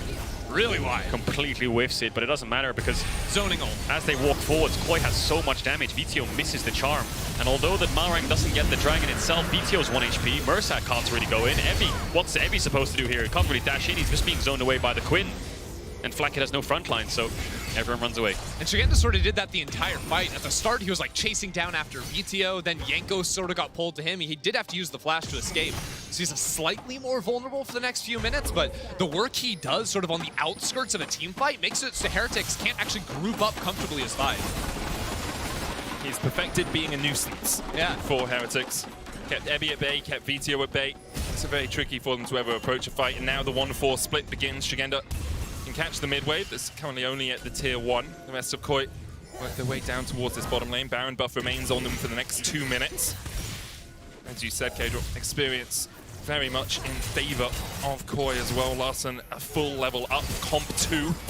Heretics are really looking to do something quickly because you can see the push happening in mid, the double stack inside the brush to try and find an angle. But he wants to flash in there, but he just got chunked out. It's the Ezreal Azir range. They can't gap close. Heretics found wanting once again. They will lose their tier 2 in the bottom lane. Wave in the mid lane being set up by Shigenda. Minions about to bolster him. I just think Heretics' draft really needed skirmishes. They really needed fights to happen level 6 onwards around objectives, but Koi never gave them a single fight, and now they're at the points where they're just completely outscaled, completely outranged, and they're 7k gold down. Maybe a TP flank from Ebby here. Look at yeah, he's going in. He has to go for it. There's no other play left. Bomb flashes away early, stun onto Ambien. Glacial Prism wide by Marowang. Larson pops himself watching the middle of them all, but the Emperor's Divide comes out, and Larson able to take out one with his dying breath. He finds a kill. Comp, do you have the dash back? Trying to get across this wall, but can't get close enough. 3 kills over 2 Heretics. All right, Heretics find a team fight there, cost him a teleport and everything to make it happen. But they get the 3 kills, push again out of mid lane. Heretics have something left to go. There we go, finally. A play that works in their favor. Great TP flank there from Heretics. Evie just coming in, making sure Larson has nowhere to go, and he already uses the WE here. Watch Larson on the Azir. He's going to use the dash early because Mercer flashes forwards, but already gets stunned up. Jankos lands a stun onto Advien, and as much as Advien tries to come back and peel here for Larson, there's really nothing he can do. The pushback is good, but Evie doesn't get pushback, and Comp uses the E, doesn't have the flash. Evie dashes through, tries to reset the E with the Q's landing, but he's unable to do so. 3 big kills over to Heretics. It seemed like Koi sort of changed their minds in the middle of it too, because Shigenda like channeled his ult to try and run down into the fight, even though they were already on the retreat. Maybe had a chance to play for the inhibitor and get a larger win out of it. Still did manage to secure that tower. Now the Baron buff has expired. Even after that fight, I just don't think it changes the state of the game. Koi still have a huge lead in their solo lanes. They're still going to have the pressure across the maps. At least now there's going to be something to fight over in the next few minutes with Infernal and the Baron in 3. They needed something like that to happen around 10 minutes ago, really, didn't they? VTO at least has caught up a lot in experience. He's almost going to be level 16 now, but you look at the champions themselves, with the 1.4k gold lead aside, Rabadon's Leandry's, Zhonya's Azir versus this Everfrost Horizon focus. VTO needs a Rabadon's quick, and then he'll be at his strongest point for the rest of the game, only really going downhill from that point onwards. So as soon as he gets that Rabadon's, can we check how much gold VTO is sitting on? Because he needs it ASAP. 1.4k. Still needs a little while, maybe a couple more waves, and he's got it. And then once he gets that, maybe there's a chance he's going to have to sell something like the Doran's Ring quickly. There's 30 seconds on this dragon. I think Heretics probably just going to have to give it up and just hope for the Rabadon to be complete before Baron. I think a lot of it does come back to the lack of hard engage that we talked about a little bit in the draft for Heretics. Like they can find engages and skirmishes if they get a flank TP off when they open up the map a little bit more, but before that it's Mercer trying to jump on people and all of them have dashes. It's a Charm trying to land and everyone has a dash, or it's Ebby flash stunning someone and everyone has a dash. It's like, how do you actually find a full-on engage against this team? I think the other problem when they come into these objective fights, they have to sort of walk together as 5 players. Otherwise, again, Shigenda is just going to chase off the one solo flanker. It's really hard for VTO to go in from the side. He's still looking for it, but Koi are fully aware. Yeah, he's sitting on a lot of gold as well. I think Heretics should just give this, but it looks like they want to fight. Looks like Heretics is, if they lose this fight, it's quite possibly the game. Your mid inhib is open. There's a wave pushing in mid as well. You can try and fight it, try and get soul point, but it's not soul. Ezreal no flash, and they have flash on the Renekton. I think they're saying Evie ult over vision, flash stun this Ezreal. They see him, he flashes in, he gets the stun onto Larson, but Larson has the stopwatch off in time. Mercer in the pit, already he's fallen. Evie doing quite a lot of work on the back of the fight though, as Comp dashes across the wall. In the middle of the pit, Marowang forced away by Blackhead. He manages to kill off Shigenda. Evie falls as well. 3v3 flash, VTO for VTO, catches the flash of Larson, but he can still dash across the wall and get himself to safety. Jankos chasing Marowang down towards this bottom side, but Comp and Larson have so much damage left in the tank. Blackhead can't do anything apart from Jankos. Then get another kill. Jankos turns into Comp, steals away the Ezreal, Heartbreakers over the wall, and will manage to get to safety in the end. A 3-for-3 with Dragon going to Heretics. Honestly insane. Heretics get another good fight. It goes dead even here. It's all Ebby starting off on the flank on top of multiple charms from VTO. Unreal that the Heretics got this fight. They're so far behind. VTO manages to do a lot of CC, but it's Flacket on the bot side actually that wins against Shigenda and Marowang together. Managing to get those kills. The Quid has a lot of gold for Koi, so it's just Larson against the world trying to fight back with Comp. The front line's gone, the range is all they have left, but this charm from VTO makes so they can get in that range. Larson no flash. but he manages to get the dash away as well. Then they collapse onto Flacket. VTO really wants to reset here, maybe TP back if they can extend the flight, but Flacket's kind of cornered here. He doesn't really have anywhere to go, so eventually has to rejoin here. Jankos gets the reset and manages to get out. It's a 3-for-3, but Koi are on the Baron. Flacket just reset. TP's coming in now. VTO also just reset. VTO has the TP, but Flacket doesn't. They need to get this down quickly. Can Jankos do it? Jankos has the heartbreaker. VTO goes in, spear rushes out, manages to survive already. Oh my God. Heavy in the pit, standing up Larson as well. Abby and the Cop forced up towards the top side, and there's another as VTO goes on rampage. Cop knocked up. Jankos steals away the Rakan and gets himself a double. And now the Baron in Heretic sight. What a comeback, 7,000 gold down. Baroned up Koi, sieging them 5-6 minutes ago. You fast forward a little bit later on, they're the ones with the Baron. The gold lead is shrinking. Jankos popping off in these fights, getting the resets alongside VTO and Mercer. Evie finding ways to make sure that he can lock down Koi, and without this front line, Koi are collapsing. This game looked completely impossible for Heretics, and now that's 3 fights in a row.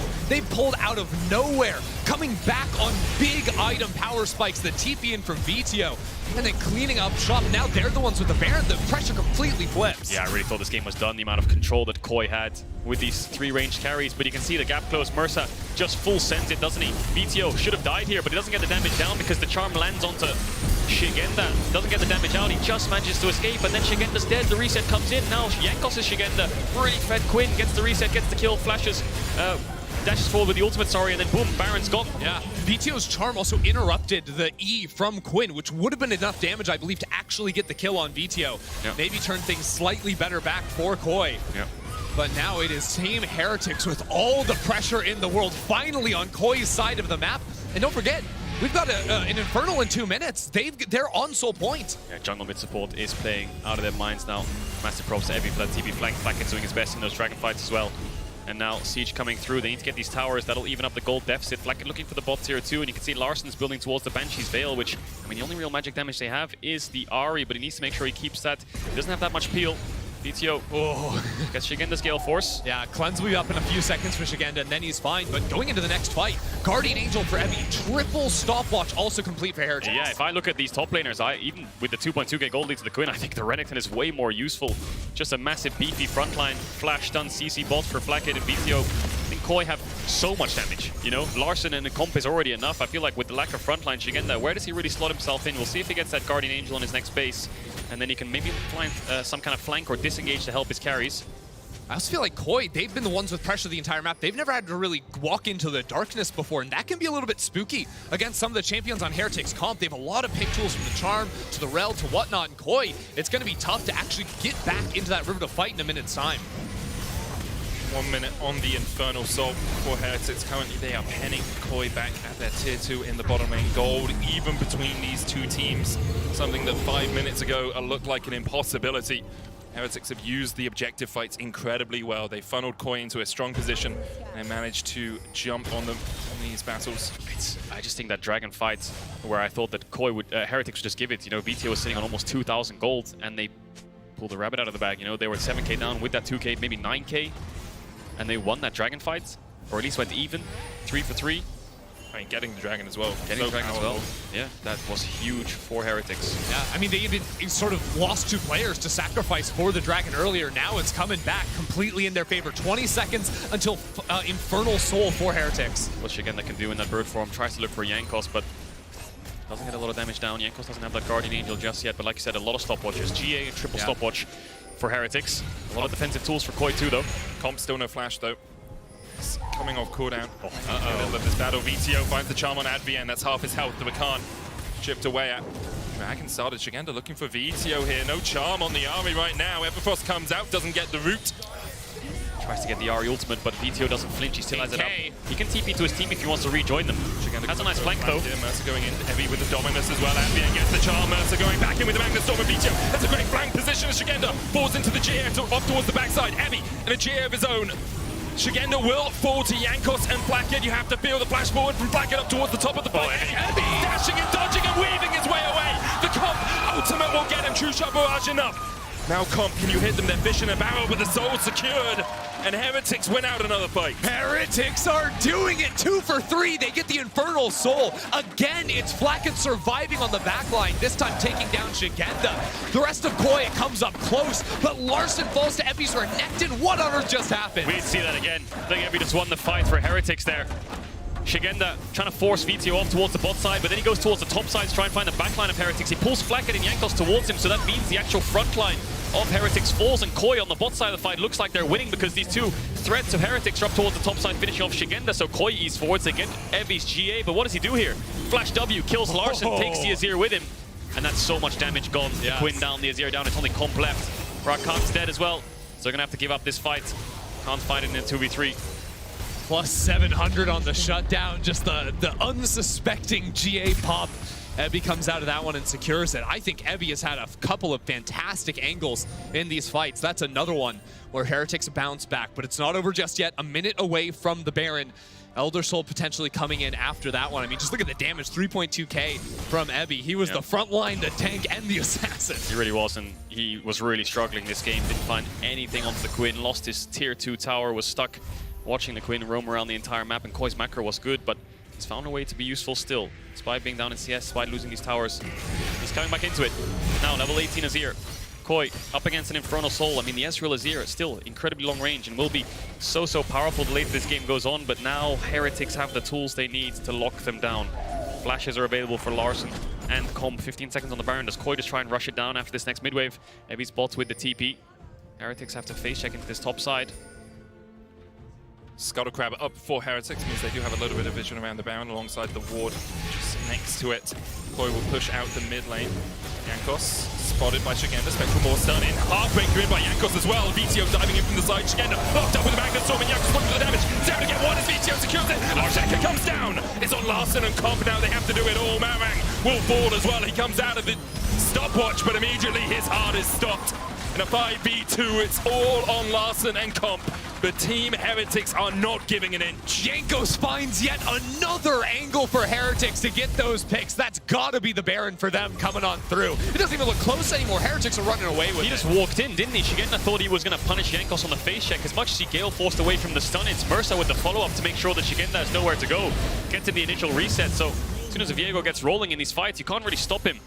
Heretics have another Baron. By the way, that Ahri that was a full Rabadon's down, 606, now 22 stacks on the Mejais, is an absolute behemoth pushing up top lane now next to Evi. Heretics continuing this push on forward. They're looking for inhibs. Here they go. TP coming in from Larson to defend. Comp trying to thin out the wave or poke Evi down. 6 seconds on Marang, 5 seconds on Shigenda. They need to get out of here, Heretics. They've taken so much damage. Respawn's coming through. They'll settle for an inhib tower for now. They have a 6,000 gold lead, an Infernal Soul, and hope in this game. Heretics now in control. 2.5 minutes before we have an Elder Drake spawning, but Heretics may be able to close it out in the next 2 as their Baron buff remains for that long. Shigenda trying to punish the face check from Jankos here. Patiently waiting on double pink. Tries to get damage down. He's going to Gale Force the stun. Or the Gale Force the ult rather, and then Mercer is going to come through with VTO to make sure that this engage does not end there, and Jankos can get that initial reset. Larson does so much damage though. Watch the health bars of Heretics just melting straight through the realm. Mercer just manages to escape on the back end of that. Malrang falls. 2 kills, 3 kills. And a Baron for Heretics with that gold lead with the Infernal Soul. I think they might be unstoppable at this point. The front line of Koi is just not tanky enough to deal with VTO and Jankos. They keep managing to find these angles. VTO constantly diving in, dashing out before anyone can CC him, making it very tricky for Koi to ever find an advantageous situation in a fight. And I mean, just the huge advantage Shigenda had in the side lane, in top lane. He just hasn't been able to find any kills in the team fights. He's really off on his own in many of these, but has been beaten out either by Flacket or VTO, whoever he's really trying to jump onto. Now not even a side lane threat really as Heretics continue to get this push on up. This inhibitor, there's no one actually to guard it, so VTO should be able to take it down easily. Yeah, easy inhib. They've got the 1-3-1 rolling. Evi just has to play safe. He doesn't have TP though. If Comp and Koi know that, they can try and dash forwards onto this Ahri or onto the mid laners of Heretics. How are you going to do it on Ahri and on Xayah though? Like, there's plenty of disengage from Heretics' side. It's hard. I think this is a really, really hard situation. Shigena's trying to chunk out VTO, but he has TP. Mid-wave's going to come in a second. Only 50 seconds left on this Baron. That gives him around 2 waves to play on. Evi's pushing in bot. Koi are going to have to pull the trigger soon, but their engage is so lackluster. Sejuani ult, the Rakan, yeah, but I feel like you said, there's so much escape tools for Heretics on top of the Zhonya's and the Guardian Angels. I mean, 3 Merc Treads that I'm counting as well. Like, oh boy, this tower not long for the world. Alright, Fools. Heretics may just accept an inhibitor tower, and the mid inhibitor tower as their prize for this. Yeah, they can also just give up the towers and just say, you know what, let's just regen 38 seconds on Elder Dragon. Let's just find a way into this bot side pit. That's our last Hail Mary fight. Void Staff for Larson just got picked up, so that's a 6-item Azir. QSS for Comp to try and avoid from one of those stuns, maybe the flash forwards from the Renekton. Summoners available. Need to clear out this top wave because VTO and Evi will have double TP, whereas Koi have no TPs. There's a world where they walk into this Dragon Pit and they face a backdoor. Importantly, Comp does have the TP, so that kind of makes up for the fact that Shigenda doesn't have one on the Quinn in this sort of situation. Means that he can clear out the top wave without them losing the extra pressure on the other side of the map. Shigenda looking for a flank here as the Sun Disc is put up in the mid lane. Evi continues to push in bot, and the Elder about to spawn. Yeah, Teleport's going to have to come in quickly, though, because Heretics are going to start this up, and they can insta-burst down solo targets. Yeah, Comp's juggling the waves. He's the one who needs to TP in. It's just a case of whether Heretics TP now towards the top side, but they're going to force down this Elder. Let's watch VTO here. And Evi, what can they make happen? 10,000 on the Elder. Evi with the Dominus. Has the flash. Comp going forward. QSS from Comp immediately. VTO diving in as well. And Flanker's already got one. Ambient down, and everyone from Koi is just put into the meat grinder. The Emperor's Divide does nothing to protect the Emperor. And Koi are wiped away in the river. Only Comp survives. A quadra so far for Blackhead. And they're looking to make it 5.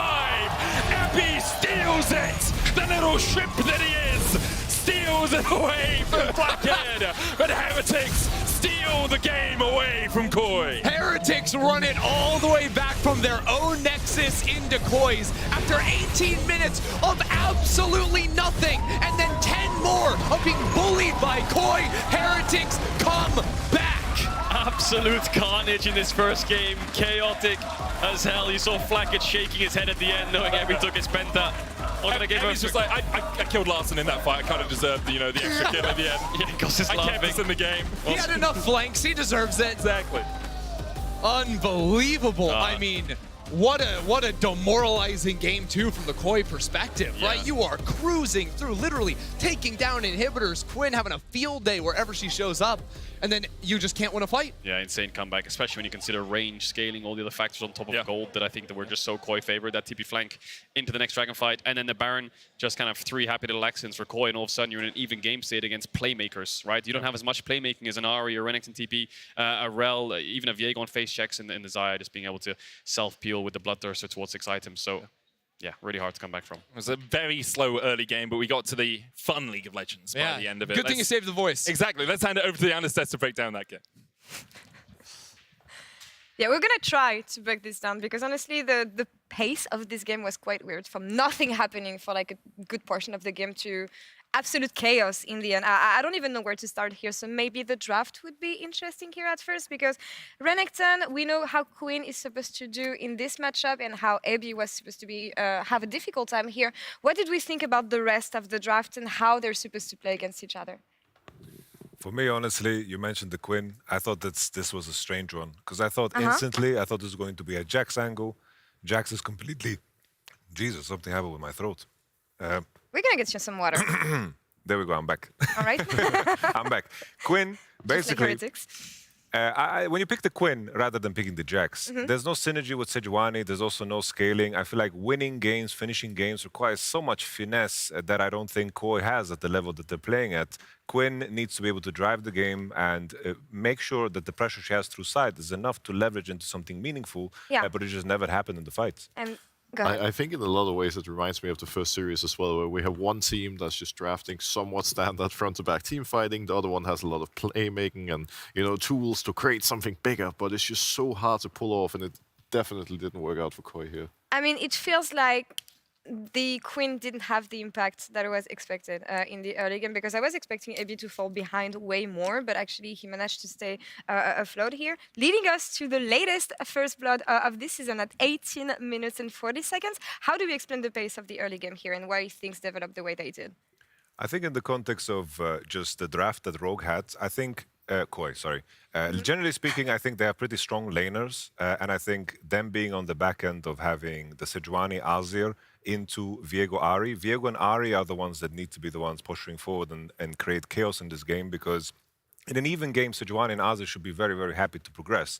And then additionally, the only thing that they need to do is to secure the Renekton, but Quinn and Sejuani together are not going to be able to dive. So it's all about just setting up for Drakes and taking small wins. And then as the fights progress, always mark the flanks to make sure that your Ezreal and Azir are protected. But this is just something that didn't happen by the time Renekton found those flanks. And I feel like that's what they try to make happen. If we can look at the 23-minute fight from Koi's side, which was the Dragon one, Broxa, because here, that's what we saw. We were trying to... Yes, there you go. Yeah, so If you around wanna here, break this down. we finally started seeing some action and some team play. So we saw Koi with Comp pushing in the mid wave, forcing Vizio to respond. And now Koi is grouped up. But Sugenda decides to go on the side with the Quinn, making it impossible for Vizio to actually join the fight. Yankas has to go help him, and even though Sugenda burns his flash, Vizio is now so low, near unable to fight. Koi groups up again as a ball. You can already see the health bars on Heretic side being so low that just unable to fight, unable to do anything.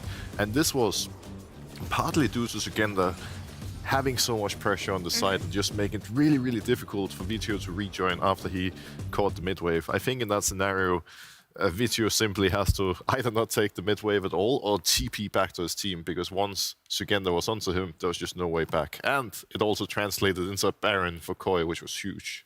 Baron, but that didn't quite the impact that I think Koi was wanting from this, because again, I think it's really hard to play around this Quinn. You want to split, you want to play on 2 lanes, and this was Heretic's opportunity to come back in the game here, seizing these opportunities around Ebi actually playing really, really well on the flank that he set up here, Yamato.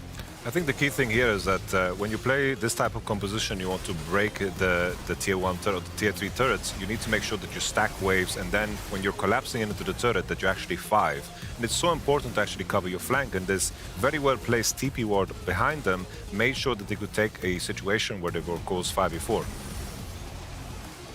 Oh, and now, as we see next fight coming up, this is a very chaotic one where there's so much going on all at once. We're fighting on so many different sides, but finally Heretic's comp is starting to come online. We saw in pretty much every fight, Flakit was left untouched, or at the very least hiding behind, you know, his front line and just taking over each and every fight.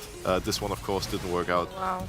It could have. Exactly the way they wanted it Yeah. to, but we started seeing the signs, right? And the longer the game progressed, the harder the game got for Koi, because that team comp just wasn't as great in fights. And we see exactly where things shifted here, Yamato. Now, my end, right, is like as the fights progressed, I feel like Team Heretics actually realized what they need to do with their composition. I think I want to give a special shout out to Evi, recognizing his role, Viteo too. They needed to break the fortress that Koi, of course, needed to build with their composition, with the Azir and the Ezreal. They basically walk around like turrets. You can't attack them head on. And I think that Malrang, Rakan, and of course the Quinn need to make sure that they are defended and push out the champions that are flanking, but they just found too many easy ways of connecting. You get that one kill, Ahri reset, Viego reset, and the game becomes very tough in those fights. We had the info that Koi selected red side on this one, so staying on the same side here, is there anything that we would like to do or see rather from them here? Maybe coming from the draft and something easier to execute? I wonder if from the side of Team Heretics, I was surprised to see the LB ban. I thought they were going to go for a Kai'Sa over LeBlanc, first pick lock-in for Viteo, but they looked very good on Ahri. I hope that Koi just take away the Renekton. I think this is a champion that, of course, Evi hasn't shown too many good answers into. He goes to the K'Sante, and Renekton's very good into it. And maybe if you want to slam the Seju, make sure that you pair it together with the melee champion. If you give the Renekton, at least play a Jax that is inherently, in my opinion, very broken on the patch. I think for me, I just want a simple, easy to execute comp, because that's mostly been what's been working today. Heretics, of course, did have, you know, some champions that require a certain amount of execution, but all in all, they have go buttons, and while Koi did have the Sejuani, it just wasn't enough. It seems like a stable front line, clear way of engaging, 2 strong carries in the back that you can easily peel for, and then you're good to go. Yeah, Akam giving them more agency going to the mid game, because it seemed that it was the issue here for Koi. But what we'll see about this one after the break, because Team Heretics take the first step here to stay alive, and we can see if they can close out here in game 2. We'll be back right after the break. You could flash smite that. Would be a very mum. Yeah, I knew he would do that. You just got Malrang, Jankos. It's such a Malrang play, isn't it? I mean... Wait, Medic, good timing, Medic, good timing, good timing, okay. No, flash away, Heavy, looking for the stun, Mercer coming in. What a timing! What a timing, kill him! His headset fell off. Jankos has the heartbreaker, VTO goes in, Spear rushes out, manages to survive, we're ready to kill together. Heavy in the pit, stunning of Larson as well, Heavy and the cop force up towards the top side, and there's another as VTO goes on rampage. Cop knocked up. Yeah, I give you. I get better. Oh no, Heavy! It's right.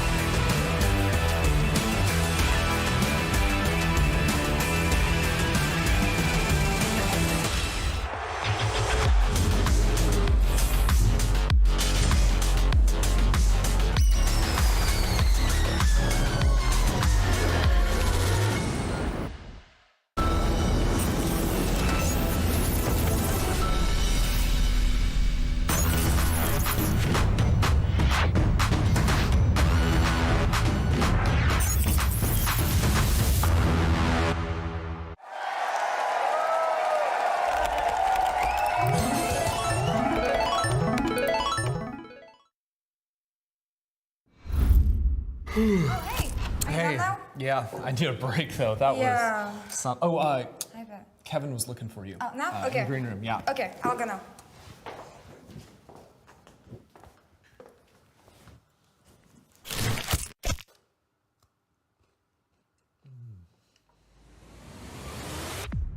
Even the biggest champ needs a break.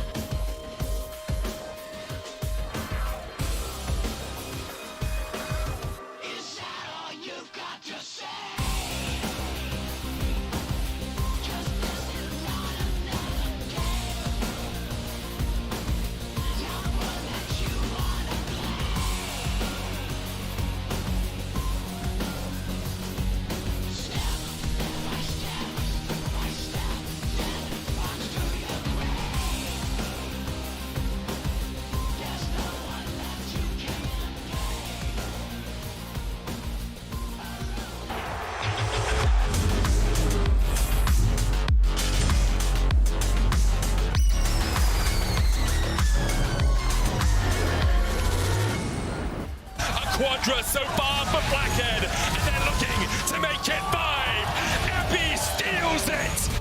Oh my god! Oh my god! Oh my god! That's me when I get medic in my solo queue games. No! Because I'm on the enemy team and you know it's a free loss, right? We're doing, and you're gonna first time something. Excuse me, Mr. Aphelios. My Aphelios is getting good. Give it time. I'm just happy to be here. You know Give it what? time. I actually think you're starting to play a lot like LPL AD carries. Cream Thank in you. particular. He's a mid laner, buddy. Oh, he is. Yeah. He Anyway. was playing Kai'Sa today. Nice try on the insult. Kai'Sa, he's an AD Yeah. carry. Haha. I mean, he is an AD carry, technically. Because I didn't say bot laners. I said AD carries. You mean a marksman? Oh, yeah. Yeah. Ender's on my According side to today. Riot Games. like You were the mean to him too. Yeah. So he's on my side now. What does that mean to you? I don't know. At some Probably point. At some point, yeah. Yeah. Anyway, Heretics versus Koi is our next game. As it was our last. Versus in a 1v5. Oh no. That's not fair. Yeah, I Someone think. get on Rest of stage the team's quick. still fighting about the penta backstage. Well, really, Heretics are Jankos just is so holding exhausted. Blackhead back. They're Oh, so true. exhausted after the first 18 minutes of game one that they needed a little bit extra time between. Okay, they've got all of them now. Nope. Yep, we've got all of them. Everyone's on stage. Oh my, it's actually for the crowd buff, right? You delay your walkout into stage, you get that instant adrenaline surge right before champ select. That's it. I love it. Performance coach Ender. Yep. Get me on a team. Just has them all waiting backstage. Oh, wait. But don't you have a team that you coach? Yeah, Teddy Tactics, North American Game Changers Valorant. Shout out. They doing well? We lost to Genji Black, unfortunately, but we're going to be back for Game Changers 3. Nice. Yeah. Looking forward to it. You can follow him at Twitch TV. Why are we doing this? I know the amount of times we've gone over a sign that says sub to Pedro, Twitch Prime to twitch.tv/Pedro. I'm going to call you out, man. I'm going to shout you out. Well, thanks. Those are actually two. He's they being call nice to you to sounds get him mean. on your side, by the way. Exactly. Don't fall for it. He's trying to like bribe you into It's it. all part of my manipulation. You know what would be a strategy. good idea? If you could shout out the stakes of this match. The stakes of this match? Yeah. Yeah, I can do that. Yeah, do it. You want me to do it now? Yeah, I bet. If Team Heretics lose, they are not only out of the summer split, they are also out of contention for season finals, which means they can't make Worlds. And if Koi win, the series this is, we're talking about specifically. Yeah, but that's if Heretics lose. You've already said that. No, yeah. So Koi lose. No, but if Koi win, they get something as well. Oh, okay. Carry on. I'm So, more do you wanna shout confused at the now start? than when we Okay, started. I'm going to do it really quickly. If Heretics lose the series, they can't make season finals, they can't make Worlds. Yeah. If Koi win the series, they are into season finals. Okay. Okay? Easy. We good? And if Koi lose? They can still make season finals. Okay. Are season finals and worlds the same thing? No. Okay. Close. Competition-wise, close. Yeah, we send 4 seeds to Worlds. True. I mean, 4 technically plays NA, but we basically send 4 Worlds, seeds to Worlds. We won't talk about it. Heretics on the blue side going to ban out Tristana and Azir this time. Maokai and Rumble being taken away by Koi. Is Kai'Sa going to be something that they ban away on 3 again here, Koi? I think it would be a good one to take from them. I don't think there's anything that stands out as a must ban. I mean, they could take away the Rel, but I don't think it's worth it. With Kai'Sa, LeBlanc, LeBlanc. Tristana ban, as VTO being able to play Kai'Sa mid and having that flex on blue side, I think we'll get similar bans and a similar-ish draft with a Sejuani 1-2 from Koi. Yeah, Rel first for Heretics. Yeah. I agree with Presumably. I mean, honestly, well, I don't think Mercer was actually usually the first one going into the fights. His crowd control following up on either a Yenko stun or a VTO charm. Wait, Kai'Sa time was very impactful. So I would not be super shocked to see him go for it They again. value Rel over the Kai'Sa flex. Yeah. So now Kai'Sa Sejuani, right? Yeah, I think they should. I mean, that's interesting. I'm really surprised Heretics value the Rel so much. Have they got something cooking like a Samira or something? Or a Draven Rel lane or something along those lines? Hey, it's possible.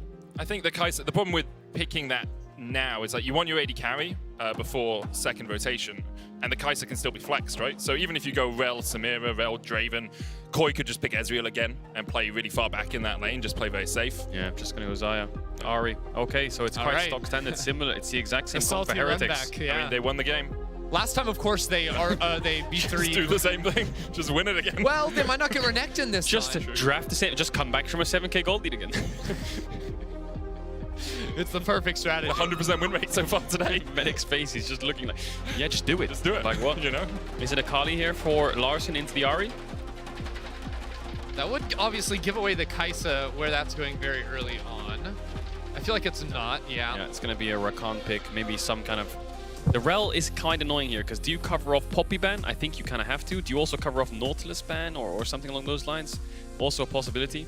This is where scouting comes in, you know? Have you watched Jankos' stream? Has he been playing Rel jungle on stream? Oh, ban it away, you know? Has he been playing 2v2? I think he has. Oh. Rel's quite broken in 2v2. I also played with his Ivern in 2v2. How did that go? We won. So, I mean, he did say, I'm going to play Ivern in 2v2, so they ban it in playoffs, in his best of 3. Someone just looking through match histories be like, he just seems to be playing like Shaco and Ivern. We should just ban these. He banned like Heimerdinger and stuff. Maybe he plays a jungle. Zyra jungle? Yeah, if he gets VTO also to play in solo queue, that's a flex pick. All of a sudden, you got to get rid of that. Yeah, and the flex that's still alive for Koi is this Kaisa. Buy ban already coming in. There's a Gwen ban, so that signals... Okay, Cassante, Ornn, Sion. Yeah, signals tanks. I wonder if they ban Gwen and Cassante, then it singles out definite tank. I mean, he's only really played this split Evi, Renekton, Cassante, Sion, Poppy, Ornn. I feel like a Poppy ban here is good for Koi. Yeah, I was going to say, I think that's the same last split and the split before that as well. Hey, you a lot of those champions up top side. We're missing the Gnar out of that. Okay, you're right, you're right. Wow, no Poppy ban. No Poppy ban from Koi. So that's definitely a possibility for Heretics. If they put Rel bot, jungle Poppy, top Poppy can work. Rakan really struggles against that champion. I really wonder what they're going to pick on 4 here. They must be, knowing Koi, they're probably picking mid on 4 here and killing that Kaiser Flex or AD into this Ahri and then allowing Shigenda to get that chance picked up. Whatever they pick, they're likely to end that flex, right? Actually, I guess if they pick top, then they'd be fine. Yeah, 100% right. I don't know why I said that. I'm just like kind of thought halfway through the thought, and then the thought just disappeared. Orianna. A classic. Yeah, okay. As you say, whatever they pick, they can kill that flex. Kaisa going down towards the bottom side, Orianna mid. Orianna mid. Wow. Okay. So Heretics. I think Cassante is an obvious thing with Gwen Jax bans. I guess Shigenda will play Renekton into it. He could pick Renekton here and play against the Quinn if he wants to. Larson just going down his list of most played champions with this Orianna. He had the Azir, that's his most played, lost on that. So he's like, okay, what's my second most played? Well, Orianna.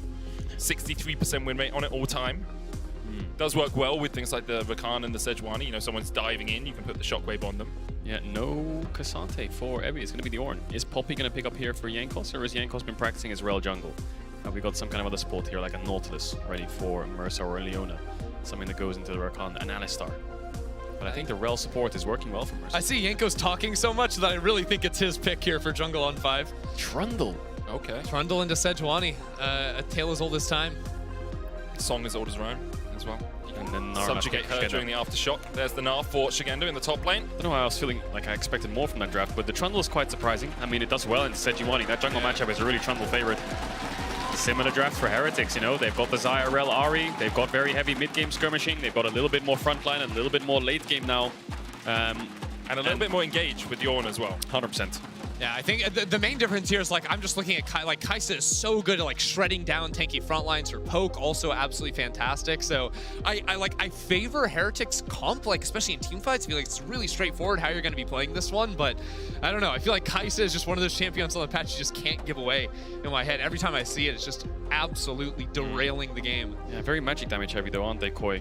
Jungle, mid, AD, support, kind of all on the same damage basis. Gnar is the only kind of isolated out there, so that'll be annoying for Evi when it comes to his build, but I think obviously he'll get pushed in. Shigenda should get a CS lead. See what he does in team fights here, but you can see they're not really playing for side lanes anymore. They've said, well, the Quinn was great, team fights struggled, let's go Gnar, let's play team fights. Yeah, strong. Again, you have like not similar strength in lane, much more muted than the Quinn in lane, but you have that ranged advantage, and then looking for those flank ults going into the team fight is going to be the idea for them. But I also think that this time around on the Trundle, this gives Jankos a few more options to fight that Sejuani in the early game. Balrog was just inside the jungle using that top lane pressure early, so we'll see if Jankos can make a little bit more impact. He was on the back foot in game number 2. Going to fight back to stay alive here in the LEC.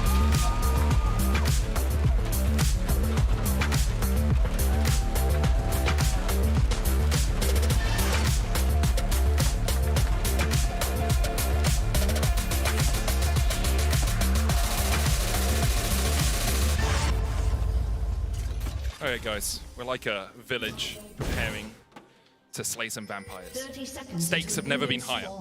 If Heretics win, if Heretics lose, they're out of the season finals, out of contention for Worlds. Yeah, can you smell the garlic? No, wait, I need to keep going. This is important stuff. This is important stuff, okay? Koi win, they're into season finals, but there is one more team involved in this little triangle of in our village. Stakes. Threesome of teams. If Heretics win this game, SK will lock into season finals. Heretics will not quite be locked into season finals, but SK would lock because Koi wouldn't be able to overtake them on points, and the whole Shadooble would cascade. Do you have the down math? in Can some you sort show of- us that? No. Okay. You're just gonna have to trust him. I did do the maths earlier this week. I just forgot that I'd done the maths. Well, I was just gonna say we have 16 minutes and 40 seconds for you to show us your work. So that means okay. So you're saying it's going to be the same 18 time, minutes, yeah. 18:40 again. So if Heretics wins SK locked, that means we have 4 teams locked. Yeah, BDS, Mad, G2 are all already locked. And then SK would join them. SK would join them. If Koi win this series, Koi would join them. SK would not be locked. The battle really begins then, doesn't it? Because you've got 2 slots slots, left. You've yep. got Fnatic who's still alive, Heretics who would still be alive, XL. XL, and Vitality who's on the sidelines praying. Yep. So still a 4-horse race in that regard. But Comp and Koi are still alive, and they're playing the Kai'Sa, which is obviously one of the most, I say broken, the most powerful champions on the patch right now. A lot of poke heavy, but again, he's got lethal tempo, and he doesn't have minion dematerializer. So I think he's going AD Kai'Sa. Yeah. He's actually recognized, you know what, Sejuani, Orianna, Rakan, I'll go AD. Evi's just hitting him. He's just he's just going. Just bonking. Smack him. Okay. Oh, he's going. Level 2. Pushing and the dodges away. He's gonna hit the Q. Ooh, fade away. Wait, he's actually thrashing him. Oh my god. Skin is so counterintuitive. Well, I imagine Ornn as the champion. Malrang. VTO pushed forward here. Malrang looks for the Arctic Assault, can't quite land it. Charm. It's a slow on VTO. Charm was available. Yanko's going to chase Malrang out. Advian's getting a double knock-up here. It's stunned for the good of it. Crash down from Mercer will not find its mark. All right, something's telling me First Blood might be a little bit sooner than 18 minutes this game. Might be a bit more of a scrappy one. We can only hope. Preach. I don't know. You seem to enjoy your time off up there in the crowd. Yeah, I mean, it's nice, you know? First he goes diving on holiday, and then he's sitting in the crowd. Medic. He's just not even doing his job. Yeah. Yeah, guys, let's not say that too loud, okay? Cole might be watching, you know? Malrang's in gank top, Medic. This is where your job kicks in. Not yet. Not yet. He's not gonna gank top, Medic. All right. When he goes for the minion. Kicking. Oh, he was trying to build something in the river. That's all you. Okay. Right, so Malrang's top camps are still up. Thank you for doing my job, Ender. That's nice. He wants I got his you. top scuttle. What is it? What's it gonna be? Wait, I thought he was building something. Yeah, it's Ruby Crystal. Oh, okay, it was just a wave. He misses from Flacket. Nice dash from Advian. Trading coming out on bot. That's one of the problems for Rattle into the Rakan matchup is, yeah, you can get a stun, but Rakan is very good at just dodging away from the crash down. Yeah. No, it's valid. You're looking at me like it's not a valid point. You know, Thanks for letting us know that they can use their abilities. just saying. Okay, my whole job is just saying the abilities. I feel like, what's happened here? Why is this? Ender, you know if Orianna shockwaves Ari, she can like ult out of it? You're kidding me. Wait, can she flash out of it though? Yeah, she can. Wait, Hey, that's Dapper, OP. at what point does this count as workplace bullying? Huh? I'm sorry, mate. Tell me. I just loved it. Wait, how did Larson just teleport back to lane? Because he has That's TP. Wait. Okay, sorry. No, we'll stop now. We'll stop now, Medic. I'm sorry. I'm really enjoying the bit. I'm sorry. Be honest, you want to keep going? This will be great. People say we don't do hard-hitting analysis here. We go into This is amazing. We go into the hit the Nexus stage. Shigenda still hasn't TP'd back. Heavy neither is just catching the wave. He's been Oh, building. interesting, is he? Oh, Medic's God, figured. it's not a good Medic's look on you, figured. Medic. Okay, can you just take it easy and Tell let me him what do he's his doing now, job? Mark? Or? He's gonna last it. He's gonna hold the wave. Mercer's also trying to hold the wave. Everyone's trying to hold waves. Mercer's gonna be able to hold the wave, but I don't think Evie is. I'm just trying to hold someone's hand. Medic, it's your turn.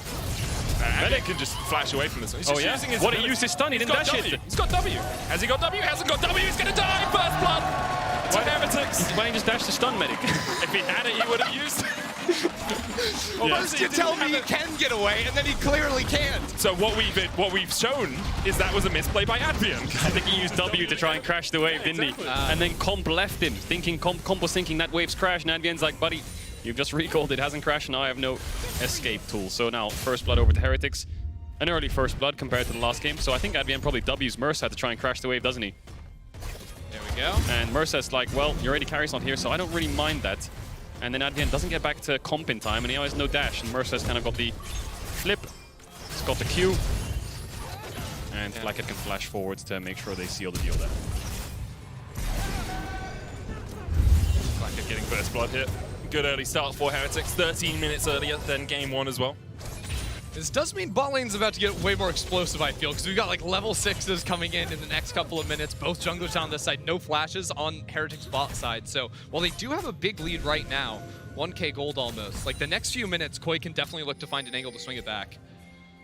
Mauring gonna clear out this ping, get level 5 off it. VTO's level 6 though, so those mid ganks are not gonna work. I feel like Koi are just kind of, they just want to scale. Wait for Kai'Sa to get a couple of items. They've got an Orianna mid who it's gonna be a bit hard to impact the map. Not as much agency as an Ahri when VTO comes out of base, and it's all about bot lane right now for Heretics. Comp has the flash, uses cleanse early here, knock up from Advienne. Comp still holding that flash as Jankos joins the party, so does Mauring. 3 in the bottom lane as both Blackhead and Comp fall down to about 350 HP apiece. Yeah, these 3v3 is not going to be favoring Malrong very much. Has to use the Q just to run the opposite direction. As long as Jankos sort of hugs around this bot side, I think they could actually move this into a dragon if they wanted to. The fruit's there, so Blackhead can gobble all that up, and then Drake should be easy. Trouble sort of farms through that after the crab. Yeah, I think they're going to go one more bot wave. Jankos gets 6 off crab, and then maybe they're going to go for it. VTO's out of base as well, so he's happy to join the fights. And I think Mauring's just going to have to move towards the top side. So it is a dragon window for Heretics, just in case of whether they go for it. And there's the level up for Jankos, and he's going to start it up. Can Mauring cross map top? No, he's going into going the back bot towards river. bot side, actually. He's level 5, though. Is there really anything to do here? Level 5 Sejuani? You can watch. Look how far away he is from level 6. Theatre League of Legends, you know, everyone's going to see Barbie and Oppenheimer. Yeah, but he left in the second act. He didn't even see the climax. What's the point? It's more like watching The Flash, I guess. Just getting out of the it. entirety through. Yeah. First dragon of the game over to Heretics. 600 gold lead in their pockets as well as Blackhead tings over to level 6. Has a 500 gold lead in that bottom lane. Mauring looking to see perhaps if he can steal something, knowing that Jankos is on the bot side of the map. Gives him the opportunity to get in here and take away one of them. I actually think Comp landing the W onto Jankos there might have just guaranteed this blue buff going on through. Jankos had an opportunity to sprint back towards the top side. You can see the duo lane is also running on up here. They want to take that dragon. They already took that, and they're moving it straight into a Herald on top side, a full flip. Yeah, and I think Comp's a little bit late to respawn. He's going to have to reset off, and the problem is, when they move towards this Herald, because of the tempo on both side lanes, there's no cross map. You know, Comp can't hit that bot tower for a Herald trade. Mauring can start it up and try and get Comp and Advienne here in time. Advienne and Mercer both a little bit far away from that level 6. They won't get it off mid-wave. Mauring's posturing a bit forwards here. Jankos is going to get his Grump. VTO trying to contest this mid-wave. Herald started up by Mauring. See if Shigenda decides to join the fight, but both these top laners have no TP. It's going to be a 4v4 around this objective. I don't really know if you want to take this fight if you're Koi. Perhaps you can look for mid lane. Shockwave into Glacial Prism. Perfectly timed there by Koi. Set up around the Herald. Knew they couldn't play the 4v4, so they isolate VTO and take him out of the action. Heretics can still play this though. Orianna has no mana and Sejuani has no ult. Double stun, double knockup. Maybe a double kill to boot. Blackhead on the chase is Advienne. Gleaming Quill, the heal. Doesn't have anywhere to go apart from flashing to save the overlord. Remember that flash ability we just talked about? We broke down a few minutes ago. About it. I'm sorry, yeah. You can't forget about the flash ability. That's a critical It's the one. tone of his voice. He's not got anywhere to his flash. God, everyone in the game has the flash too, but honestly, Heretics, great job fighting back there. By all accounts, they lost the fight in the mid lane, but Evie was also on the move up, so even if the fight didn't break out immediately, I still think they want to contest around the Herald. Easy Herald pickup, and they don't lose anything on this side of the map. Yeah, 1-for-1 overall. Flash down for Advienne. Would have been nice to get that kill. Evie has the ult. Shigenda really wants that plate. Shigenda has the flash ability though. And with that, you can teleport a short distance towards your cursor. Is it blink or teleport? I think it's blink. It's a blink. So, but you know, he's learning. Really good setup from Larson and Mauring here. Get the kill onto VTO, but I think they just, maybe they don't look at the minimap because they've got a pink ward that Jankos is clearing out, and Mauring kind of like, well, I know they're around there, but we're going to move into this topside river after I've somewhat helped you push out mid, and Larson just used QW, so he has nothing. He literally cannot provide anything in this fight other than a shield for Advienne. And then this is where he uses that crucial flash ability to get away from the kill. Manages to escape. Mercer, though, having a very good performance on the rail over these last couple of games. The double knockdown, double crash down there. helping them find the kill. Flacker now 2-0 on this Xayah. Bounty on his head, building up towards that first item. The Rift Herald still sits in Jankos' pocket, around a quarter of the cooldown gone on that. I wonder where they'll decide to use it. Probably invest more gold into Flacket if they can. Yeah, last game it went into the mid lane, but there was a little bit more, or that was Koi's side, obviously. But Jankos does have the ability to play a little bit around mid. I do want to draw attention, Mersa has hit level 6, and remember, Heretics went for the first pick Rel, now 2 games in a row, even when Kai'Sa was up in the second one. So good to see him finding these angles early. In the team fights last game, he was an absolute difference maker, but already it's so much more dominant through this early game. Now that Jankos is like looking to play around these lanes, fighting back with the Rel, it's looking very nice. Epic TP up in 8 seconds. No ultimate for him, but it looks currently like Heretics are trying to set up something down towards this bottom lane. Might just be the Rift Herald. Away, still a little bit away, but Heretics realize that they can play for a couple of plates here. Never going to take the full tower, assuming Koi respond, which they do. Heretics will get the charge in, and the Rift Herald will be smitten. Smited? Smoted. Smoted. Yeah. Smotage. You can look that up in the dictionary. It won't be there, but you can look it up. Just take your time. Didn't say it was there. Kraken Slayer complete for Flacket. Comms building towards that item as well, I think. And Dragon's up in 40 seconds. There's a Kraken Slayer complete for Comp, both coming out of base. And you can see, despite having those 2 kills, they're basically similar on items, just the Berserker's Greaves difference. Don't really complete it for Comp, has the dagger though. And he's going to move back towards that bot side. Larsen's going to get the blue buff. No jungle item completed for Malrang just yet, so they won't be able to share that. But this dragon fight will ensue. 4v4 towards the bot side. Jankos has the Sunder, so he's going to do so much damage in this early dragon fight. Shigenda has just gone Mega Gnar, so that's going to be timing out as the dragon does spawn. He's got a level advantage as well, and about 40 CS in that top lane. Although every time we've looked towards the lane, it's been Ebby, bashing onto Shigenda. He's taking place. Ebby is winning the battles. Shigenda's winning the war of attrition over here. Yeah. So many minions up on that top side. But still, I don't think Koi can realistically contest around the Drake. Instead, you can actually see Advian running up top side. I don't really think there's an opportunity to dive. There's no Mega Gnar stacked up or anything like that on Shigenda. Even if there was, Ebby's ultimate is just a little bit too much to deal with. So just going to put down a ward before going back to base. So they run into each other down bot side. 50 seconds to play for a turret plate, but Malrang going to deny the cross map. I wonder if Heretics are concerned about a TP flank. They're not committing so hard onto that bot tier 1. Larsen has this constant mid pressure, similar to game 1. Not as punishing though, and Shigenda has the top push. He has flash, but Ebby looks for the double knock. He has the damage. Shigenda is going to go Mega. And yeah, he's back to half HP, Ebby. He did manage to scare him a little bit as Jankos can put the pillar down here, but doesn't force Larsen into a compromising situation. No charm for VTO to connect there. He just procced Phase Rush as he ran towards the lane there, so a bit unlucky. So Evie will level up. Shigenda's actually a full level up on the Ornn, and he's slowly chipping away at that tower. So you can see the solo lanes of Koi are winning out. The bot side 3v3 is in Heretics' favor, but they can't accelerate the game because these 2 solo laners have TP. So it's kind of hard. You can see that ward on the backside of the bottom brush. If Heretics are to move forwards, that's going to sting. This is spooky. Flacket most gold in the game, and he was dominating in the team fights back in game number 1. Ultimate and cleanse. So I think they need a Rakan flash somehow, but how long do you wait before you just say, you know what, let's go? I don't think he can. Yeah. Flacket is really like... He's playing it smart. He doesn't see enemy bot, he doesn't see enemy jungle. But then this is the point where Koi is saying, but how does he know? He can't know, right? Does he know? Well, see, there's actually a ward. How would he know? There's actually a ward up towards between the tier 1, tier 2 in that lane. Do you as well. think that actually spotted I think he would have seen them walking down into the lane.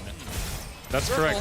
Unless Malrang came from Wolves and down through the tri-brush, I didn't actually see his whole path. Yeah, I didn't actually see the whole path, but you're completely right. If the Malrang ran through lane there, he would have seen it. So that's why Flacket was playing safe. VTO ulting. This is a dive. Heavy. This is the knockup. Shigenda dashes across the wall, but VTO still on the chase. No charm to connect. Shigenda has the flash, but doesn't have a hope in hell of surviving that one. Meanwhile, the tower falls in the bot lane, and Heretics making plays across the map here. Yeah, straight in and out. Easy as that. I think they go ahead and get a reset on Jankos' path back up here for the Herald spawning in 30 seconds. Maybe move that to mid lane too. Heretics running around the map here. Looking real good in the early game. Yeah. Gonna pick up the top tier 1 here, maybe Koi. They've got their jungle support hovering on his top side, but Evi hasn't reset yet. He's just going to clear out this wave regardless. He has ultimate for the next wave as well, and Jankos is sprinting up towards his top side. VTO has the TP, winning on both sides here. Are Heretics looking to take a nice early game lead here. Complete turnaround from game 1. Yeah, in terms of ults, while Jankos, VTO have theirs down, Malrong doesn't have his either, so Heretics not even that far behind if a fight were to break out in this area. Yeah, here comes the overload for top tier 1. I think Evi's gonna have to either ult this wave or give it up. Oh, Mercer's on a big flank. TP behind. TP behind by VTO. Evi low, but the call of Portugal coming out now, and Mercer and Jankos looking for the flank. Larson knocked up. VTO lands the charge, and Larson will fall. A great Magnus Storm. Advian trying to get away with a bigness of his own. Marang just at the edge of the orb of deception, but the edge of death as well as VTO picks up a double. Koi tried to make a play happen. Larson doesn't have the damage to kill Evi, and then he gets the ultimate across. Larson doesn't even flash it. 2 kills over to VTO. They're winning out on all sides of the map here. The only win condition that Koi had was those solo lanes, and now Larson is even with VTO. They're going to be able to push in, take top tier 1, take Herald. Yeah, it's going to be so hard for Koi to come back into this game. There's no real plays that they can force into. Face checking into this comp is going to be horrendous. Yeah, it's really, really tough for them. I mean, they were the ones trying to make that play, but they can't quite finish off Evi, and then the Ornn ultimate still having an impact even when he's just on 1 HP. I'm surprised they didn't commit for the kill here onto Evi. Malrang just decides to run away. Actually, no, he goes... I don't know why I thought that. Yeah, here. I thought he could commit full. Actually, he doesn't have the ultimate. He does have the flash, though. I feel like when they're behind you, maybe he thought he could just go full forwards, but instead you run backwards into them and kind of like die anyway. I feel like in those situations, committing full is the best thing to do, but maybe he didn't have the full information as to where they were. You can see Comp was pushing mid-wave. Shigen was around mid as well, so there was no real bailout of that situation. Tried to get to his top tier 1, but nice collapse from Heretics. And the problem for Koi is there's a domino effect from that play. They don't get the top tier 1, they lose 2 kills, they lose their top tier 1, they lose Rift Herald, and now there's 40 seconds on the next Cloud Drake, and the enemy has a Rift Herald to help with a push, probably in the mid lane to try and take that tower. Shigen is trying to defend here, up down towards the bottom lane, but Heretics have a 3k gold lead. They've got every neutral objective so far in the game. They have pushing lanes in mid and in bot, and there's 20 seconds before Cloud Drake comes up, and it will be their 3rd dragon of the game. It's so bad for Koi. Can they go through? Can they go for tier 3? I mean, they can. No TP on Orianna. Comp just showed on mid-wave. It's going to be hard if Flakked really wants to step up to that. He has no ultimate just yet. They might just get the crash and go to Drake. Safer option. And honestly, like, Koi's best bet for a fight, like, whether it's this or the next Drake, it's probably here where you're still on one, like, major item and components in the Heretics camp. If you wait for the next dragon, on Soul Point, Heretics gonna have 2, maybe even 3 items. Top flashes early, call to the Portugal, still the Magnus Storm for Mercer. And Heretics continue to dive in, and Koi continue to die. The Drake still available for Heretics if they want that prize, but so far they've taken a tier 2 in bot, a tier 1 in mid, and now they can turn their eyes towards the dragon. Game 2 looks over in the time that it took Game 1 to even get a single kill, Medic. Yeah. I can go sit in the crowd again if you guys like. Never really thought about that one. Maybe we'll have to in a couple minutes because Heretics are demolishing Koi. What a nice ultimate here from Evi. Gets Comp's flash. Mercer instant follow-up with the flash ultimate. Such good team play coming out here from Heretics. Larson's just kind of standing there watching his whole team collapse. He's ahead on the Orianna, pushing out top, but his team's getting hard engaged on. And there's not much he can do about it. Shigenda is even with the Ornn, but that's not what you want from the Gnar counter pick. And now Heretics with this gold lead are going to start pushing their advantage on. Soul points already. Granted, Cloud Soul's not the strongest. Their Baron, not the fastest, but the amount of turn potential that they have with this Kai'Sa not having summoners is insane. They have the Ornn ult, they have the Pillar, they have the Ahri dash, and Mercer can look to hide in brushes when they decide to start it up. So I think then in the next couple minutes, Heretics can really start to force this Baron down. So much pick, so much AoE control, and not to mention, like, playing for elimination here for Koi, especially when Game 1 was such a lock-in for them. They'd had everything and then just demoralizing. It wasn't even just like one fight they lose and it's over. They lost fight after fight after fight when they were pushing Heretics into the brink.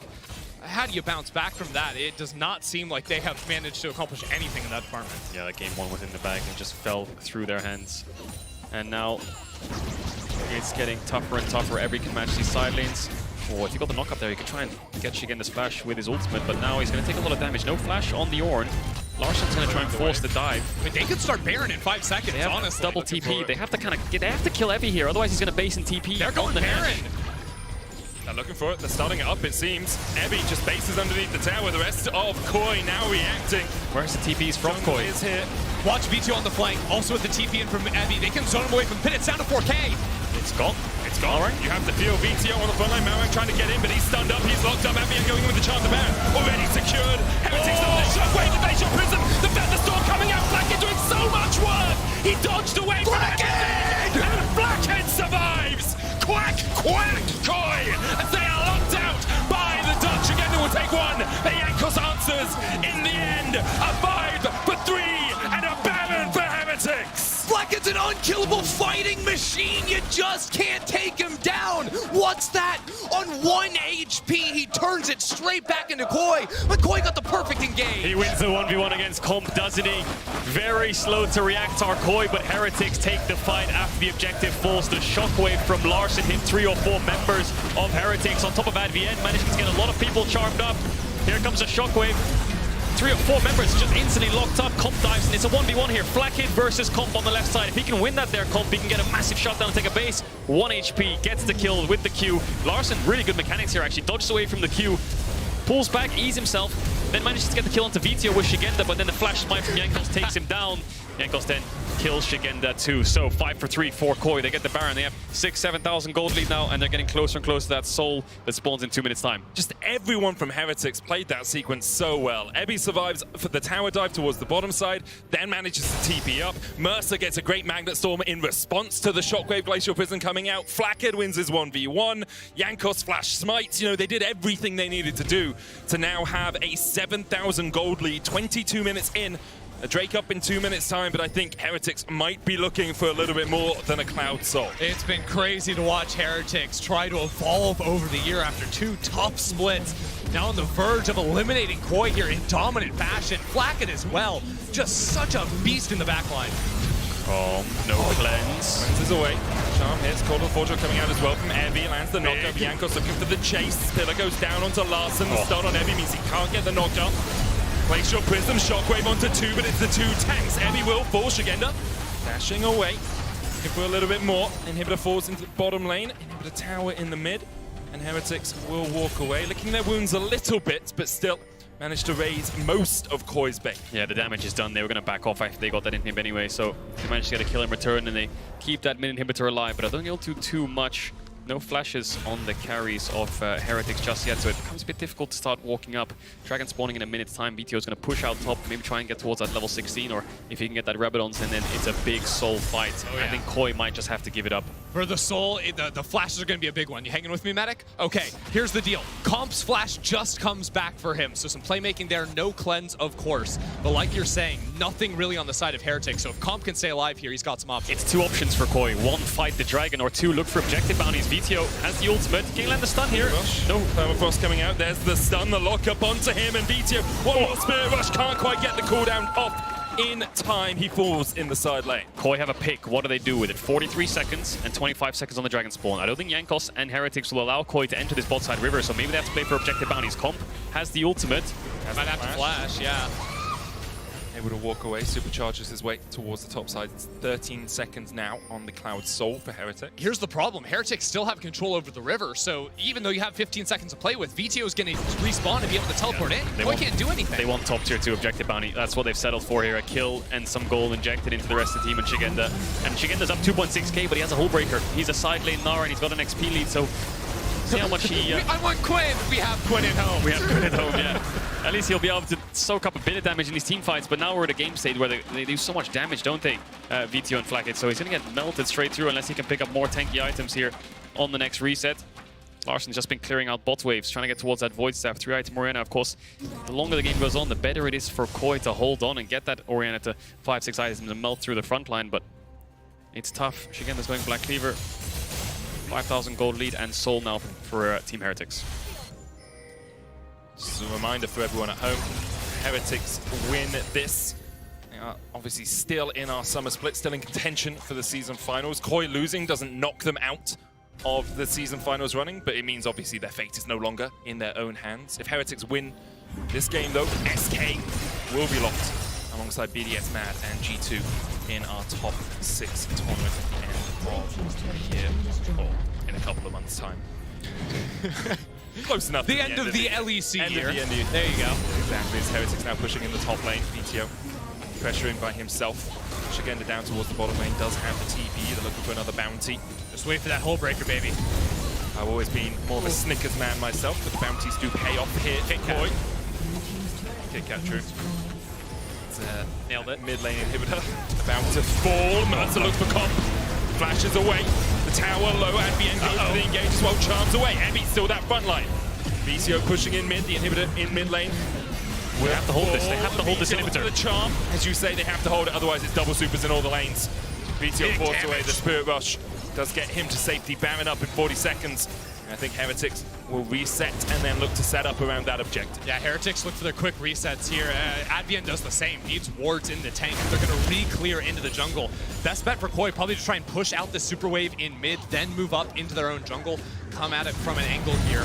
It's a little bit concerning because they don't have many wards. There is a red ward on enemy blue buff, by the way, so some potential for flank TPs from a guy like Shigenda, but he's burned through the Mega Gnar already, so would have to find a minion wave or something to recharge that on. Larson got that Void Staff. He's going to push out bot. Here come Heretics towards his top side. Baron spawning just now. I think they're going to start it up and the ward's gone. Try to force. No flash on comp means their turn is so strong. Malrang and Advienne needs to get some vision in this pit. He has flash now, Malrang, if he wants to look for that steal. Has the blast cone as well. Larson's still not TPing. Larson's still in the bottom lane. He's set to TP, not pushing out the wave yet. There it is. Teleport in. Do they back away? Tower falls in the mid lane. Heretics do. They let it reset a little bit, still at 7,000. Jankos and Flacken now working on the Baron. They can play time. Minions are pushing down the bot side. Jankos just keeping it tanked. He can perma-push this. The slower they play though, Heretics, the worse it gets. I feel like there's a decent amount of poke coming out from Koi with Shigenda just being a nuisance on the front line and forcing them back. You can see Abby already get chunked out. Heretics disengage it. They get mid-wave. They push towards a blue buff for Jankos and Flacken, and maybe they're going to start it again. Bot wave, you can see the assistant pings on that lane.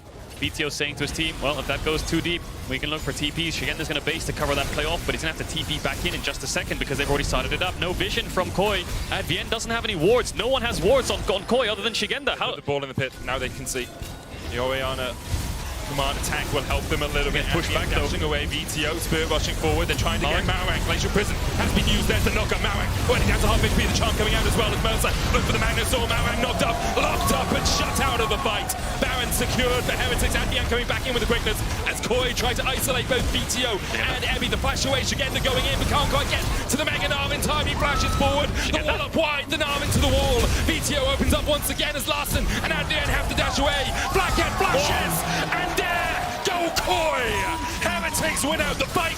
They claim the Baron, and they're looking for their spot tomorrow. They're teleporting down to the bot lane. They're looking to end it. Comp is just running. He couldn't get into the fight. The pillars, the Ornn, the Rel, everything. He had no chance, and now we'll have to watch as Heretics destroy the Koi base. Seconds on Malrang. Comp is dead. They couldn't find that Baron. They were pushed back. Shigenda tried to flash forwards to make the hero play, but that's going to be a 2-0 for Heretics. It's vengeance for Valorant here for Heretics as they claim the win against Koi. And they will meet BDS tomorrow for a spot in the playoffs. Game 1 was very shaky from Heretics, but very funny towards the end when Pentas get stolen and you make this insane comeback. A lot of energy and spirits are high. This game, though, was pretty, I'll say, clean overall. Their draft, they ran it back, and you could see the difference in functionality when they actually get the ball rolling and they can make things happen. They have so much agency in the game where they can actually just press the advantage. And yeah, Koi just couldn't match up against it. They couldn't slow them down to keep the lanes in even state so they could pressure those lanes because they just kept forcing around the map. Didn't they manage to pick up objectives early on, and then the snowball effect came through. I believe it's a tough day for Koi all around. 0-5, I think they lost 0-2 here, and then 0-3 up against Na'Vi in LCQ, ending their year in both leagues, as a matter of fact. At least here in the LEC season final, still a possibility.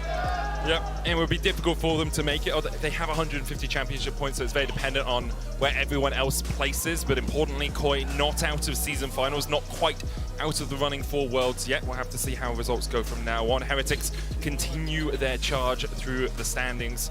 And because of them, because of this win, SK are now going to be fighting off for those world spots in a couple of months' time. You can vote for your player of the game for this series, though, at LEC on Twitter. Jankos, Flackhead, and Mercer are your options. Honestly, all three of them had really good games. I think Mercer on the Rel played exceptionally well today. And as a support main, I have to, back my fellow support mains. But you could also, Flackett had some great moments. I was going to say, I feel like we yelled Flackett's name louder than everyone, so that's usually a pretty good bet for MVP. I mean, true, but he also didn't get a pentakill, so... Yeah, and that was definitely his fault. Yeah, could have got it. All he had to do was auto attack, Ebby's just better. It's one of those things where it's like if Ebby ever tries to get a penta, it's quadra, Flackett's flashbacks, He's flashing forwards, he's taking that penta. I think we've all Revenge watched arc. enough Ebby to know that he's more of a utility tank player than the You never know. I've seen Malphite get pentakills and lose the game 5 seconds later. That's true. Yeah, that is true. We'll have to see, perhaps, if we go on the Gwen arc for Ebby or something. Yeah, I mean, hey, he was doing some crazy things on Renekton. Right out of the GA in the first game, all of a sudden flashing, killing Larson. Tryndamere? Pretty gnarly. Could work. Yeah, Tryndamere could work. If He it ever was comes a back. Tryndamere player a lot when he was on DFM. Yeah. Yeah, very much enjoyed Urgot, the Tryndamere perhaps? Urgot. Yeah. Bring out some classics. It's been a while since we've seen Urgot. Yeah, actually. I miss I'd love old to- Urgot. Oh, yeah. good in 2v2. But you could steal, but you could steal a Baron from like 3 screens away. Yeah. Just like hit the E on it and then. Oh yeah, I remember Holy, that. imagine 2v2v2, but they bring back old champions, like pre-rework. That would be sick. The most fun I had playing Urgot was Urgot support because all your job was to flash Right, to hyperkinetic lose. position reverse. They kind of did that with Fiora. Blade Waltz, you can like have the old Fiora. Right, yeah. So they have some remnants Give us of the it. Old hyperkinetic Scion. position reverser. I want old no, that's Scion. Where you disgusting. just run with the shield and you press E and then you just thrack. That would have been great. Anyway, that's enough from us. We're going to hand it over to Trouble, who is sitting by with Flackett and Knows old Scion, but not what flashes. Thank you very much, Medic. Jankos, Flackett, congrats, guys, on the win. Can I get some first impressions on how you felt about today's games? I mean, overall, we are pretty sad because Jankos really wanted to get holidays. And we were expecting like a quick 0-2. But... yeah, I mean, the thing is like new season Diablo, 2v2 arenas. There's like so many things to do. Any TFT? Oh, no. we don't play shit. that. I mean, no, wait. It's a really good game. It's a really good game. We don't play good games. We don't play good games. Come on, man, it's the only game I'm good at. You can't say it's bad. I mean, Janko is like so bad, so he's just mad, right? All right, cool. Just flaming the game. That is true. I just don't have any brain, and TFT you need brain. Yeah. So automatically I cannot play TFT. Yeah. I can coach you, so it's okay. You can coach me in League and coach in TFT. Okay, so are we happy? Are we happy with today's game and how it went? Yeah.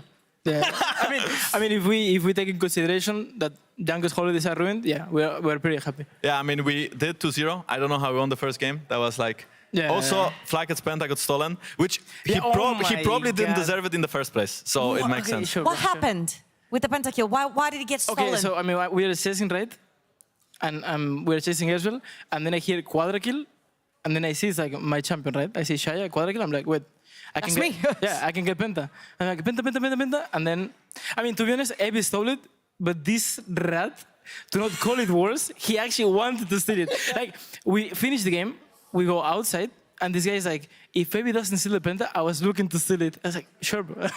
like, sure, bro. I mean, you know, he's a rookie still, right? Yeah. It's his like kind of second year. Yeah, I don't think he deserves a penta yet, you know. Yeah. Like Not someone like Caps who got like a penta in the fountain last week. That is like deserved. But like, I Okay. mean, Flackett, I mean, like. If you guys make season finals, does he deserve a penta then? No, probably still not. I mean, then I'll be very sad, right? Because yeah. we are making all the way. Yeah, like, yeah. it's so much like time. Yeah, and imagine we go worlds like this. Oh my God! Then there's no vacation until like late November, November max. I mean, Yeah, okay. probably should just consider retiring, probably, but it's fine. Oh yeah, true actually. Yeah. But now you guys have roster lock, so you can actually swap. Yeah, actually, thanks. But maybe it's better for you. I mean, anyway. we're getting interviews, so we should just let her ask the questions. But it's fine. Like, you can keep like annoying. I can literally just sit here and listen to you guys all day. If you want to have a podcast. I mean, personally, I don't want to listen to him whole day. So I think as much as like if you are talking, it's much better. Yeah, it's fine. Okay, since you want to talk about this, let's talk about your guys' relationship a little bit, your friendship, being colleagues, because there's a lot of banter going around, but I'm pretty sure behind the scenes, maybe there's more? I mean, behind the scenes, for sure, this guy touches my ass more than we can see on the broadcast. But, I mean, outside the game, right, we're like really good friends. And we do have like this like really stupid humor. That is not legal on the broadcast. Okay, sure, you can say that. I mean, to be honest, with Bibi, like, our humor was like even worse. It was so bad that Okay, Jankos with would get BB, triggered. your humor was like omega triggering. It was completely fine. It was completely fine on the broadcast. Yeah. But it was like just so annoying. Yeah. It was like beyond annoying. Yeah, Even Dylan, who is like omega chill, would sometimes get triggered. Yeah, for sure, for sure. At BB or Flackhead? I mean, both. I mean, both, yeah. It was just like, you couldn't listen to them. Like, it was not possible. A match made in heaven. All right, a little bit more league related, honestly. When your guys' team didn't do very well, a lot of the weight fell on Ebby's shoulders, not performing the best over in the top lane. But it looked like it had a really freaking good series, a lot of flanks. Did you work on particularly anything? Did you work with Ebby on anything? Do you pay more attention towards that top side of the map? Are you happy with the performance today that you had? Yeah, I mean, I think that it's very difficult for Evie to play because our bot side needs so much attention. Yeah. That basically, and I'm choking. Yeah, and Fag is perma choking. Yeah. And mid lane is like, don't even get me started about the mid lane. So that is why Evie has to tank a lot of hate because he just doesn't get help enough from us. Since we have to help mid and bot. It's top lane. But I do think his play today was very, very good, right? Like you mentioned, he had a lot of flanks. I think his laning phase was very good. I think he found like a cheater base on Quinn in the game 1, which completely like won the game, or like not won the game, but his lane was like so much easier than it should have been. So I think he's a very smart player that maybe sometimes gets like too much hate. But I mean, yeah. I think as well, like this week we tried like playing more for top lane and as well like enabling him more in like comps. So that's why in some games, to be honest, if I can run it, but some games as well, like the thing is we like our macro as a team, I mean, for sure it's like getting better, but especially in the early days wasn't like the best. And he was usually the guy like perma dropping like sides and everything and playing like, it cannot even be called weak side, it was like beyond weak side, right? Like zero attention from like anyone. So of course he would like look like even worse. But I mean, still I think he's like really smart player and really, I mean, like nice overall in game because he's like always willing to like sacrifice. And he like, I mean, I don't know, probably other player would get like mega mental if he had to play against Queen with like zero attention every game. But I mean, we're really happy with the team and with Evie as well. Yeah, he found really great team fights today and versus the Queen as well. Now, you asked me not to ask you about your mid laner. Your mid laner is waiting in PGL with Laura and Yamato. Can we please open that box about the mid laner and sort of like tell him something? Jankos, maybe? I mean, last time Jankos flamed me, I almost got fined for doing something on... So we let him get fined this time? Yeah, just say something to the mid laner. I mean, I don't like, it's... The thing is, if we open the Pandora box, there's no end to it, and I don't want to like end his career during an interview, So like, look at his smile. Laughing. Like he's laughing because he's trying to cope. Yeah, I mean, he knows. Yeah, he knows. He's like, is that like the awkward laughing. smile? Yeah, he's sweating. He's sweating. He's like super sweating, dripping, with sweat, like. Yeah. But it's fine. He had decent game with Ari, 2 games with Ari actually. So we will let him pass this time. Yeah. All right, well, thank you very much, guys, for this podcast. And sorry, no holiday for you. You got to play again tomorrow. I mean, it's fine tomorrow. It's fine. Like, tomorrow he'll make sure we have holidays, guys. I mean, I can book my... Don't worry, Sam. Thank you very much, both of you. Congratulations on the win. Over to PGL with Laura Yamato and the mid laner video.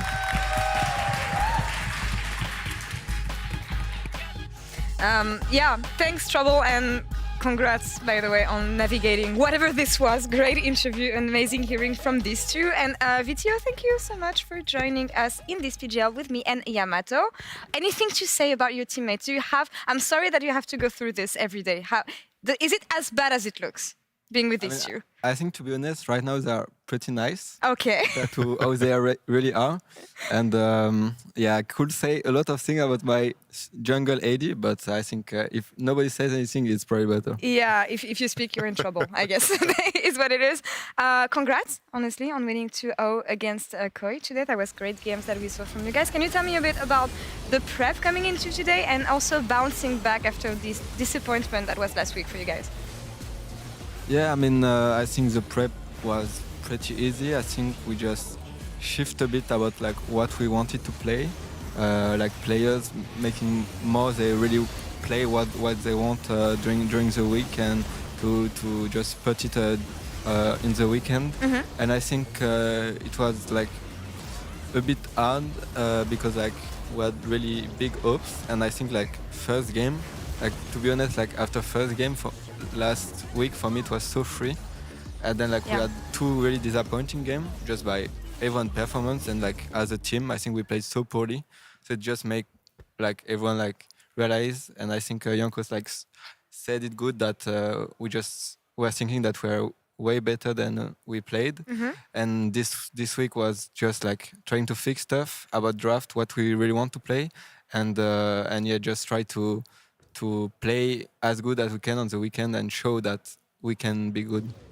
Yamato, is there any noticeable improvements that you see on this set of Heretics last week compared to this one in the playstyle, the way they approach drafts, maybe? I feel like in this one, I think in terms of draft, I felt like you guys were a lot more comfortable. I saw the change up, especially on your end. I think when you played the Ahri, I think, I think a lot of mid laners in Europe don't play Ahri because they don't understand how they need to make use of space around objectives. And I think that both you and Evie, especially in the first game, you guys found the right catches. Your Everfrost were really, really clean. You were willing to actually trade your HP to create the space, to create the fights. And I think, in general, my overall sentiment in regards to how I view you as a player, I feel like both on 13-13 and 13-11, you seem to understand very, very fast what you need to be playing in mid. And I'm kind of curious, I want to shape this into a question. Are there any places that you take inspiration from? Because I know in the past it was always Veteo and you looked up to Chovy. Are there places you take inspiration from? Because it seems like you're very, very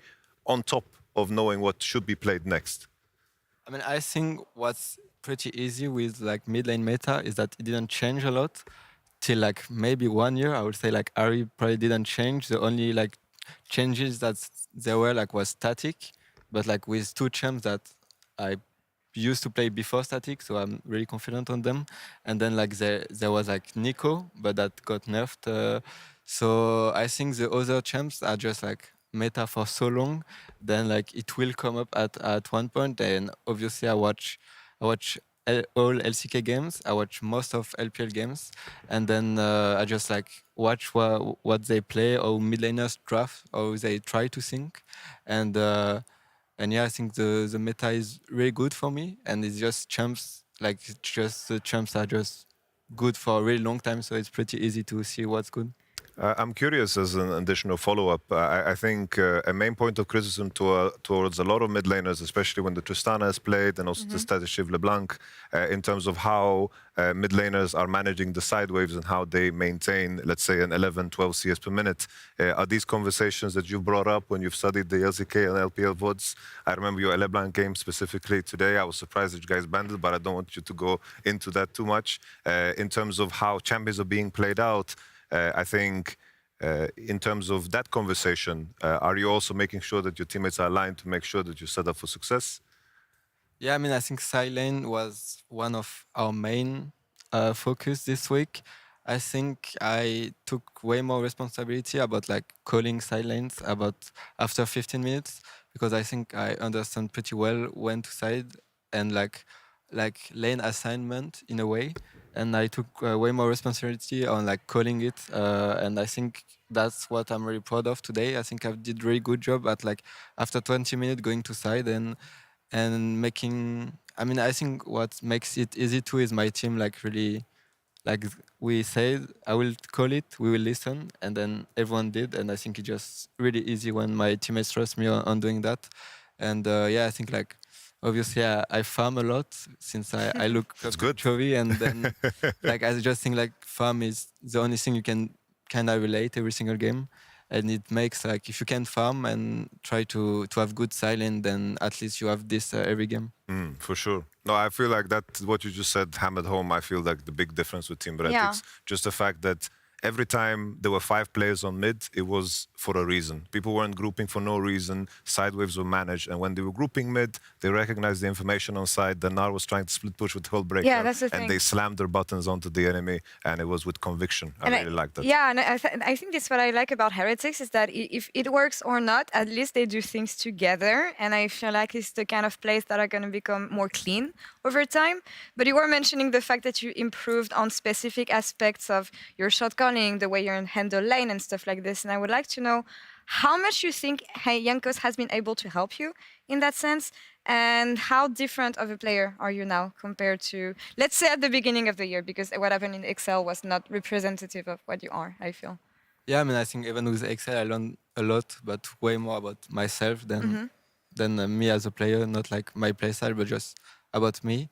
And I think what Jankos brought is like a lot of what I should say because he played with like really good millennials, and he tells me like, okay, Caps or Perks will say that now, so you should say that, and yeah, and after it's like more stuff about like being creative in a way and making stuff easy for the team, and I think that's and like sometimes giving up stuff that I didn't used to.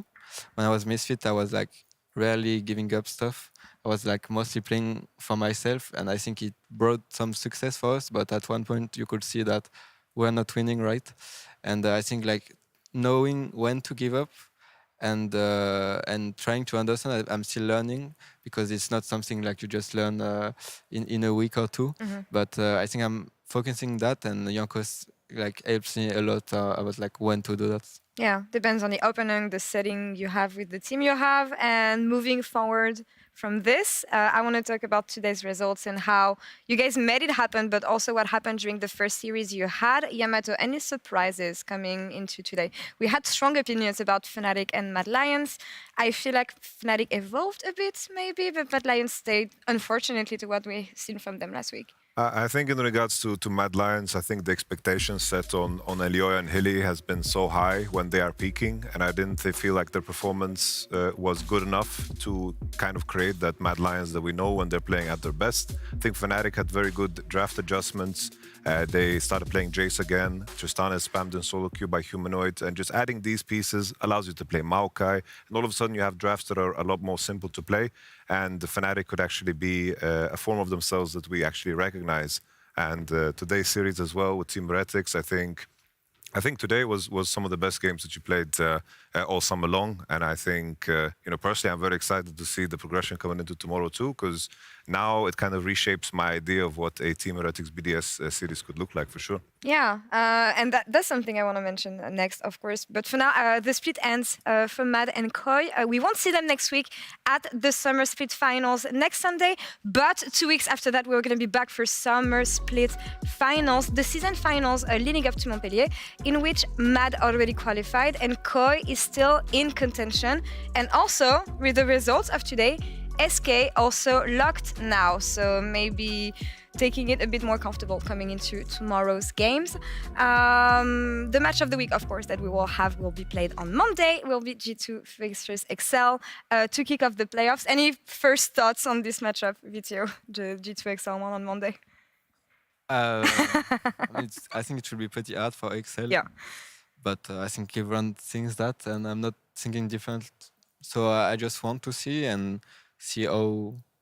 how Excel can do, and if they can really show up against G2. Coming as the underdog, of course, maybe less to prove, and you can be more creative in a setting like this. Can you tell me about your game tomorrow before we go? We don't want to hold you for too long because I know you have to prep, but yeah, facing off against BDS. What's your understanding of the team from what you can say? Yeah, I mean, I think today it was hard to be really happy about the result because we have game tomorrow and it's as important. And I mean, basically, as I said, I think last week was free and we throw. And right now I just want to show and to play without being as bad as we did. And I just want to get revenge from last week. I still think we're a better team, and if we like really show up and show what we improved on, and like when we rewatch our games as a team, it was like really mind-blowing how bad we played. So like I just want to play, and I think it will be a great series. Last time was 2-1 for them, but yeah, I just want to play and get revenge from last week. The rematch, the revenge. SK Fnatic, Yamato, any? Ooh, SK Fnatic. I think the main question is what is hiding behind the Jace layer for Humanoid. Does he have the LeBlanc ready? The Kaiser ready? Does he have the Tristana ready? I think being on point with the mid lane meta and enabling Humanoid to get to the point where he can carry games is going to be key. And SK, when it comes to the later parts of the game, they get very sloppy and dirty. They need to clean that up because early game, they're very sharp. I feel like Fnatic need to clean that up as well. But it was more clean Yes, yes. today, though. But that's a story for tomorrow. Vincent, thank you so much for being with us today. We're going to take the PGL selfie. And you guys, if you missed any of the action today, the rebroadcast of today's game will be starting in just a few minutes on Twitch. So join us tomorrow to see who will join XL and G2 in the Summer Split playoffs. We're back with Ready Check at 5:45 Central European Central Time. Thank you so much. Have a good night. We'll see you tomorrow. And I forgot to unlock my phone. Here it is. All right. Thank you, guys. Thank you. And thank you all. See you tomorrow. Bye-bye. Does he go for the dive? I think he might be feeling he's it. dead. Gets the knockup, gets the bellows breath, and another kill. I think you can look on. Look on Ash. Yeah, look. Go Milio. Nice. The magnets are thrown, but here comes Noah, flashing over the wall, forcing the Mad Lions back. Oscar's turned onto Elyoya, and it is Fnatic once again winning out the fights. I think I can ulti here soon, by the way. Look on Ash. Look on Ash. Ash. Is that? Look nice. Yeah, go Milio. Yeah, I catch him. We can end. Nice. But Hilly, you saw how to play Rel? How to flash Q? I saw you gank at mid. You could flash smite that. Would be a very map I knew he would do that. You just got malbanged, Jankos. I mean, Wait, medic. Good timing, medic. Good timing. Okay. No, flash away. Heavy, look at the stun. Marta coming in. What a timing! What a timing! Kill him! His headset fell off. Penta. Yeah, I give you. Get better. Sorry. It's side. Sejuani has the ult. Double stun, double knockup. Maybe a double kill to boot. And Niski just barely sidesteps that engage, jumps forward, and he'll make it to the third volley. Now it's Niski on. Opens up once again as Larson and Adrian have to dash away.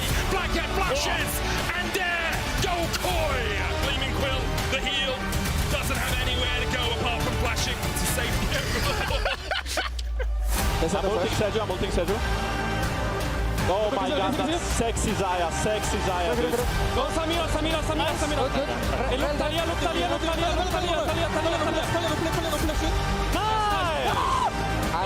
Penta. No. Penta. Wait. I go.